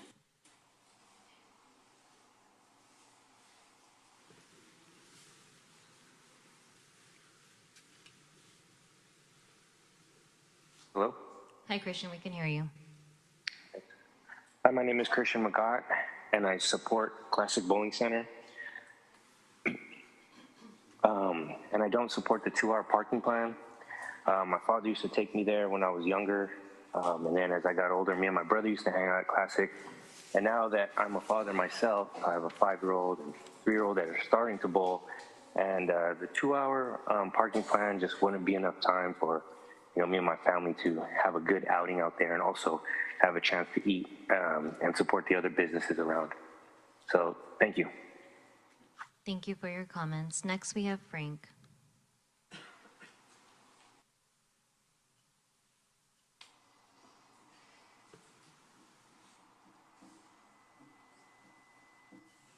Frank?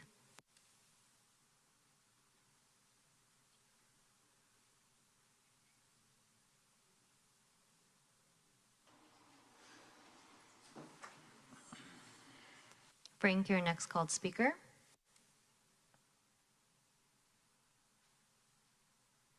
Okay, we're going to move on to the next speaker, Ray.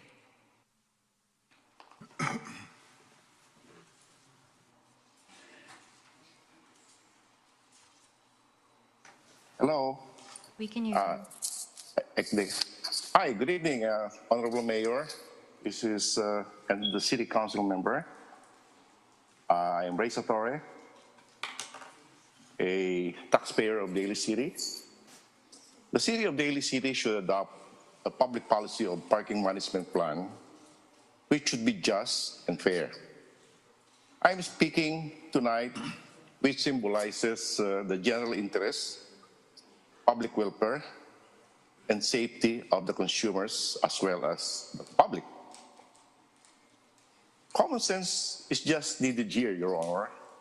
I am for the approval and implementation of the revised, amended parking management plan of the staff of Daly City, headed by Tatum and Michael. Let us not wait for the words of lawyers, court decision, or scare tactics for these things. When the issue of parking and traffic is already burning, it is the role of the city government that we should just adopt a standard policy and procedures of the parking management plan. I don't care whoever shall be affected by your decision, but let heaven Paul just make a decision tonight for the general interest and welfare of the people of Daly City, which to me is concern to everybody. Again, as a taxpayer of this city, I would be glad to see this resolved. Nobody should be given special privilege here. Fairness and justice for all consumers of Daly City must be observed. This has been dragging for about 7 years now. Let us be decisive based on truth, justice, and fairness to the residents of Daly City, and not through the lawyers or court or scare tactics again. The local government unit, as a city of Daly City, empowers you to do it, for as long as it is fair and just to all, which is the concern and interest of the city. This crisis must be solved. Your 2 minutes Your, have been reached. Your Honor, congratulations to the recent victors of the recent election. Use your gift of empowerment for the sake of the people. Again, make a decision tonight, though heavens will fall to all friends and foes alike. Thank you very much. Thank you for Have a good evening. Thank you for your comments. Next, we have Sabrina. Hi, can you hear me? We can hear you. Hi, good evening, council members. My name is Sabrina Balabar, and I am a league bowler and have been for over 20 years at Classic Bowl. I've been to many tournaments and events that happen there. Classic does a lot of community events as well as kids events. It's one of the few places where kids can go and do things in the area.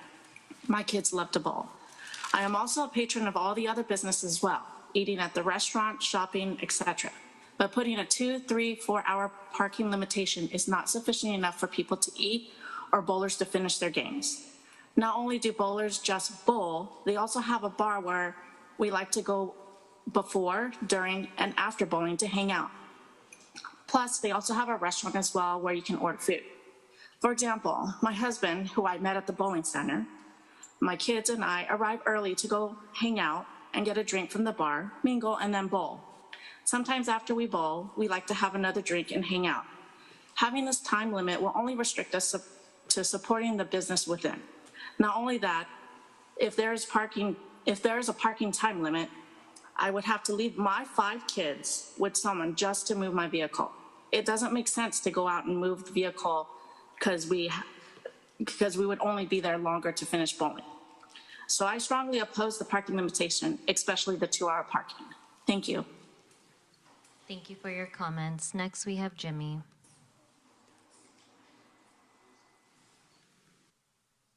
Evening, everyone. Can you hear me? We can hear you. Great. Thank you. My name is Jimmy Lee. I definitely visit the area quite often for the restaurants, and I definitely see parking as an issue. I'm a very data-driven individual as well too, and as that parking consultant showed, there's a lot of red within that whole neighborhood. We already have precedents to show that how to alleviate parking is to have more turnover.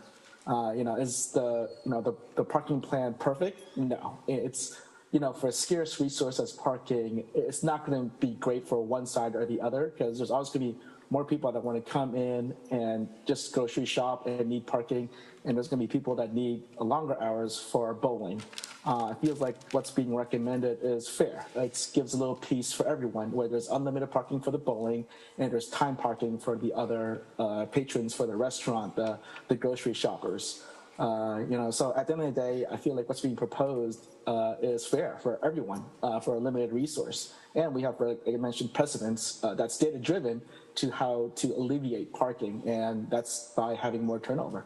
Hopefully, you guys, everyone can make a decision tonight, and whether it's fair for everyone. Thank you.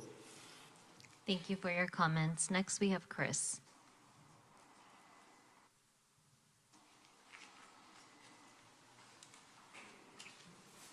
Hello. Can you hear me, guys? We can hear you. Good evening, council members. My name is Chris Fernandez. I've been a resident to the area for most of my 40-year life. I've been visiting the center for many years, actually, and I've seen many businesses change and some stay. I've been bowling many times at Classic. Classic is almost a landmark there. I remember going there when I was a teenager and a young adult. I take my family there bowling now, and I also take my family there to eat and shop for groceries. There have been many times where we would have lunch and go bowling afterwards. However, when we do so, we are very mindful and not to park the whole time in front of other businesses. We all saw the parking limit plan. The limits proposed are in front of the businesses and not for Classic Bowling. I came here because Classic Bowling posted on social media to help save their business due to proposed parking limits. After hearing and seeing everything, I've really realized that this is not about hindering business at Classic Bowling. It's about regulating parking times on a commercial retail parking lot. I see it only being fair to all. I have myself been frustrated by parking on numerous occasions in the center. What proof do we have that any of the parking is being taken by local residents or employees to the businesses? Honestly, with staffing issues everywhere, it's probably not the latter. A regulated parking lot would only help the rotation of customers. Somebody mentioned King Plaza aggressively changing tenants. Are we talking about the recent last 2 years? Because if so, that's probably more so the pandemic that caused businesses to change. On that note, bowling did close down during that time because they are not essential. Now we are all recovering from all that. We need all businesses, essential and recreational. We live in a society. We can only thrive if we are inclusive of everyone. This center provides entertainment, nourishment, and other services like nails and laundry that are all essential to present-day life. It seems that many have missed the point here. I don't see a need to fight 2-hour parking when there's over 50% unlimited parking in front and the sides of bowling alley proposed. I'm asking the council to move forward with this plan to limit parking times. Thank you very much. Thank you for your comments. Next, we have Chloe.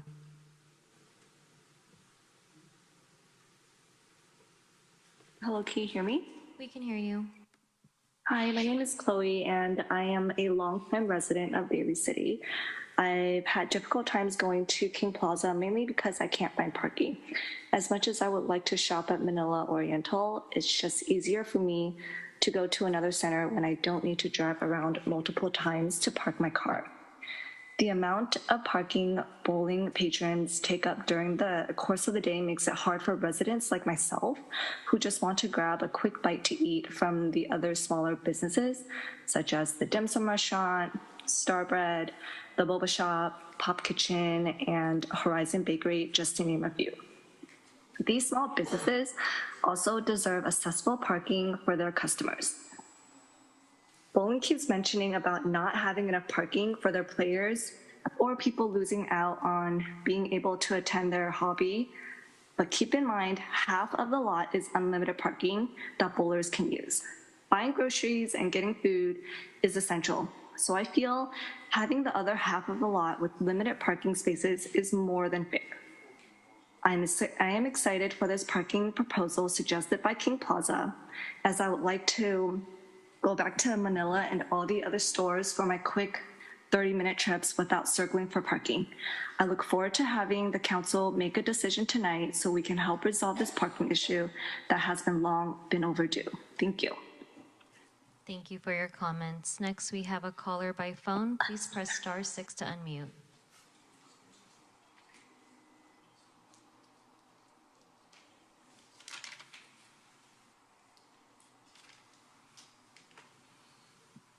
Hello. So this is John Daly again. So this is actually rather interesting. This actually sounds like the problem here is the community's passion to eat, shop, and have fun at their favorite places. So that's our problem. Our problem is the community loving these stores and shops and bowling. I recall there was a pending court matter in this case. I don't know what the status update is, but also the panelists, some of the speakers on here, like Miss Tammy and Classic Bowl, and they should actually be panelists instead of just speakers. They shouldn't be limited to 2 minutes. Classic Bowl is fun, arcade, bowling fun. I know for the restaurants up there, if I owned a restaurant in King Plaza, my focus would be takeout. During the pandemic, takeout was the majority of my business. Actually, all my business, I would promote that. I would promote DoorDash. If I was Manila Oriental, the owner of the grocery store, I would promote delivery. I would promote drive up and go. I think Safeway has that. Bowling alleys are scarce. Sarah Bowl, as mentioned, Sarah Bowl closed. The one in Westlake closed. Burlington Coat Factory took it over.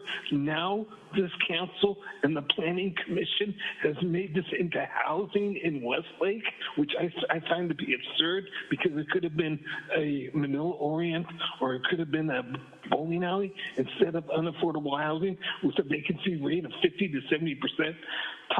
Not top of the hill, but John Daly and June Becerra is now an event center, and it could have been a bowling alley or an auditorium. So this Planning Commission and this council has screwed the city. They've screwed the city out of so many places that we could have had for a shopping center, for a plaza, for a bowling alley, for an auditorium. Instead, they're building housing. So I think this is really absurd. The other issue is, the other thing I want to point out is St. Francis Square, Pacific Super's there. I believe it's being torn down. That could have been another Manila Orient. Skyline Plaza is a disaster because they have Ranch 99, they have Taco Bell, they have all this other stuff. But we need to really think outside the box instead of just thinking in King Plaza. I know everybody loves King Plaza, but maybe business should move out to a different location. Okay? Hopefully that helps. Bye. Thank you for your comments. Next, we have Mike.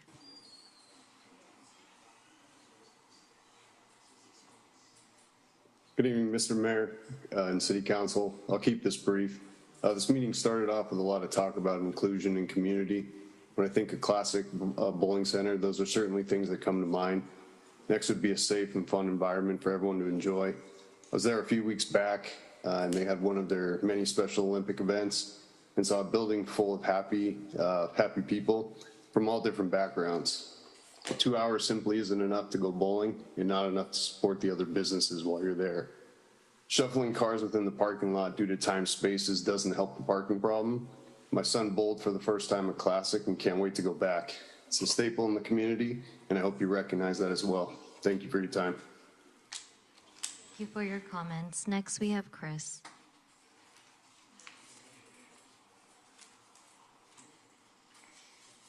Hello? We can hear you. Hi. I don't know what the perfect solution for this is, but there has to be something done about the parking because there's been too many times where I have had to drive my 90-year-old grandmother to go to Manila Oriental, and we've had to walk a few blocks just to go shopping. So I don't know what the best solution is, but something needs to be done. Thank you. Thank you for your comments. Mayor, we've reached last called speaker, Ms. M. However, there are 6 additional hands that are raised. I think we need to cut it at Miss M. Okay. Last called speaker, Ms. M.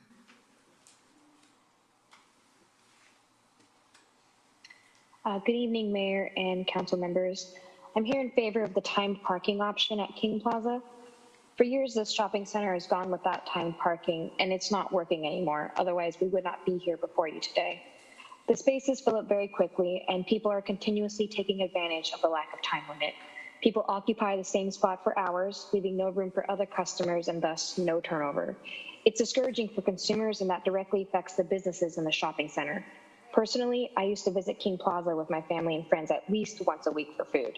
Now, I almost never go to King Plaza, and that's specifically due to the parking issue. Time parking is a modern-day solution that is fair and efficient. It is one of the main parking options in any city with thriving businesses. Sure, no one likes to watch a clock or move their car, but that's just a part of life when parking resources are limited. It's called sharing. We as a community have to learn to share the resources. I was an avid bowler for 2.5 decades and was in leagues for about 7 of those years. I get that bowling can take long, but that doesn't make the bowlers any more important than the other customers trying to visit King Plaza. And if the bowling community is as strong as they say, time parking shouldn't affect their dedication. By allowing the bowling alley to dominate the parking spaces, you're stating that all the other businesses are inferior.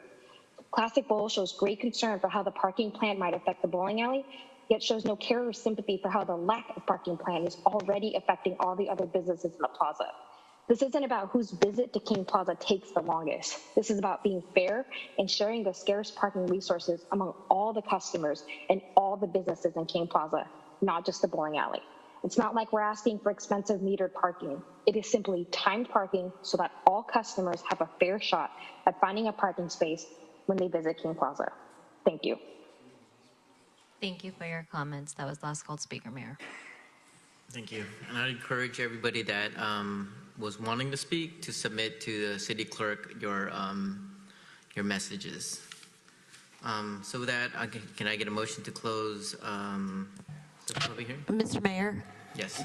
Sorry, we just want to lodge into the record. There have been some public comments that they had left, so we can just note it for the record. Okay.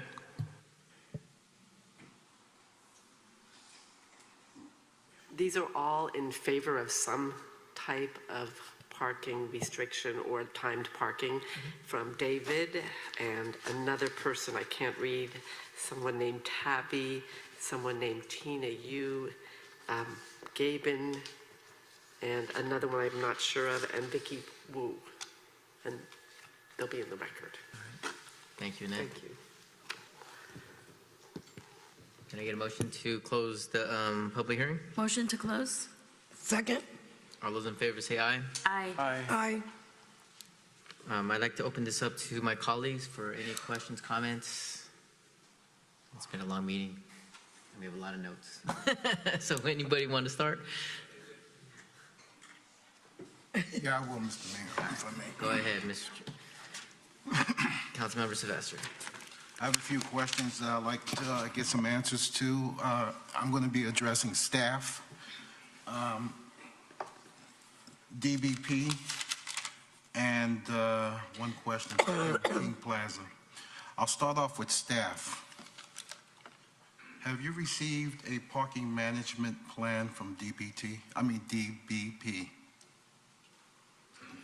The city staff, through Mr. Hudek's letter, which was attached to the council staff report, identified what was purported to be a joint effort at a parking management plan, which was the proposal where the employee parking would occur south of the Classic Bowl building at the corner lot, and then the balance of the parking would be 4-hour restricted.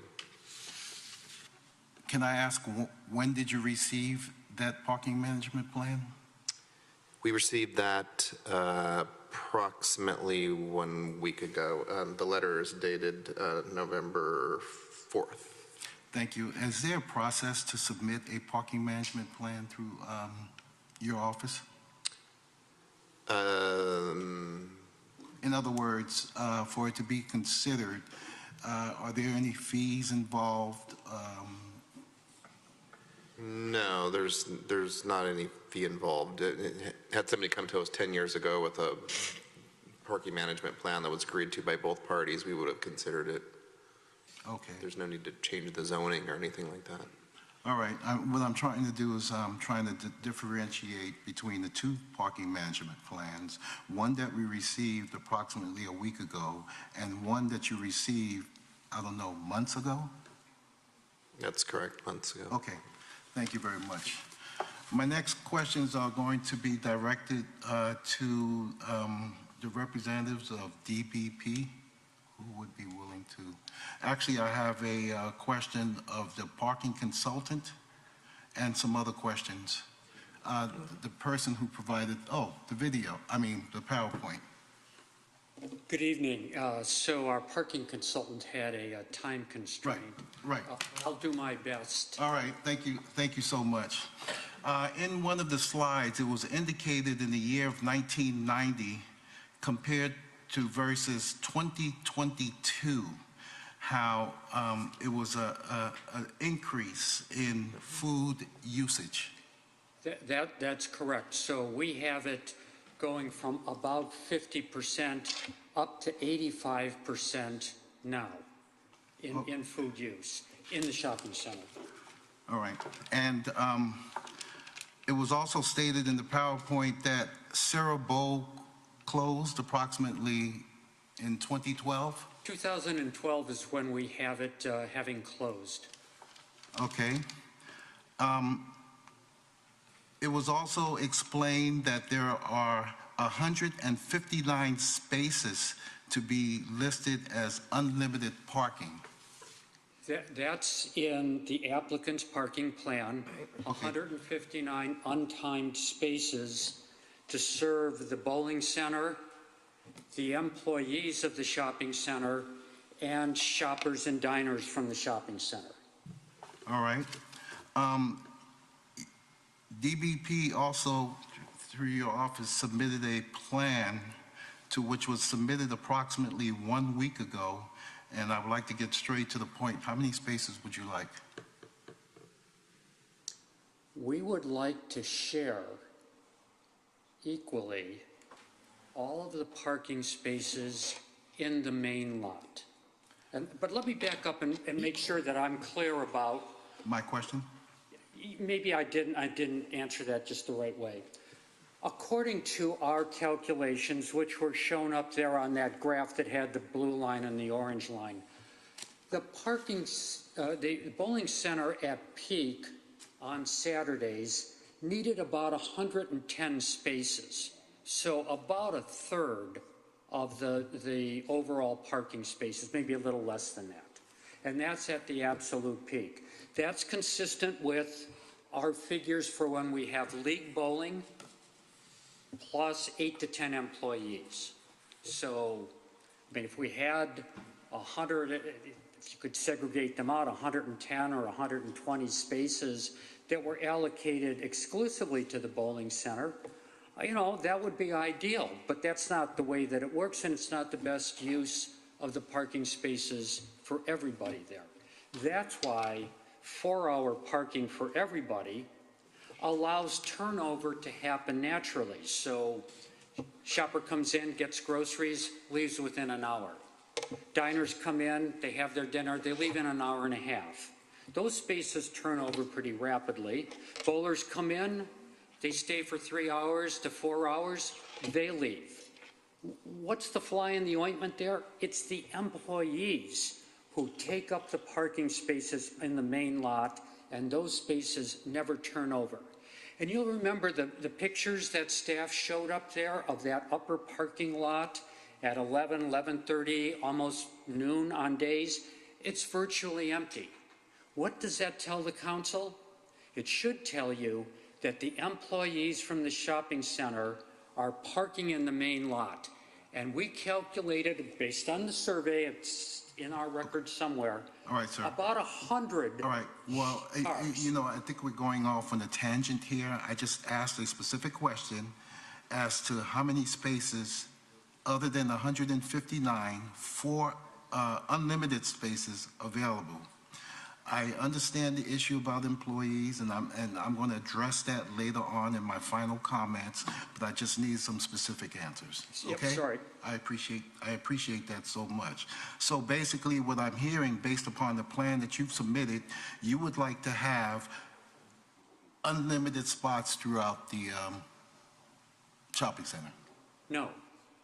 We would like to have 4-hour parking spaces to allow turnover to happen and to get the employees out of the main lot where they don't belong. Okay, so 4 hours for the whole entire shopping center? For everything except the employee lots. Okay, thank you. One of your slides, you indicated, and matter of fact, you just alluded to it, and I did have a note here pertaining to that. And I'm thinking of dynamic and fluid, and that's why I'm asking these questions.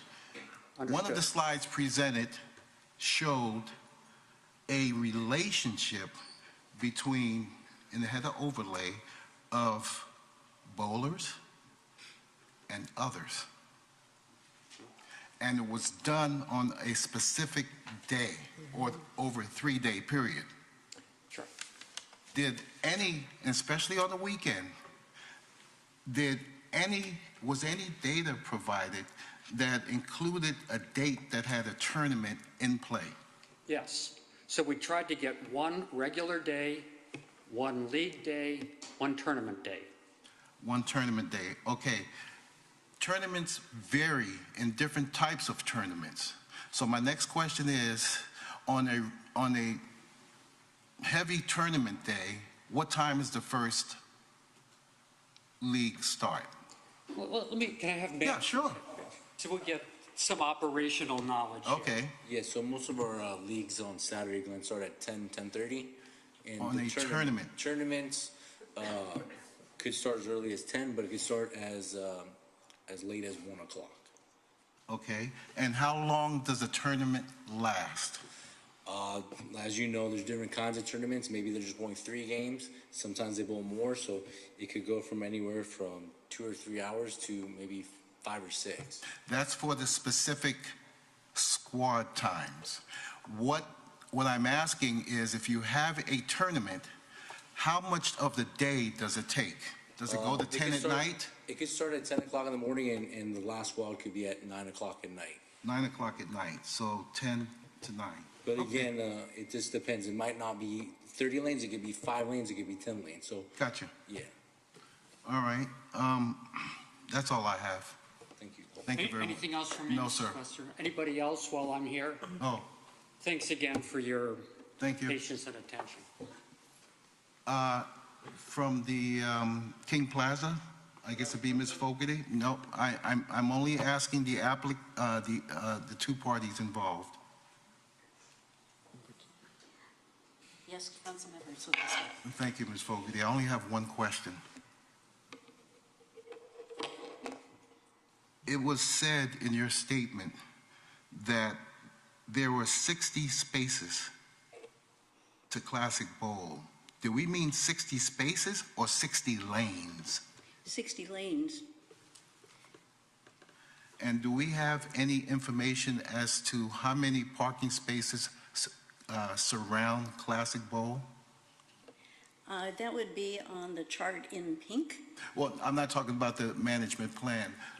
Normally, based upon what's there at Classic Bowl. The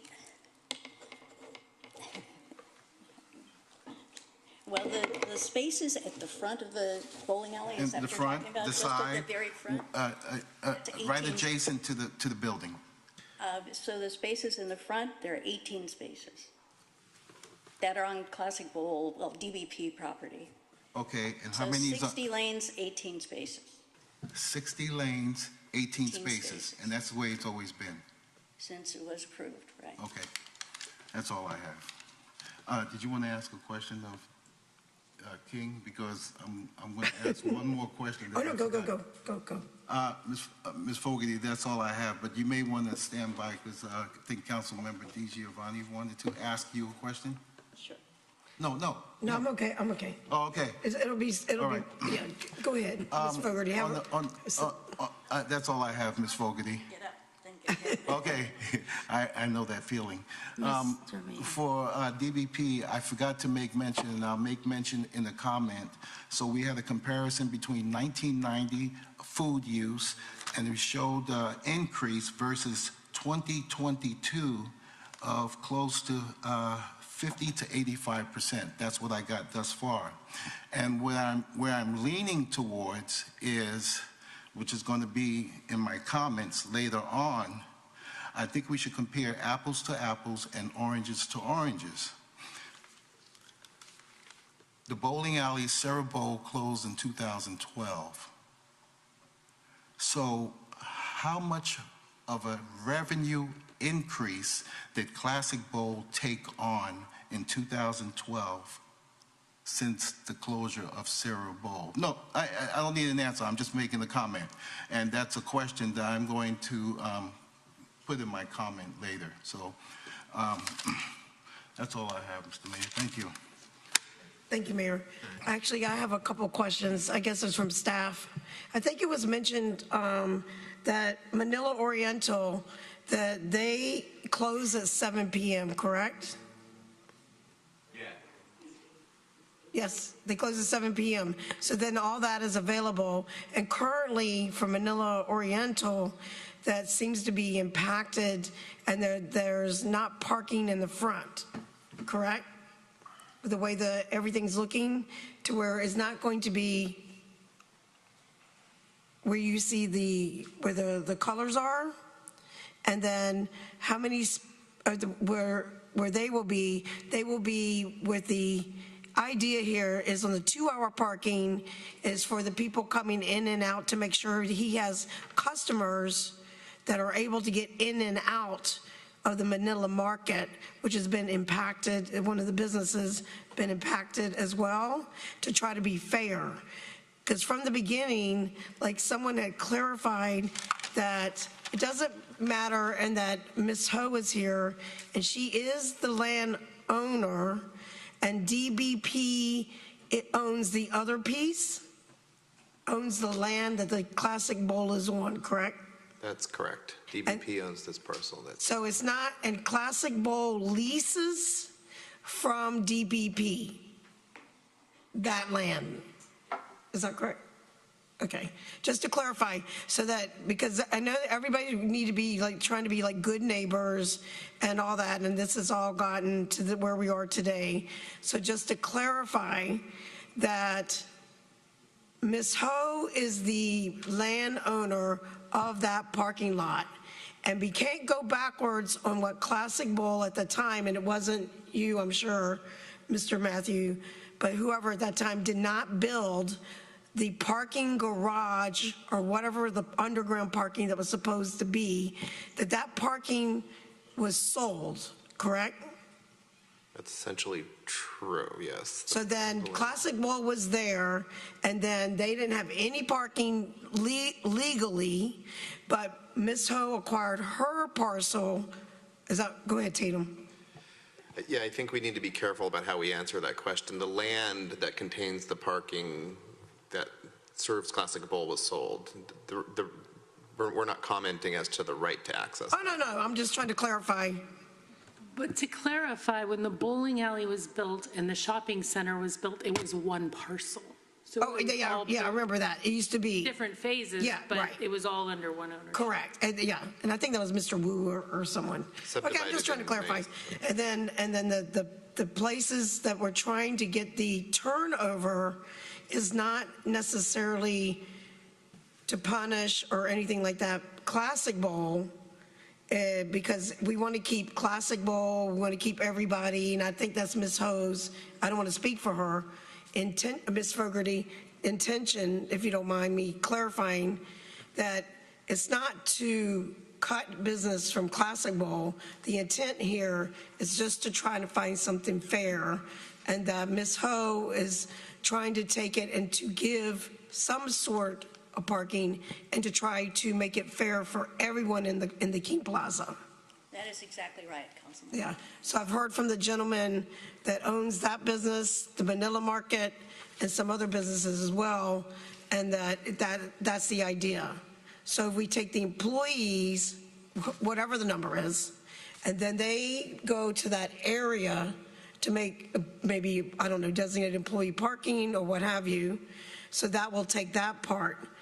And then try to make it fair, because no one wants to close down. I want to be very clear. No one, on my council, but no one's here to close down anyone, period. We are a community, and just like you heard earlier tonight, when you stand united against hate, we stand united for everyone. Do not want to hurt businesses. That's clear. Just trying to be fair and try to figure out something. That's all. Was I right, Ms. Fogarty? Yes. Is that the intent? And if I might, I just wanted to make a comment about the issue of restaurants because it seems to be a concern. In the zoning code, restaurants are there as a matter of right, and bowling alleys are there as a matter of use permit. And it should be noted also that the bowling alley has a restaurant and a bar. So when you talk about restaurants, keep in mind that one of the reasons that the restaurants are there is because they can be under the city's zoning code. They're in that code section, restaurants are there as a matter of right, bowling alleys are there with a use permit. So that was, I was going to try to clarify, and I think Councilmember Sylvester alluded to that when they were saying food users versus retail, to clarify the fact of that the food users, which have the right, as you stated, just to clarify that when it was on that. Okay. Yes, thank you. Thank you very much. Thank you for the clarification, and thank you, Mr. Mayor, for right this moment. Thank you. And thank you, Councilmember Sylvester, for those questions. Thank you, Mr. Mayor. I do have questions if before you sit down. The question I have is, for the upper parking lot, how would the employee parking be monitored?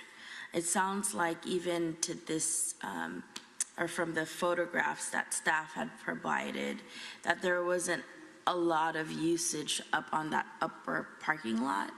And so I'm just trying to understand how employee parking would be monitored and ensure that the shift of usage would go to that top area versus the whole parking lot. I just want to understand the implementation piece of that. That's a very good question, and there are several answers. So one of the answers is one of the changes that your staff has recommended that we've agreed to is to make a condition of each lease that they have their employees park in that lot.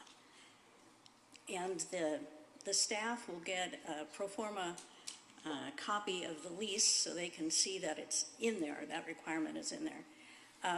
Our parking management consultant has suggested license plate readers so that the employees will report their license plate to their employer. The employer will report that to the owner of the shopping center, and that's how we'll make sure that the employees are parking up there, because if they're parking in the main lot, we'll know that because we'll have a license plate reader.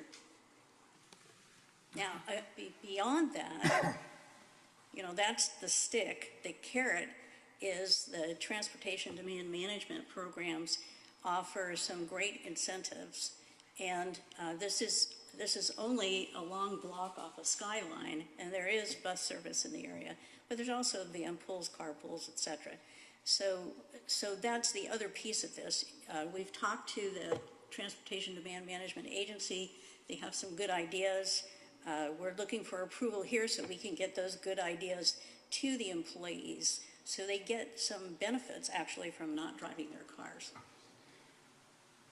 Thank you. Yeah, my main concern is trying to see where the shift of behavior, parking behavior, would move to that upper lot, and because it seems pretty vacant. And so you're saying that there would be a license plate reader that would... One of the recommendations. One of the recommendations. I see. Thank you very much. There were, if I might, some other recommendations too, which is signage, for instance, so that employees are directed there. There's, employee parking sign on the lot. When we talk about 159 spaces that are unlimited parking, there are 60 of them in that lot, 100 of them around the bowling alley. So when they say they need 100 parking spaces, there are 100 parking spaces around the bowling alley. Okay. Any other questions? No, that was it. Thank you very much. Yeah. Maybe I could start with staff. So there's been a lot of talk about who owns the actual parking lot, not the classic bowling building, but the actual parking lot, the parking spaces.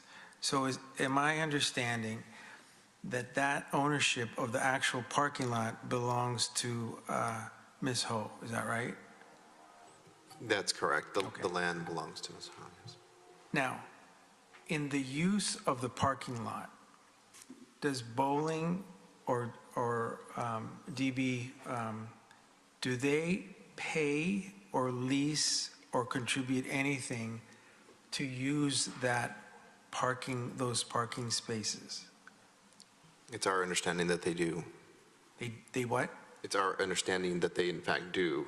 They pay for the use of it? They paid toward the maintenance of the lot. Okay. And who controls the CCNRs for the maintenance of the lot?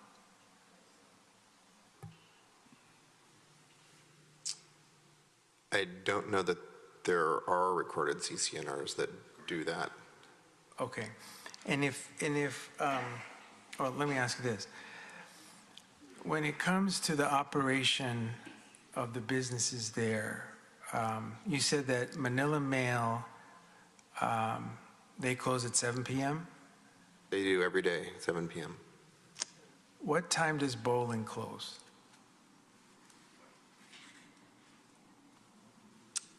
I'd have to look that up. I'm not sure exactly.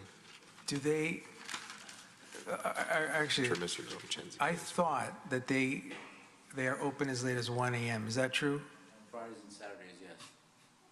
And then, give me your hours. So Sunday we close at 10, Monday we close at 11, Tuesday, Wednesday, Thursday we close at 12, and then Fridays and Saturdays we close at 1 a.m. Okay.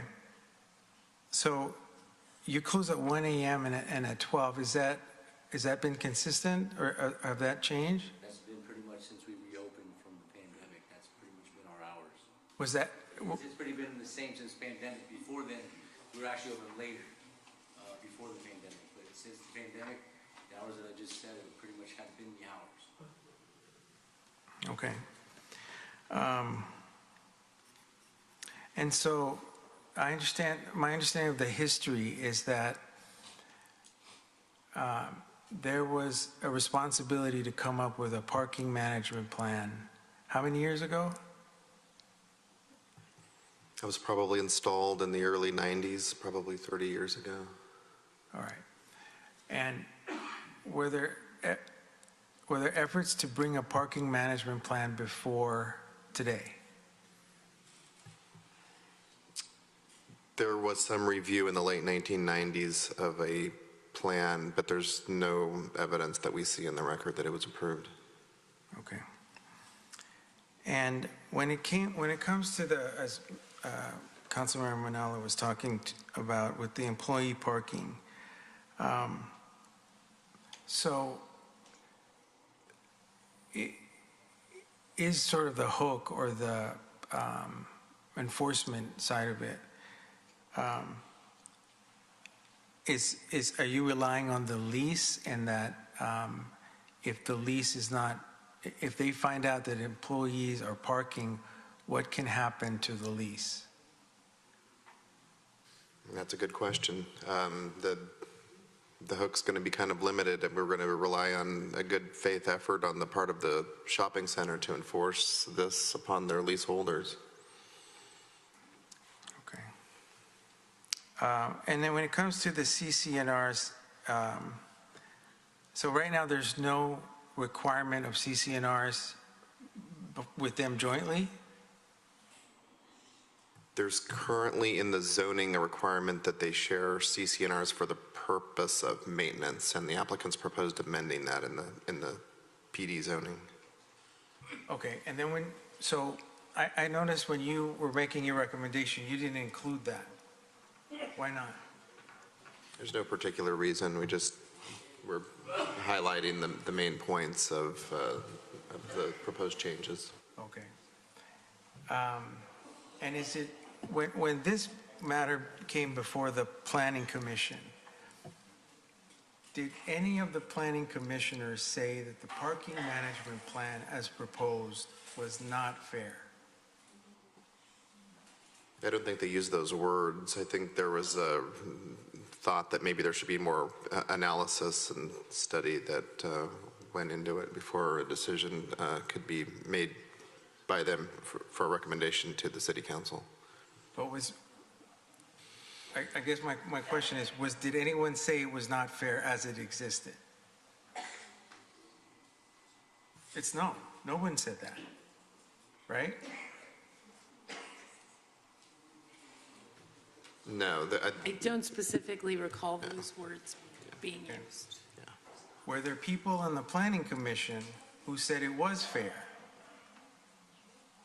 Not that I recall.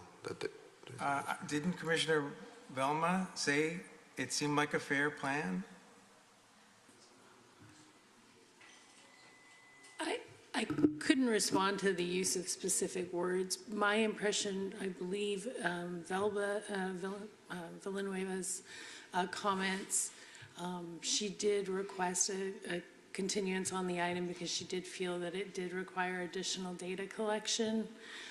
She felt staff had done the best review that they could and that it was an attempt to compromise, but she did support further study be done.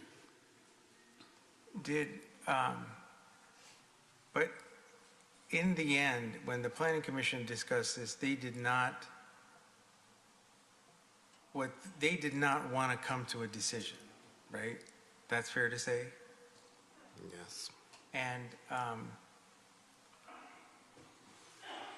there was the same sort of public discussion about what happened or what's happening in this issue, right? In essence, yes. And it seemed like in watching that meeting, at least at the Planning Commission, they just wanted to punt this issue to the council. They didn't want to make a decision, meaning that at the Planning Commission, there was talk about, there was this pending lawsuit and things like that, right? That's correct. And that's why they stayed away from making a decision, right? It was a part of the decision. Yeah. But I don't think the intention was to punt it to council, though, because I believe they felt that tabling was stopping the action. Well, but they felt that tabling it was so that the lawsuit would continue.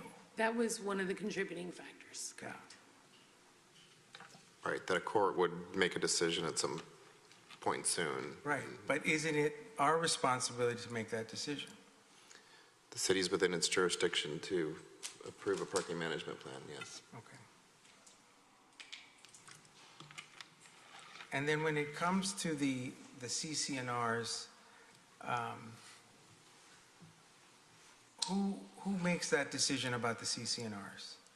Which decision, whether to approve or Yes. whether it's so what the strict reading of the zoning is that the city attorney reviews the CCNRs with regard to maintenance.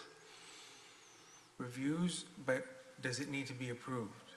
I can respond to that. So typically, all of the CCNRs are reviewed and approved by the city attorney's office. Essentially, CCNRs are just to make sure that the decision of the council with regards to zoning is consistent with the zoning. And so it's further implementing what the council has decided with regards to the land use. And so that's why it's more implementation and review. The applicants have applied. The applicant has applied to rezone the land, essentially. There's not an application form for approving CCNRs. The city attorney's office reviews, just as Ms. Zimmerman's indicated. They review CCNRs to ensure that the CCNRs are consistent with zoning, but typically it doesn't go much beyond that. And so the staff is recommending this exact plan, right? We're recommending this plan with some changes. But as far as the the allotment of the time and the time restrictions. Yes, except that they would end at 7 PM and that's probably the most significant change. At 7 PM, all parking hour restrictions would be lifted. So, Which is to say that you could park in a 2-hour spot at 5 PM and Yes. So, yes. So the idea being that there's a lot of competition with the businesses there, correct? So we looked at the Manila Market hours and determined, well, when Manila Market's closed, that's a significant amount of the parking field that opens up. So there's no reason for limitation after 7 PM. So theoretically, anybody could arrive and park in the 2-hour spots at 5 o'clock. And then at 7 o'clock, the time limit lifts, and then they can be there until all the other businesses close. Or they can get there at 3 in the afternoon in a 4-hour spot and. This plan doesn't have a 4-hour. Yes, that is Right, but that would be exactly correct if it was a different amount.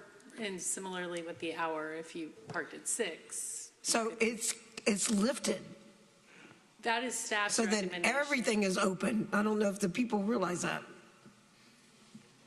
well, half the spaces are unrestricted, although included in that half are this employee parking lot, so that does need to be said. The other half are time restricted, and yes, the restriction, essentially Is over. is over, definitely at 7. So then the bowling alleys that's when all that business at night, he's not impacted. That's correct, but it sounds, and based on all the testimony, is that the real challenge and the demand is on a weekend during the day. So lifting the parking at 7, it doesn't help the league bowl on a Saturday for the bowling alley. So to be clear, the lifting at 7 does release a significant amount of parking, but the demand for parking that seems to be the most competitive is on the weekend days. So for the lifting, it would be 7 PM Monday through Sunday. I mean 7 days a week. Yes.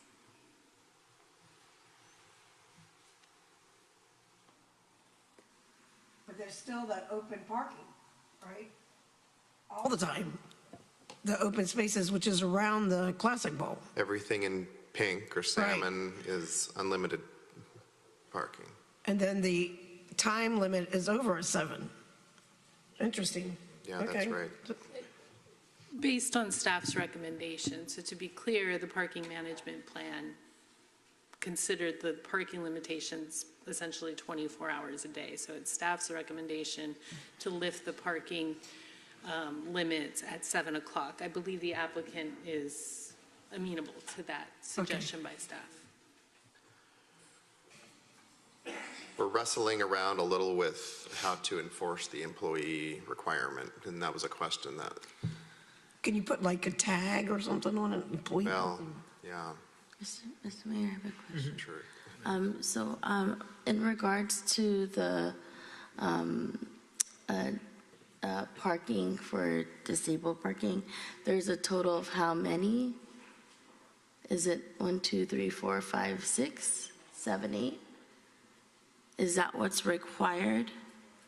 I'm thinking of like our older adults and seniors that have spoken up and said that, you need closer parking. So I just. It looks like the number is 8. I don't know if that meets the current building code or not, although I know that the shopping center did do some work to improve that condition, I thought, as a part of a recent building permit. Is that the minimum amount? It's probably the minimum. Typically, the minimum ADA spaces are provided because of the restriction.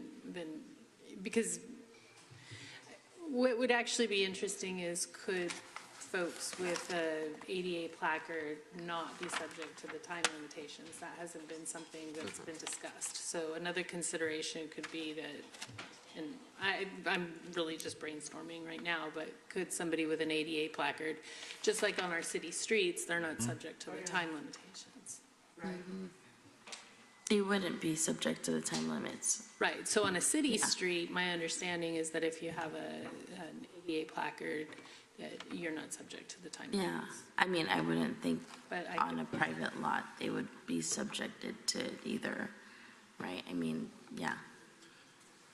I'm not sure. The parking, I don't know the answer to that. The parking management plan would probably need to indicate.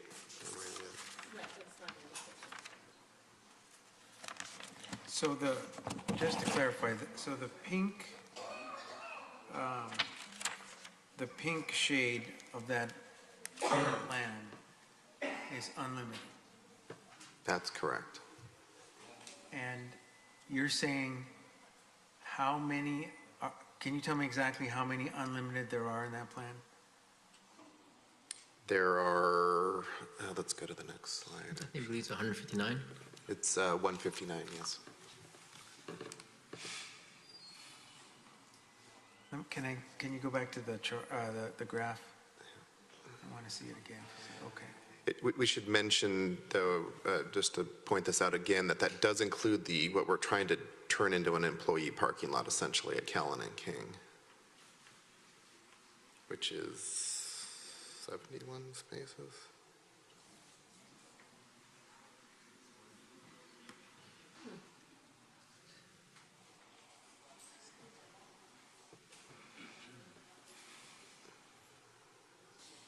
Oh, so there was a caller or a speaker that had mentioned the issue of the handicap spots.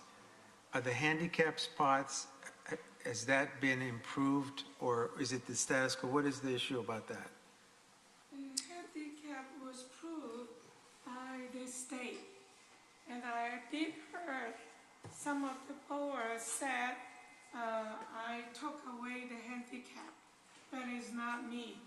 I hired an engineer to upgrade my handicap about 5 years ago. And 6 years ago, which is I upgrade the whole parking lot and the handicap. The engineer worked with the state, and we submit the plan approved by the state and the city. I am not the one to say where to put the handicap. It's the engineer worked with the state.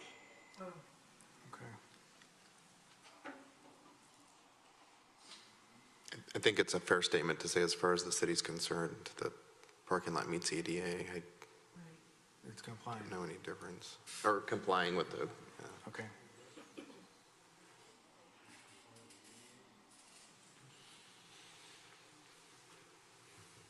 I have a quick question. Has there ever been talks about just putting a parking structure? Or anyone, Tammy or? I'm sorry. Has there ever been a conversation about putting a parking structure, like a multi-tier parking structure? I have to talk it over with my attorney. Oh, okay. No one's approached the city with such a. Pretty pricey, isn't it? Well, I just want to know, like, maybe we can have somebody, one of the lawyers, one of the representatives. Okay. And it's her property, right? Hi there. I'm Steve DeVincenzi. We did look through different types of corrective measures, one being a parking structure. We also looked for off-site parking. The parking structure that we presented wasn't approved because of cost. We also looked at off-site for the Caltrans lot that's across the street and also in the schools. So we've tried to explore everything and find a solution.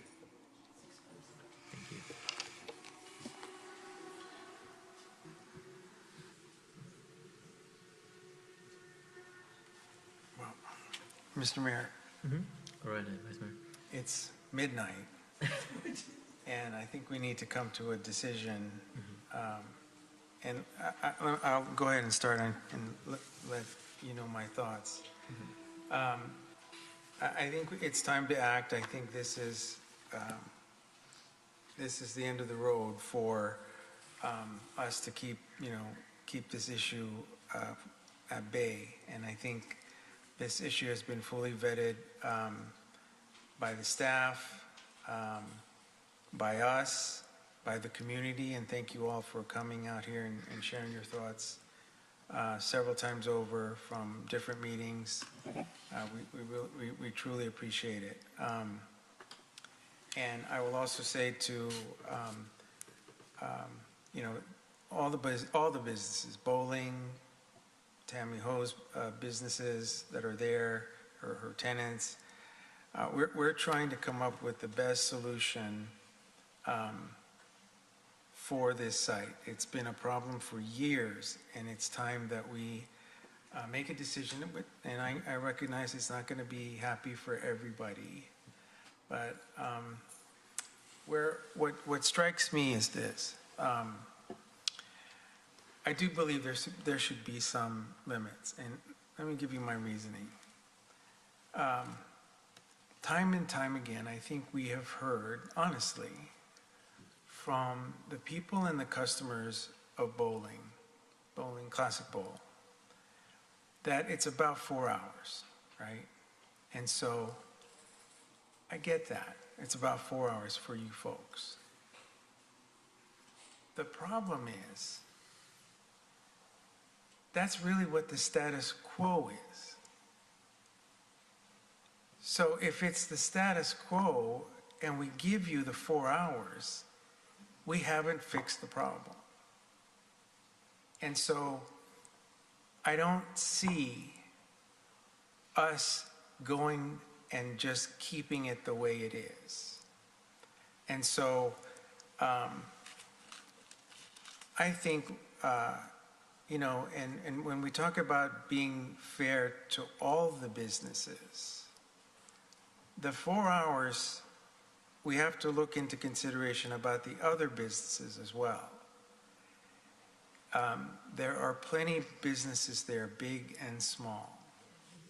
And so I think, though not perfect, I think that the plan as presented is a fair one.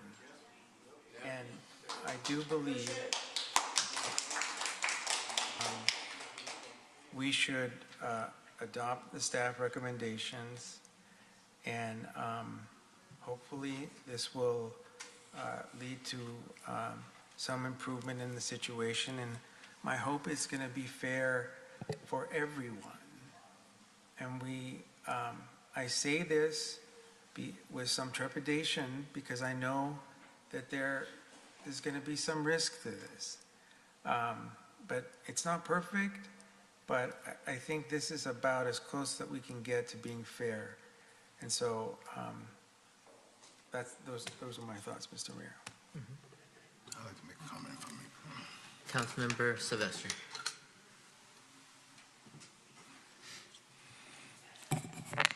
Thank you, Mr. Mayor.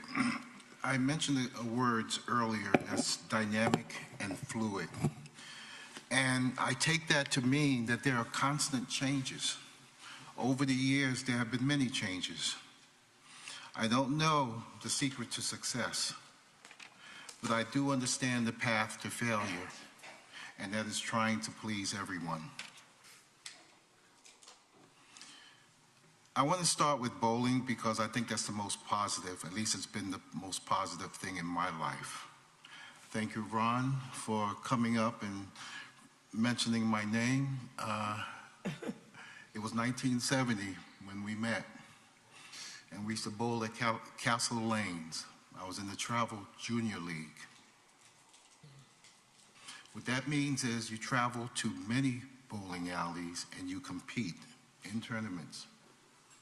I remember 19th Avenue Bowl, Sports Center, as you had made mention, Ron, Westlake Bowl, Sarah Bowl, Japantown Bowl, Novato Bowl, Sea Bowl. And as the speaker said earlier, going to a bowling alley adds a certain dimension in that you are part of a family. You meet, you get married, you go on cruises together. You do so many things, and that's the uniqueness that I find in a bowling alley. As a matter of fact, the person I used to bowl with is the owner of Bel Mateo Bowl. And to the lady who spoke, says she's been bowling since 1962, I applaud her. I gave it up a few years ago because of physical aspects. And thinking about the bowler and being a bowler, if there's one thing I hate is having to schlep 6 bowling balls in a bag and walk across a big parking lot. And if you've ever done that, it's difficult. And that is something that I will never forget. But now let's talk about dynamic and fluid.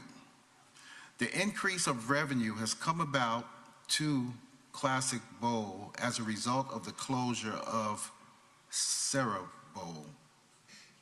I don't have those numbers. I don't know how much the business was going to be affected, but where did those bowlers go? Where did the bowlers go when Westlake Bowl closed down? There's now Burlington. Where did they go? Did they go to Classic?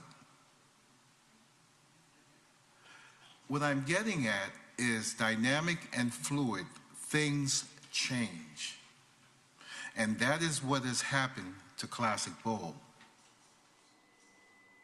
We heard this evening about the disabled. One person spoke of they pull into a disabled spot. I believe there's 2 or 3 of them in front of Classic Bowl. Well, that spot does not belong to Classic Bowl. Anyone can park in a disabled spot, providing they have a disabled placard. Now, it sure would be funny if someone parked in a disabled spot and they open up their trunk and take out 6 bowling balls and go inside Classic. But who am I to judge as to what your disability is? So that's a disabled person wanting to bowl for 3 or 4 hours or have access to that spot. But the disabled carries a whole gamut of disability. We heard from another person who just wants to shop there, and he or she cannot find a disabled spot, let alone any sort of spot, because they're all taken. So, I do want to make mention that we have some issues involved here. And I believe if we move forward with this parking management plan, the following will occur. We will solve some issues such as overnight residences parking there. With the LPR and the tracking of a database, we're going to find out. And maybe we may alleviate that problem of overnight residences taking some of the spots. What we'll also require is behavioral changes. You have what you have, and this is what we have. So what are we going to do to change some of your behavior? Somebody talked about a van dropping off kids.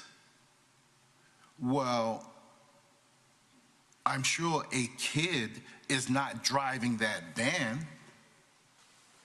So basically, you drop off and you move the vehicle and go put it somewhere else.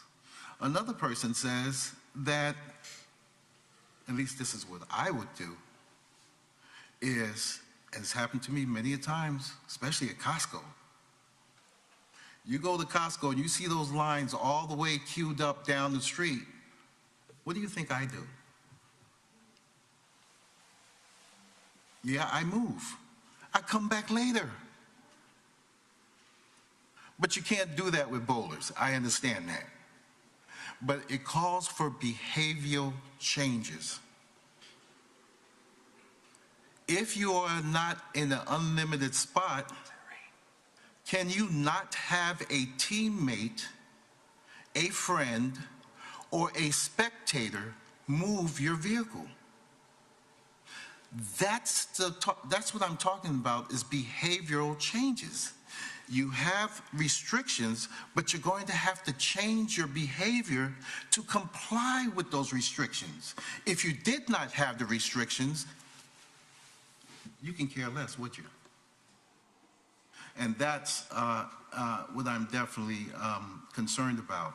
So staff has recommended, as part of a modification on this parking management plan, I'm going off the top of my head because I wrote it down here somewhere. Number one, to designate employee parking. Yeah. And you must find a way to enforce that. Don't depend on the city to enforce it for you. Yeah. Give us something to show that you are taking an active effort to make sure that employees are parking where they are supposed to be parking. Number two, employee parking. Number two, lift the restrictions at 7 p.m. so that anyone can park there. I forgot what number 3 is. Can you help me? There was 3 that we were supposed to add. Overnight parking. Overnight parking? Is that, no. Residential parking. Nope. Nope. Was it the ADA? Nope. There was 3 of them. The final recommendation is probably on your slide. If It's you right scroll here. down in your slides, I think it's right here. Mike, Mr. Lunghausen. About the delivery? No, it was specifically 3.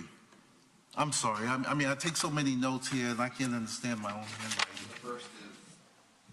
The first is related to the leases, the second's related to the 7 p.m. end. The third is that the large-scale evening event shall be stricken completely. The fourth is related to the striping of the delivery parking lot. The striping for a specific delivery, I believe that's from Manila Market. Because before they have to park up on top and then have to. Well, this is for the lot that's at the intersection of Callan and King. We want to have a very clear striping For the employees. Designation right. For truck deliveries, because there are some of the larger trucks that need to occupy a number of parking spaces temporarily, and we need to have those delineated so that people that are using that lot don't park in those spaces or they're not blocked in by trucks that are delivering.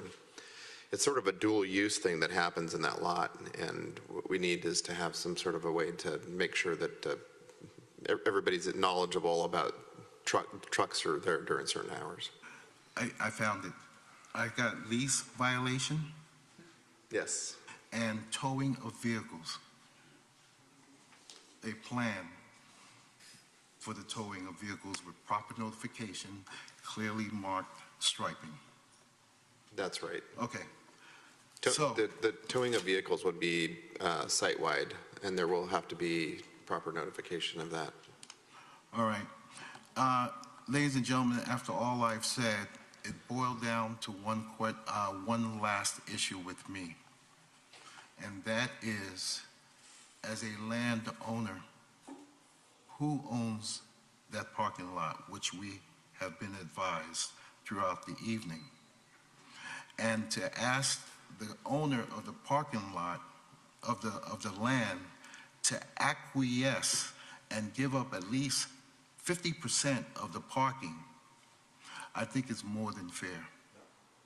So that's the end of my comments, Mr. Mayor, and I thank you very much. Thank you. Are there any other comments, questions from my colleagues?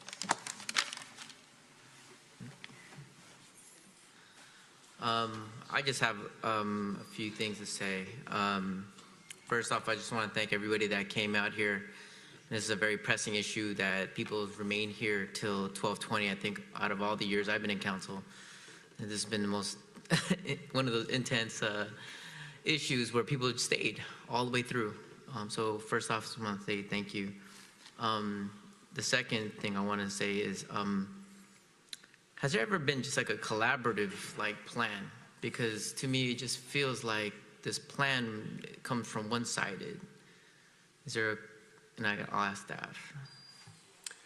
According to Mr. Hudak, there was a collaborative plan developed, and that was an attachment to his November 4th letter to you. And that plan was that 4-hour parking in the interior and all? That was employee parking at the south side of the Classic Bowl building and at the intersection of Callan and King, and then the rest of the block would be a 4-hour time limit. Okay. So the 980 King would be strictly for employees, and then everything in the interior would be 4-hour parking? That's or like right. this X section? All of that would be 4-hour, yes. Okay. And that was like a form of collaborative plan? That's as close as collaborative as we got? No. No?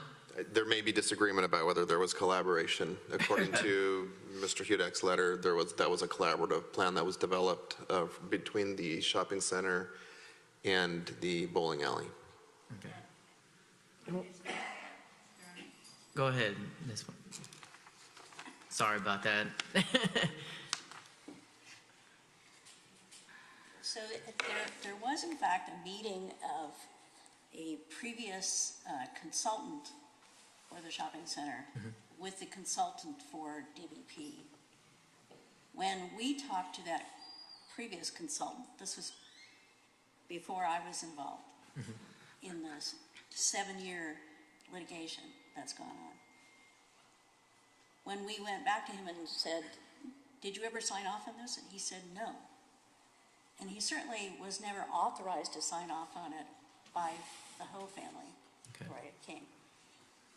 The other issue we asked him is, did you ever agree to this 4-hour idea? And what he said was he would agree to the 4-hour issue with regard to parking for employees. And he thought that's what the 4-hour referred to. So that's what that consultant told us when we inquired about it. And I have to say, King Plaza never agreed to that. So it might be called collaborative because the two consultants talk to each other, but the owner of the land never agreed to that because it's so destructive to all of the other businesses in the shopping center. You heard people after people say they can't park there, they have to go somewhere else. They have to walk their 90-year-old grandma from 3 blocks away to go get her groceries. You know, that doesn't work at the shopping center. If you'd like to respond. It's just so troubling. You have a written report in front of you. Gary Black stood here several hours ago and said he and Mr. Thanay, the expert hired and retained by the shopping center owners, were instructed to get together and come up with a collaborative plan, and they did. And if there was some question about whether Mr. Thanay agreed to it, understood it, or bought into it, well, they could have brought a letter from him. They could have asked him to be here tonight. He could have shared his thoughts, but that didn't happen because what's in that report that went to both lawyers from both experts was the best solution that they could come up with as experts and professionals. And that should mean something. I hope it does. So that's all I can say.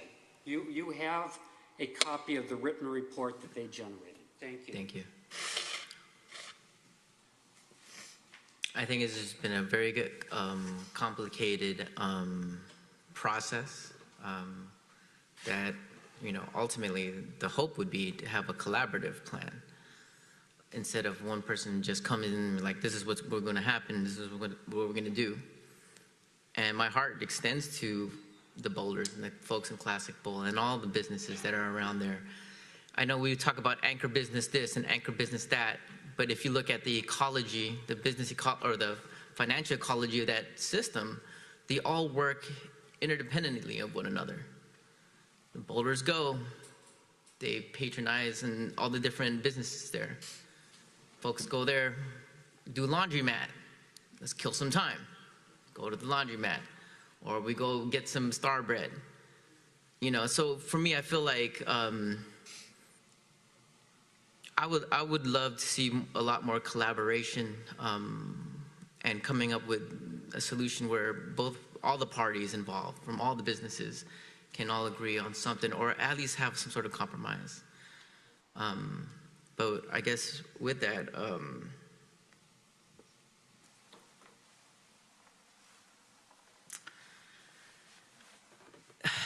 this is so complicated. I don't know that we already have some comments from all of our my colleagues here, but it just, when we talk about like equity or what is fair, it just, and I know a person that came and spoke, he said it's a very structural problem, and I believe it is. You know, like these things evolve, they've changed. But with that, there's also has to be a way of changing the ways we think about parking, you know? And so we're stuck in this spot. So. Well, This, oh, go ahead. Okay. May I, Mr. Mayor? Go ahead. Okay. Yeah, first and foremost, before the evening ends, I want to thank everyone that has come and spoken up virtually, via telephone and in person this evening. I know it's past midnight, we're turning into pumpkins, but it just shows the passion, commitment that each and every one of you has brought forth. It, as the mayor mentioned, this isn't, it's not necessarily an easy thing, but it's something that I think has come to our table because there has been issues around parking, and we've heard it from everyone actually around issues of parking, and so at this juncture when things change and there's different, as mentioned, flows around needs of businesses, and there's all of you that are businesses within the plaza, I think that we need to see if there's a way that we can try something different, but also I understand that there, as the mayor mentioned, there is obviously support for businesses interchangingly, right? As far as eating and leisure, buying food from Manila Oriental Market. And so I think for me, it's always an opportunity to see what could work and to see what can happen as far as, is there a chance to see if there can be a shift around, you know, and staff has put a lot of time into this. My main concern was similar to what has been said on here around behavioral changes. Like, I see that there is an opportunity where the employees can park, because that's an issue if employees are taking up most of the parking. And so for me, it's moving into a direction of how do you ensure that there is not going to be more employees parking in the same place.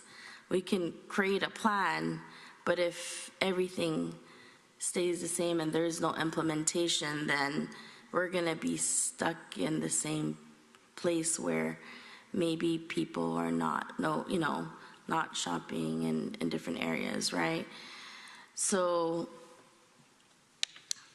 I think that the plan provided is something that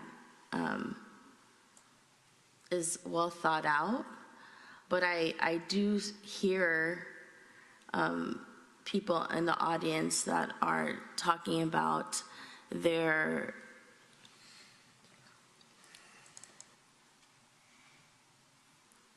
leagues and tournaments and the time frame that I've heard in the audience. There's 159 spots that have no limitations on there. If we're looking at the numbers, can you please put up the numbers from staff?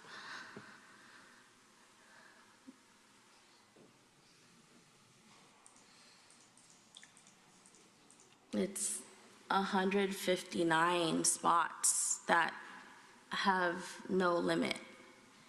It's not stating that everything is going to be 1 hour or 2 hours. So when I look at this 159 spots that have no limit, that's 159 parking spots. And and so I think that that's, hopefully ample enough spaces. And if we're talking about equity, Mr. Mayor, then there needs to be also equity around all of all the businesses around. I think, I think that's fair, 159. One piece that I don't know, I would be willing to move on is on the 2-hour limit, is maybe move it to 2.5 to 3 hours. That's where I'm at. But the plan itself is more than fair. That's where I'm at. So, thank you. Point of order, Mr. Mayor. We can continue to provide comments, but I think in order to address a comment, we should at least have a motion and we can have further discussion. So with that being said, I'd like to make a motion that we approve the parking management plan. We have a motion. We have a second. Second. Now we have discussion. All those in favor say aye. No, discussion. Discussion, my bad. No comments. Actually, can I interject? We have a zone tax amendment that comes first by way of ordinance, and the resolution is regarding the parking management plan, which will come after. Oh, yeah. So we do have some changes and amendments to the actual ordinance. So we would request, if you're agreeable to the changes as recommended, that does not include the parking management plan, you can make a motion for the city attorney to read by title only, and then we can address the motion for the parking amendment. Go, Glenn.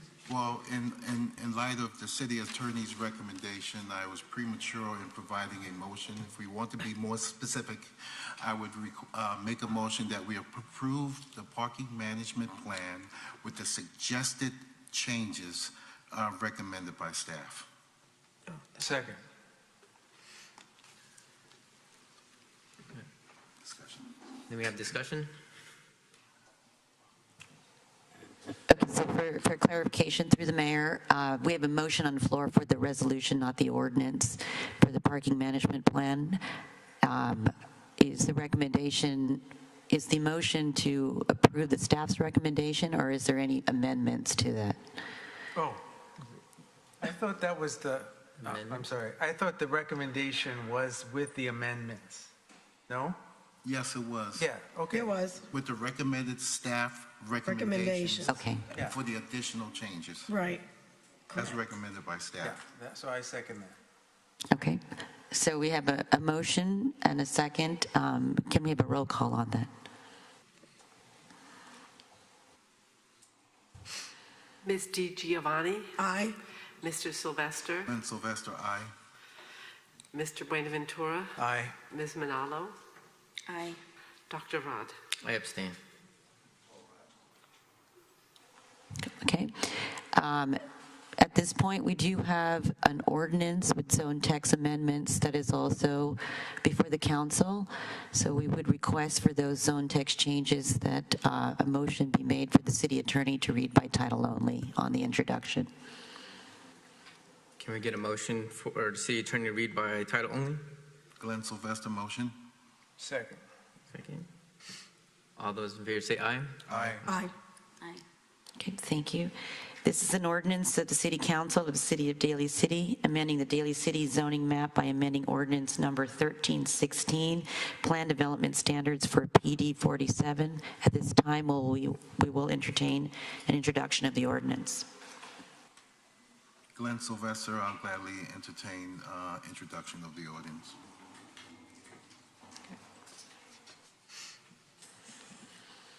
Thank you.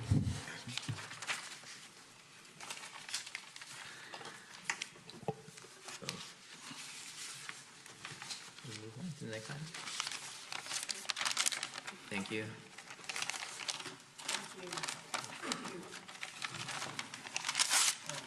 I'm sorry. I was just looking at the staff recommend, we don't need to do anything with CEQA and the findings?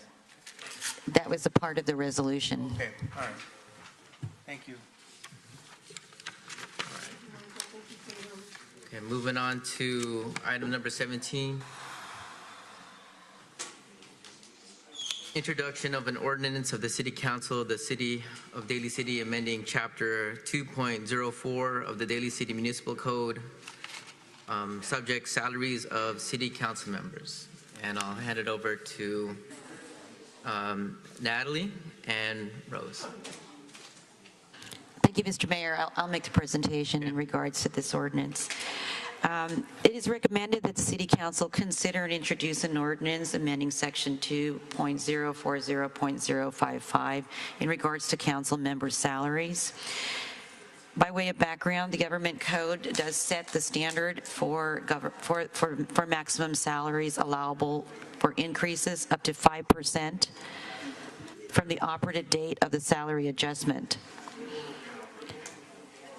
The City Council's current salary is $707 biweekly, and that salary has not been increased since 2008. Sorry. Rose, can Yes, we sorry. pause right there? Excuse me if everybody can,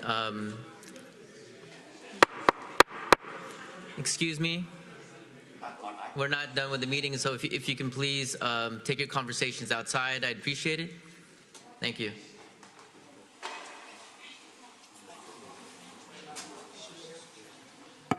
Go ahead, Rose. Okay, thank you, Mr. Mayor. So the government code does allow for the base salary of city council members to be adjusted up to 5% annually.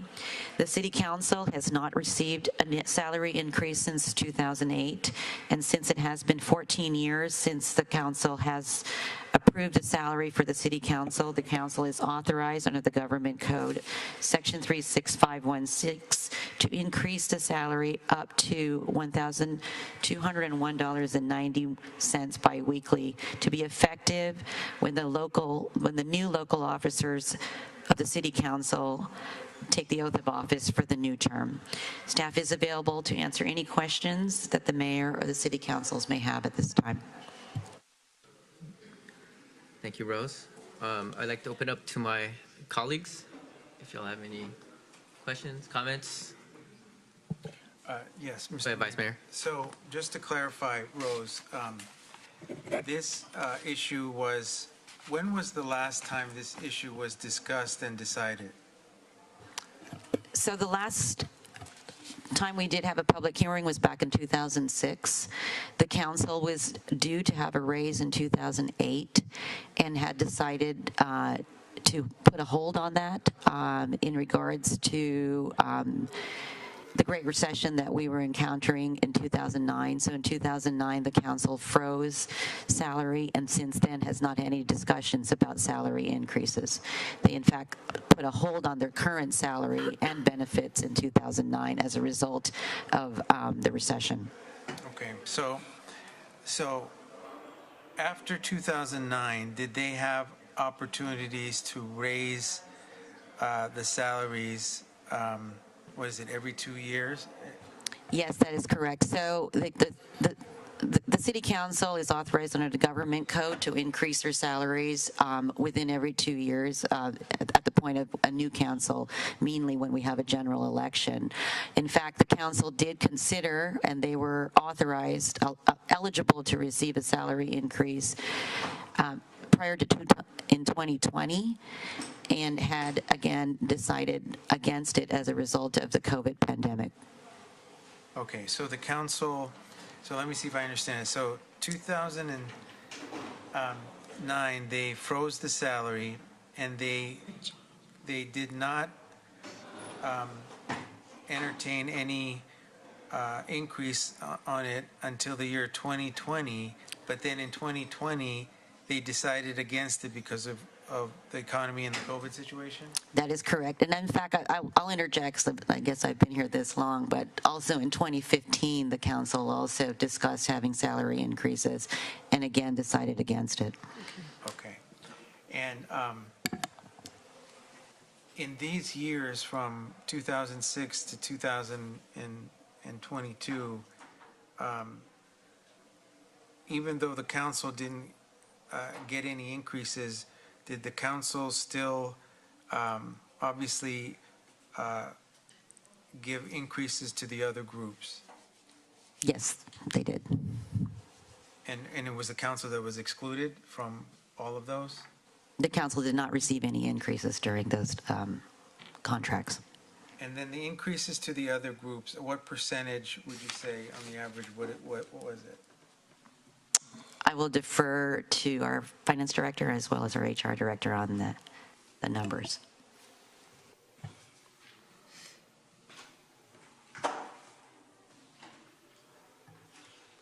Good evening. It's morning. Since the last raise of council in 2008, the council has approved contracts for labor unions, and in 2015, during the Great Recession, increases were not given to bargaining units. And in 2015, a 1% raise was given. And in 2016, a 3-year contract was given where there were 3% annual raises, 3% per year for 3 years. And we just concluded another 3-year contract of 3% raises per year. So for the last 7 years, there's been a total of 19% increases for the bargaining units.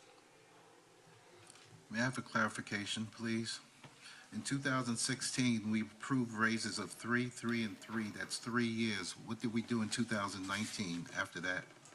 Another 3-year contract with 3% per year. And then we just concluded another one for 2020, let's see, 19 plus 3, 2022. Yeah. We are currently in negotiations. We have settled some tables at this point. We're still in negotiations with one final bargaining unit, and the first units that we have settled with, they are 3-year contracts at 4% per year.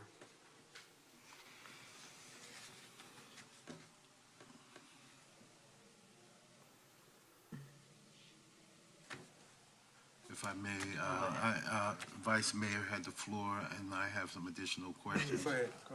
In 2009,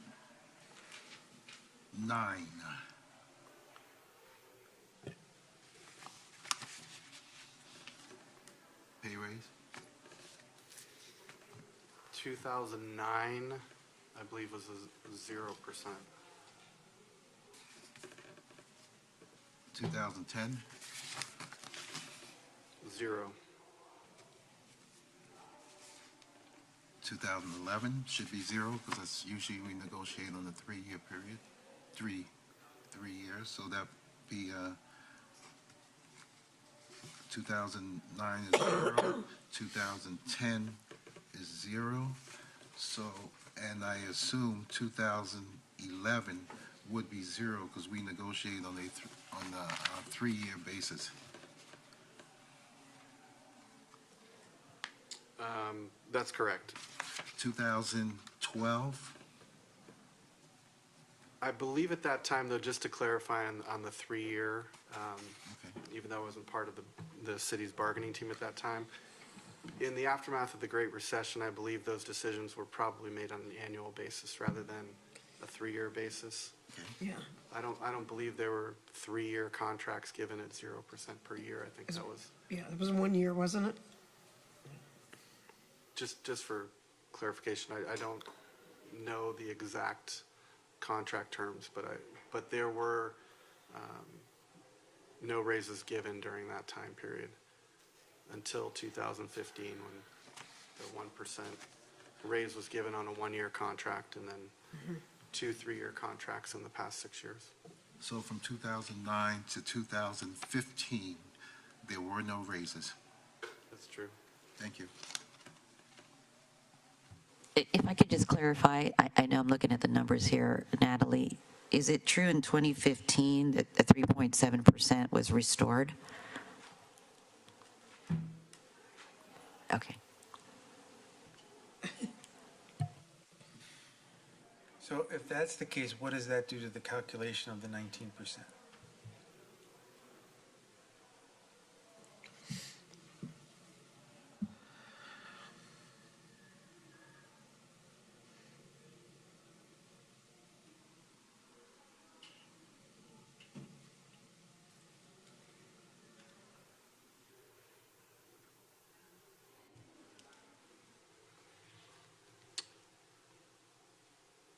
I'd have to ask for clarification from the city attorney. In terms of the restoration at that time, was that from prior takebacks? That's correct, yes.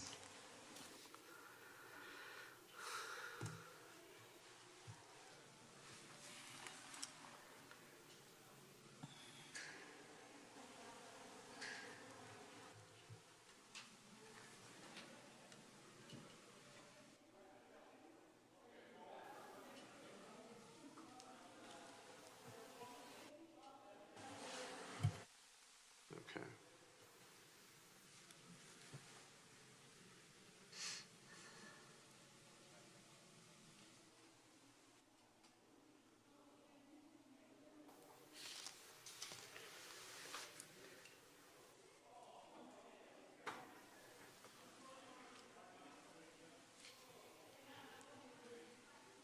Okay, according to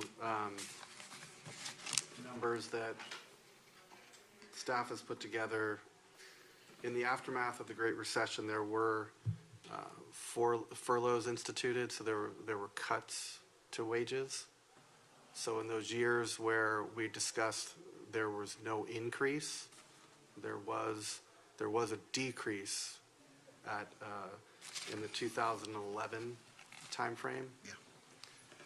And in 2015, there was a 1% COLA and also 3.7% restored from the prior cut. So if we were to look at the furlough, which would have been a negative 5.3%, and a restoration of 3.7% in 2015, in addition to a 1% COLA, and then taking into account the 18% over the last 6 years of 3% per year for the last 6 years, the net of all of that is 17.4%.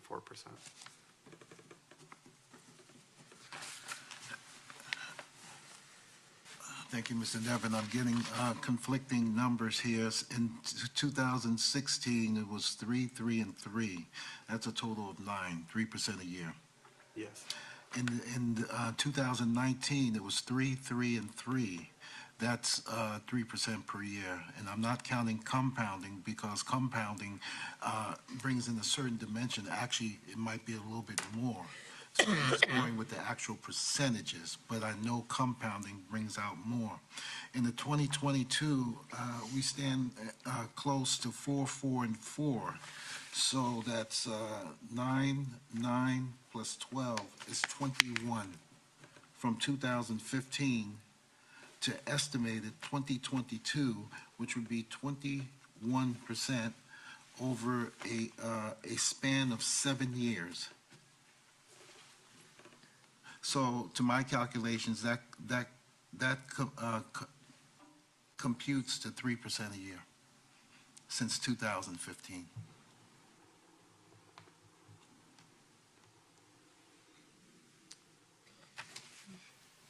Could you review those numbers again? Yes, In terms sir. of the, 2016, 3, 3, and 3. 2019, 3, 3, and 3. 2022, 4, 4, and 4. So I got 9% for a 3-year period ending in 2019, and from 2019 is another 9% ending in 2022, and right now on the table is 4, 4, and 4, which is to take us to 2025. And that comes out over a 7-year period commencing, I didn't even count 2015. That brings us up to 21%. 9 plus 9 is 18. Oh, 9 plus 9 is 18 plus 12. 18, 30%. 30, I understand that calculation, yes. Okay, so 30%, and if we divide 30 by 7, because we're talking about a 7-year period, 7, that'd be 4, that'd be 4 and 2 sevenths. I guess the only issue, if we're talking numbers, you were talking about 3 3-year contracts, which is actually 9 years. Yeah. Yep. Okay? If we take 9 and divide that into 30, that comes down to 3 and a third. 3 and a third. Okay. Thank you.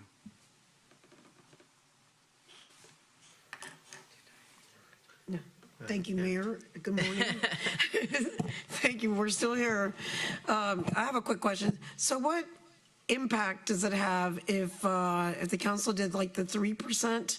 What is the impact on our, on if that was chosen?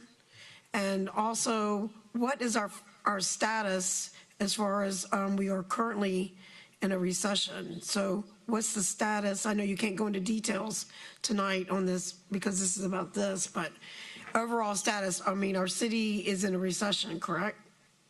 Soft recession or? Our economy? Yeah, or our city budget, like our city currently budget, for our city. Our city budget, we have, as we discussed How are things? previously, some projected deficits with revenues projected to be lower than future expenditures. So that's correct in terms of a deficit forecast. Okay, so we have a deficit forecast and then we'll probably be hearing about that when will we hear that? We are finalizing the numbers currently with our auditors Okay. for last fiscal year, and I'll be bringing those results to you. So the reality is we are really in a, I don't know which term you use, is it, because you're finance, soft recession? We did experience an actual deficit at the end of fiscal year 2020-21, and that deficit was covered by built-up reserves. So we utilized built-up reserves. We lowered our reserve level to cover the deficit from 2021. So, and how will that affect our reserves? It decreased them by the $7.7 million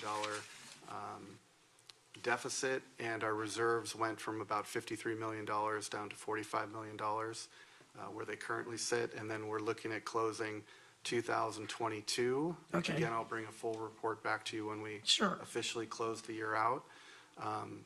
That is showing that we are not in deficit for 2022, and I'll explain to you the reason for that. And one of the main reasons will be that I'll show you the one-time ARPA funding that we did receive and recognize in 2022, roughly $8.3 million of ARPA revenue that came from the one-time funding from the federal government, which enabled us to not be in deficit for 2022. Okay, so then. But our future forecasts are still the 2023 budgeted number Correct. that I brought to you. We'll be asked to make some decisions, Had right? a deficit that was projected for that We always hope, once we do a budget, that revenues will come in slightly higher than predicted and expenditures will come in slightly lower. So when we do the budget, we hope that by the end of the fiscal year, we can sort of close the gap on that projected or budgeted deficit. Okay. Well, even given that, that's what I want to know, this, our current status. But just for example, if it's when it says in there, in the report, up to 5%, if it was a 3%, what number is that? What impact is that? Well, I don't have the guess chart. if we talked about the percentage that we're discussing this evening Tonight. for council, really what maybe I could give you a number on would be what would the total percentage Sure. increase be? So, for example, Impact. if council was discussing, well, I could start at the top or the bottom. We could, as the city attorney mentioned, 5% per year for the last 14 years where council has not received a raise. You could do a 70% increase, and as mentioned, the current biweekly salary is $707 per council member. Going up to that highest number of 70%, the biweekly salary would be $1,201.90 per council member. It would be an increase in expenditures on an annual basis of just over $64,000, a relatively small number relative to our budget. If we look at a number that is, let's say, 30% in terms of increasing the biweekly salary would increase from $707 to $919.10, and it would increase general fund expenditures by about $27,500. Again, a relatively small amount compared to our overall general fund budget. And just for the clarification, because people need to know, that's just based on the salary, not have anything to do with benefits. Sure, there would maybe be a small additional increase in benefits, but not to a large extent. Okay, thank you, Mayor. Thank you very much. Are there any other comments or questions? Yeah. I myself was not on council in the years 2008 to at least 2015 when we started making the raises. Again, I feel that I don't want to give a raise, especially if we are discussing a 14-year period to include retroactive pay, to which I was not on council. If I don't think that looks good, and I'm definitely in support of taking the 14-year off the table and start from 2015 until 2022, whatever that amount comes up to, which is approximately 30%, divided by 7, 3.33 per year. I think that's reasonable, and if I'm not mistaken, prior to the ordinance in 2009, council was deserving of a minimum of a 3% per year. That was the previous ordinance prior. So we have to come to some sort of equity and agreement, and perception is the key here. And my main issue is giving raises retroactively. I think a fair starting point would be 2015 and above. And if we had to change the ordinance moving forward, the government code section, 36515 indicates that we can go up to 5% a year. So that I'm looking at the fiduciary aspect for the city of Daly City, because you've given figures as to the additional amount it's going to cost us. A figure I heard was $27,000. Now, we're looking at 5 council members, and it's not my money, but it's the taxpayers' money, and I feel, one, we should not be giving ourselves a raise over than what we've given to our employees. Correct. And two, if there's any changes moving forward, I would recommend a minimum of the CPI index that is stated, but in no case to exceed 5%. But a minimum moving forward would be a CPI increase, whatever the CPI is of that time. I feel that that would help protect our city.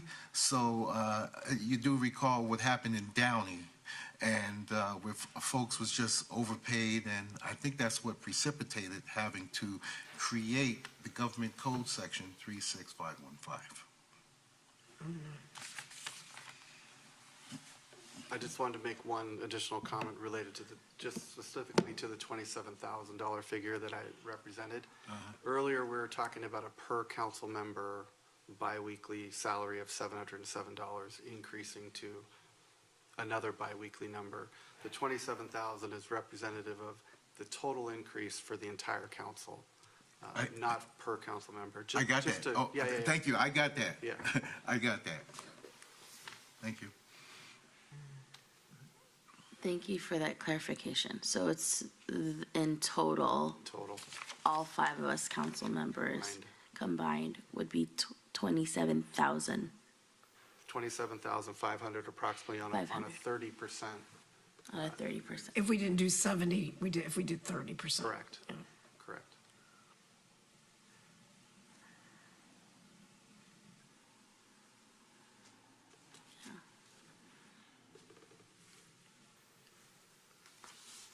So what's on the table is the 3.3, was that? Councilmember Smith? What's on the, I haven't made a motion, Mr. Mayor, and it's up for discussion. I do want to make a but what's point up as for, well. what's on the table right now, as listed here on the agenda, is a pay increase, which amounts to a calculated amount of 5% for the past 14 years, and 14 years. Right. So that's what we have to discuss. Oh, okay. Thank you, Mr. Mayor. I know that Councilmember Sylvester is bringing up the 2015, since it's we were on the council prior, but I do know that we do have a senior council member on here that has been on since 2012. So I just want to recognize that we may have been on in 2016, 2018, some folks, but I just wanted to provide that information as well.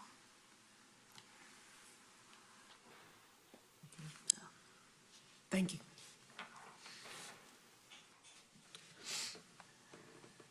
So in 2006, there were no raises either? 2006? There was raises in 2006. That was actually the last raise you received that you were entitled to receive again in 2008.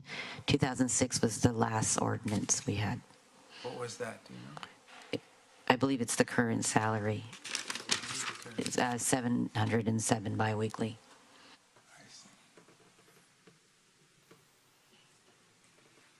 And councils, prior to that, just so you know, they received 5%. They did not receive less than 5% on their increases. They've always received a 5% increase. You're saying historically? Historically, yes.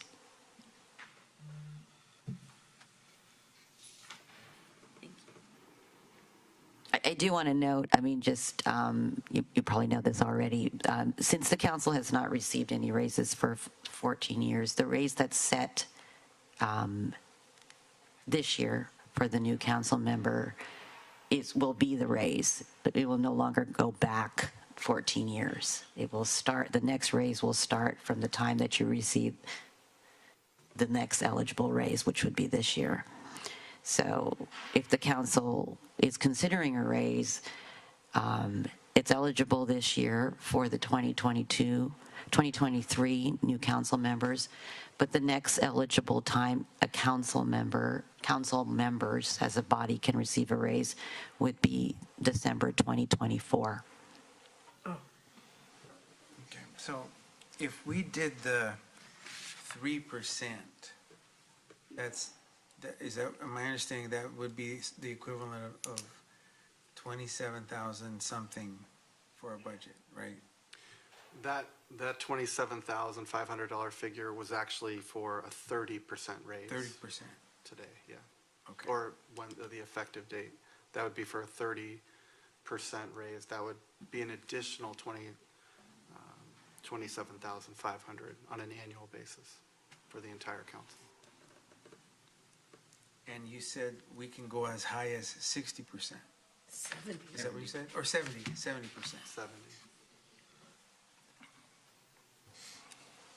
That takes you to 2022.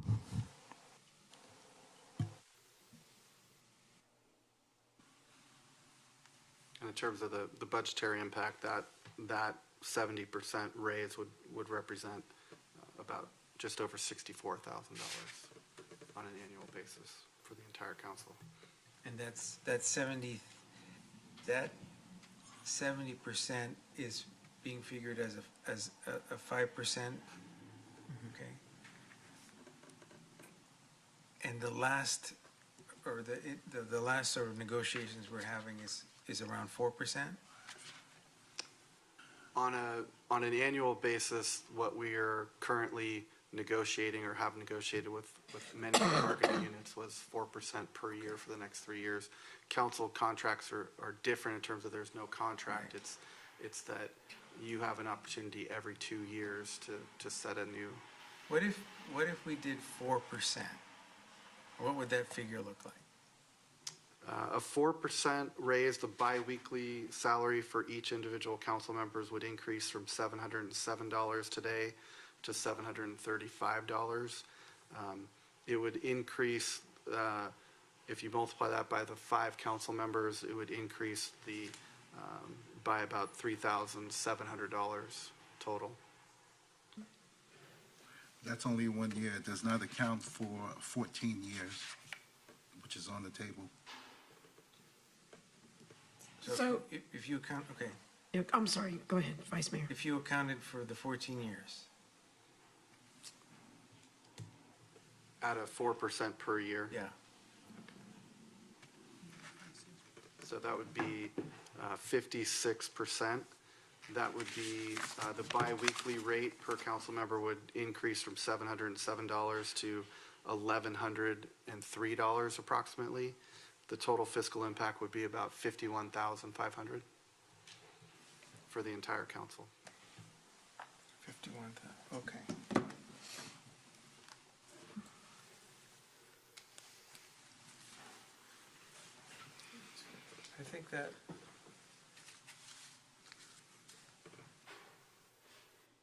I think that's probably where I think is fair.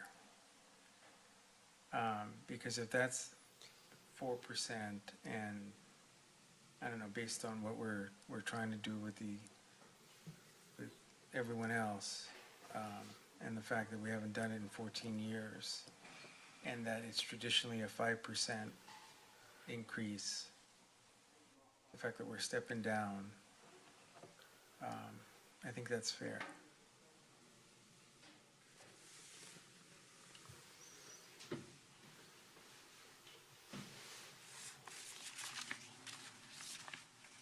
Yeah, because you said ever since it's 5% historic. Historically, it's always been 5%. Are there any other comments by my colleagues? No, I hate to ask, could you repeat the number again? I'm sorry. Sure. I apologize, Mayor. Sure. So for 4% per year for the last 14 years where there's been no raise, that would represent a 56% increase from the current biweekly salary. The biweekly salary would increase from $707 today to $1,102.92, and that would be equivalent for the entire council, all 5 council members, approximately $51,470. on an annual basis.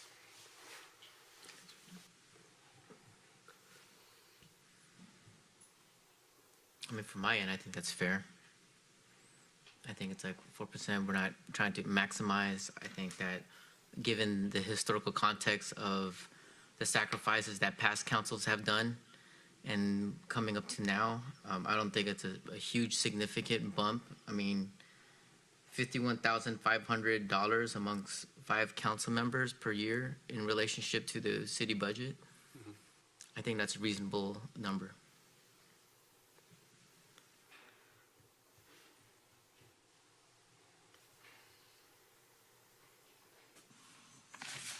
Well, I have a problem in the sense that I haven't had a chance to compute it out for 14 years because basically the number I'm getting is not compounding. So if we were to take 707 from 707 and multiply that times 4%, which is it's on the table right now, that figure, and then you take that figure and you multiply that by 4% and keep going for 14 years, I believe that's not going to calculate out to $1,101. You know, because I just did it on 3.3% for the past 7 years, and I'm showing what compounding, it comes up from 707 to 885. I would like to be absolutely correct as to what the figure is with compounding taken into effect.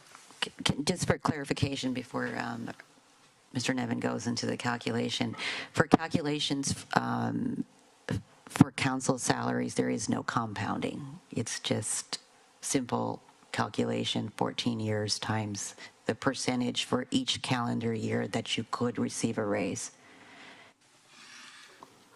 Thank you very much, Madam City Attorney. So am I under the impression that if we were to take 707 and multiply that times 4% and you add that amount, the next time we're looking at 4%, if we agree on this tonight, we don't do 4% of the 707. We don't do 4% of the 707 times 4%, but we maintain from 707 throughout. Is that my understanding? Until 2024. That sounds right, Tim, but maybe you can clarify that part. I'm trying to make this... I just want to say there was no compounding, so however that comes out. All right, so 707 times 4% is 28.28. So if we add plus 707, that brings it to 735.28 with year one. With the second year at 4%, we don't use 735, but we're going to add the 28.28 again, which was what we got the first year at 4%. Mr. Nevin? I don't have the calculation with a compounding factor in Yes. it after having discussions with the city attorney regarding the Right. maximum allowable and that being not compounded. We Right. did simple calculations based on number of years times various percentages. Well, So the maximum allowable percentage increase right. is stated as 70%. There's nothing above 70% that's allowable.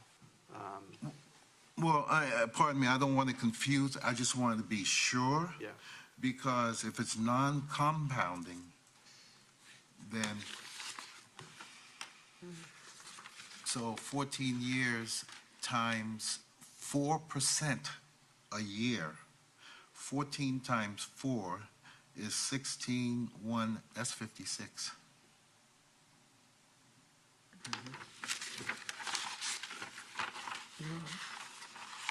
14 times, 4 is yeah, 14 times 4 is 6%. 56%. Correct. So if we take 56%, no compounding, that's 707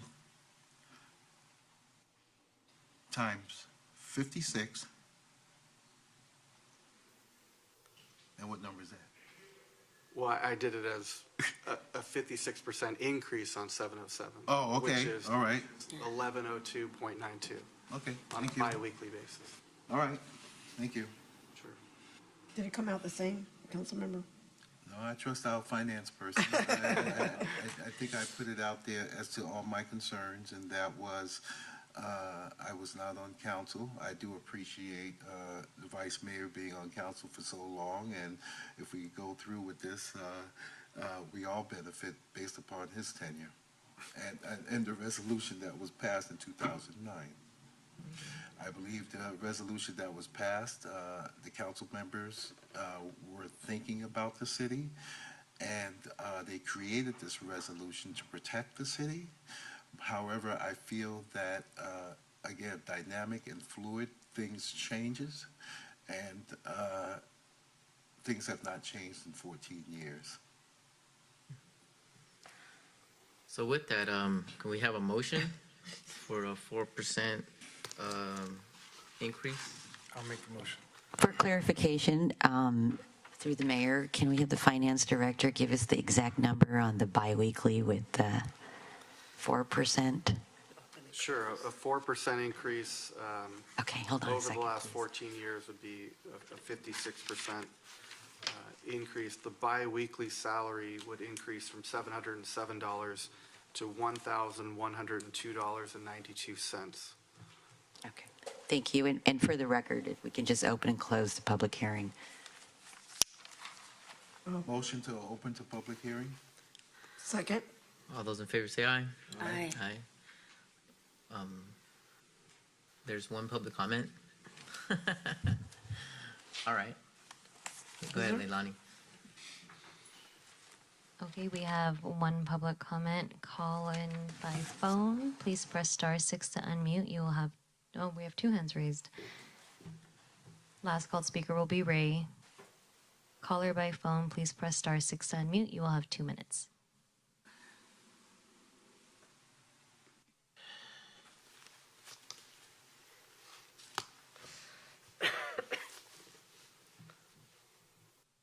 Good morning, community. It's John Daly. Hey, so I listened to all the formulas going back and forth and the percentages and something. One thing I did not hear, really critical since we are actually paying the bills, is the approval rating factor. So really want everyone to take a step back and think to themselves, perhaps, what is your approval rating today? What you've heard in the past, say, year, maybe 18 months, and really take a step back, because from our standpoint of view, this is one of the line items that we really looked at tonight, was your approval ratings are very dismal. The trust factor is not there. The lying, the racism, just the whole dynamic of 5 individuals sitting on council really isn't working out. In fact, we really determined that you guys are not a good fit for any city council, and we're looking to perhaps replace you with others that really want to work with the community. So really want to think of your approval rating as being very dismal. I don't know if you've ever really asked the community what their thoughts are about how you're doing your job, but keep in mind that the taxpayers are actually paying your salaries, are paying your rather small salaries. I mean, some of us make in excess of $275,000 a year, so we see it more of a effort by students. An 18-year-old can actually do this job. That's a voter, a residential voter, so it's not really a position for somebody maybe in their elder years, but something to consider again is that approval rating. So really want to make sure that you guys are aware of that and take a look at that and consider consider where you stand at this point in time.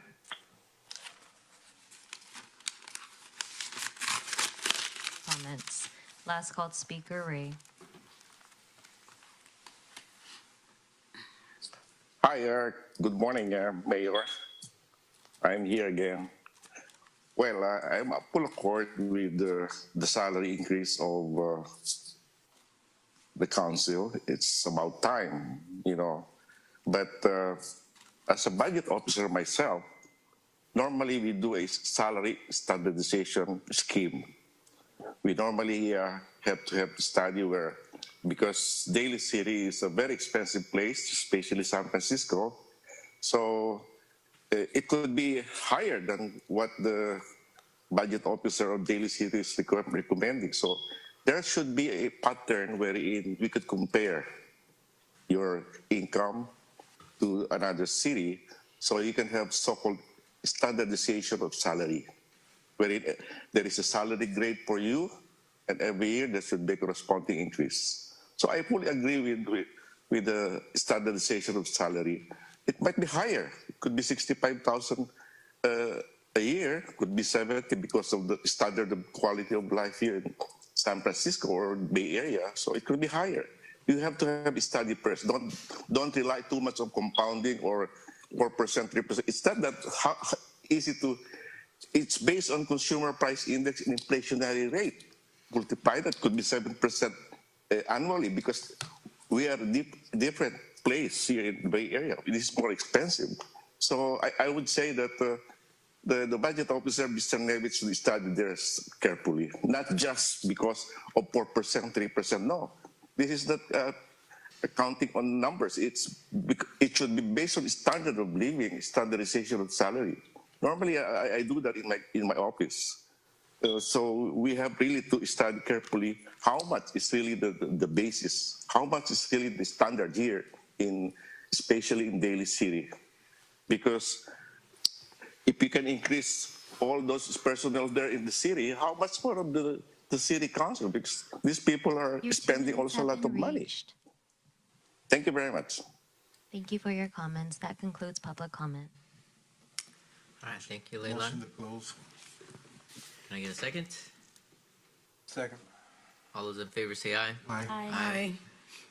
Can I get a motion for city attorney to read by title only? Thank you, Mr. Mayor. This is an ordinance of the City Council of the City of Daly City, amending Chapter 2.04 of the Daly City Municipal Code regarding salaries of City Council members, and we will entertain an introduction of the ordinance. A point of clarification. This is for our finance manager. My computation comes out to 1102.92. Correct. Thank you.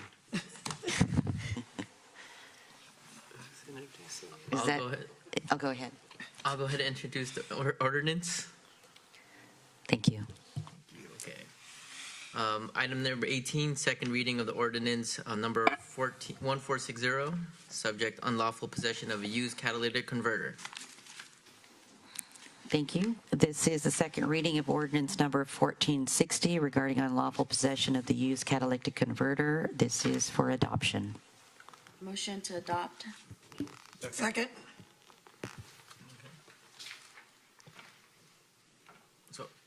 Motion is second, let's have a roll call vote.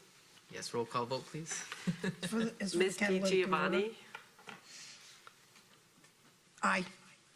Mr. Sylvester? Glenn Sylvester, aye. Mr. Buenaventura? Aye. Ms. Manalo? Aye. Dr. Rod? Aye. Okay.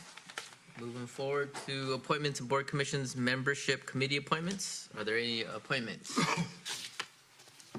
Seeing none, we'll go down to reports, council committee reports. Are there any council committee reports?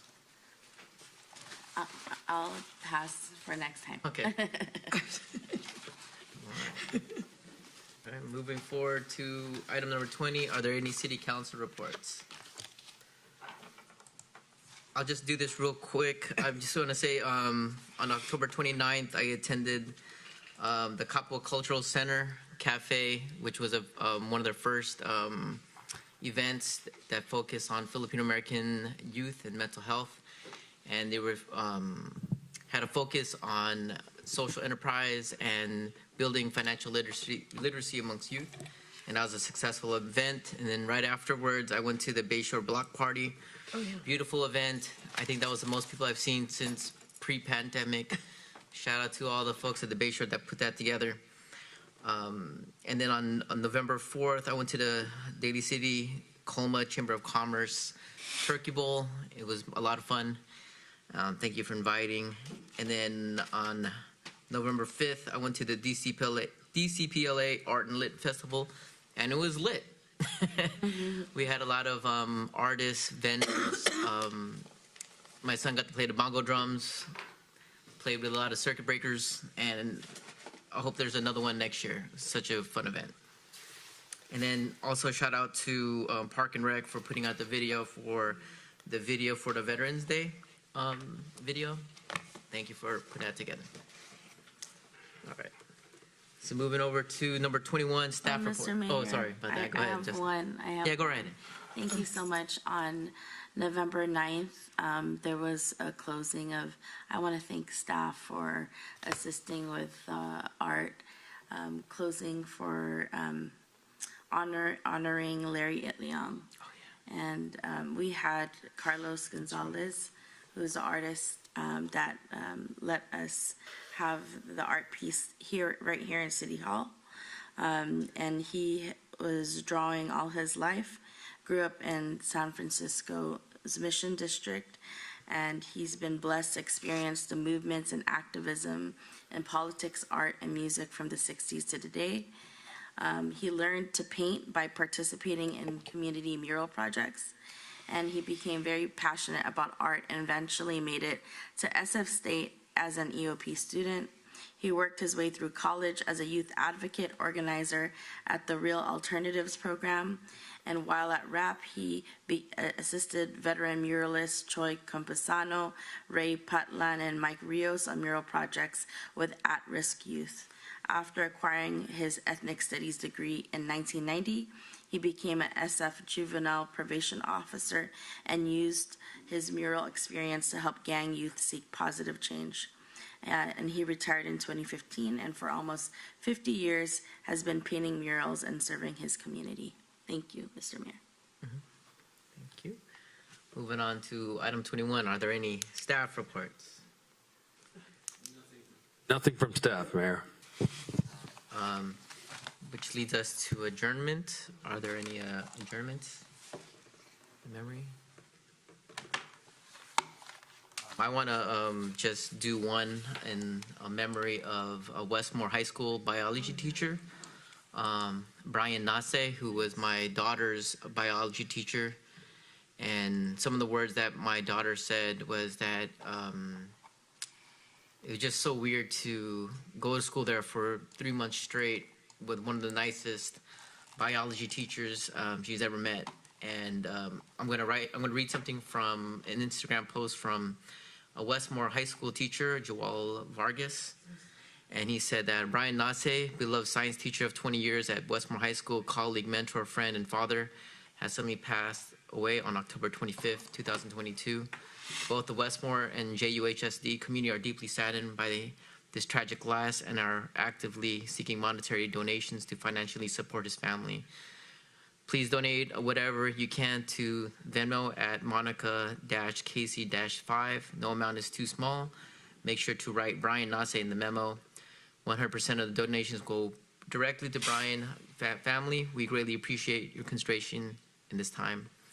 With love and gratitude, the Westmore family. So with that, I want to offer a moment of silence for Mr. Nase.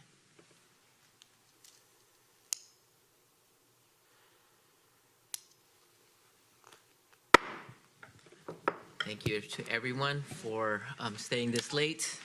I think it's a record for all of us. Everybody enjoy your beds and go to sleep.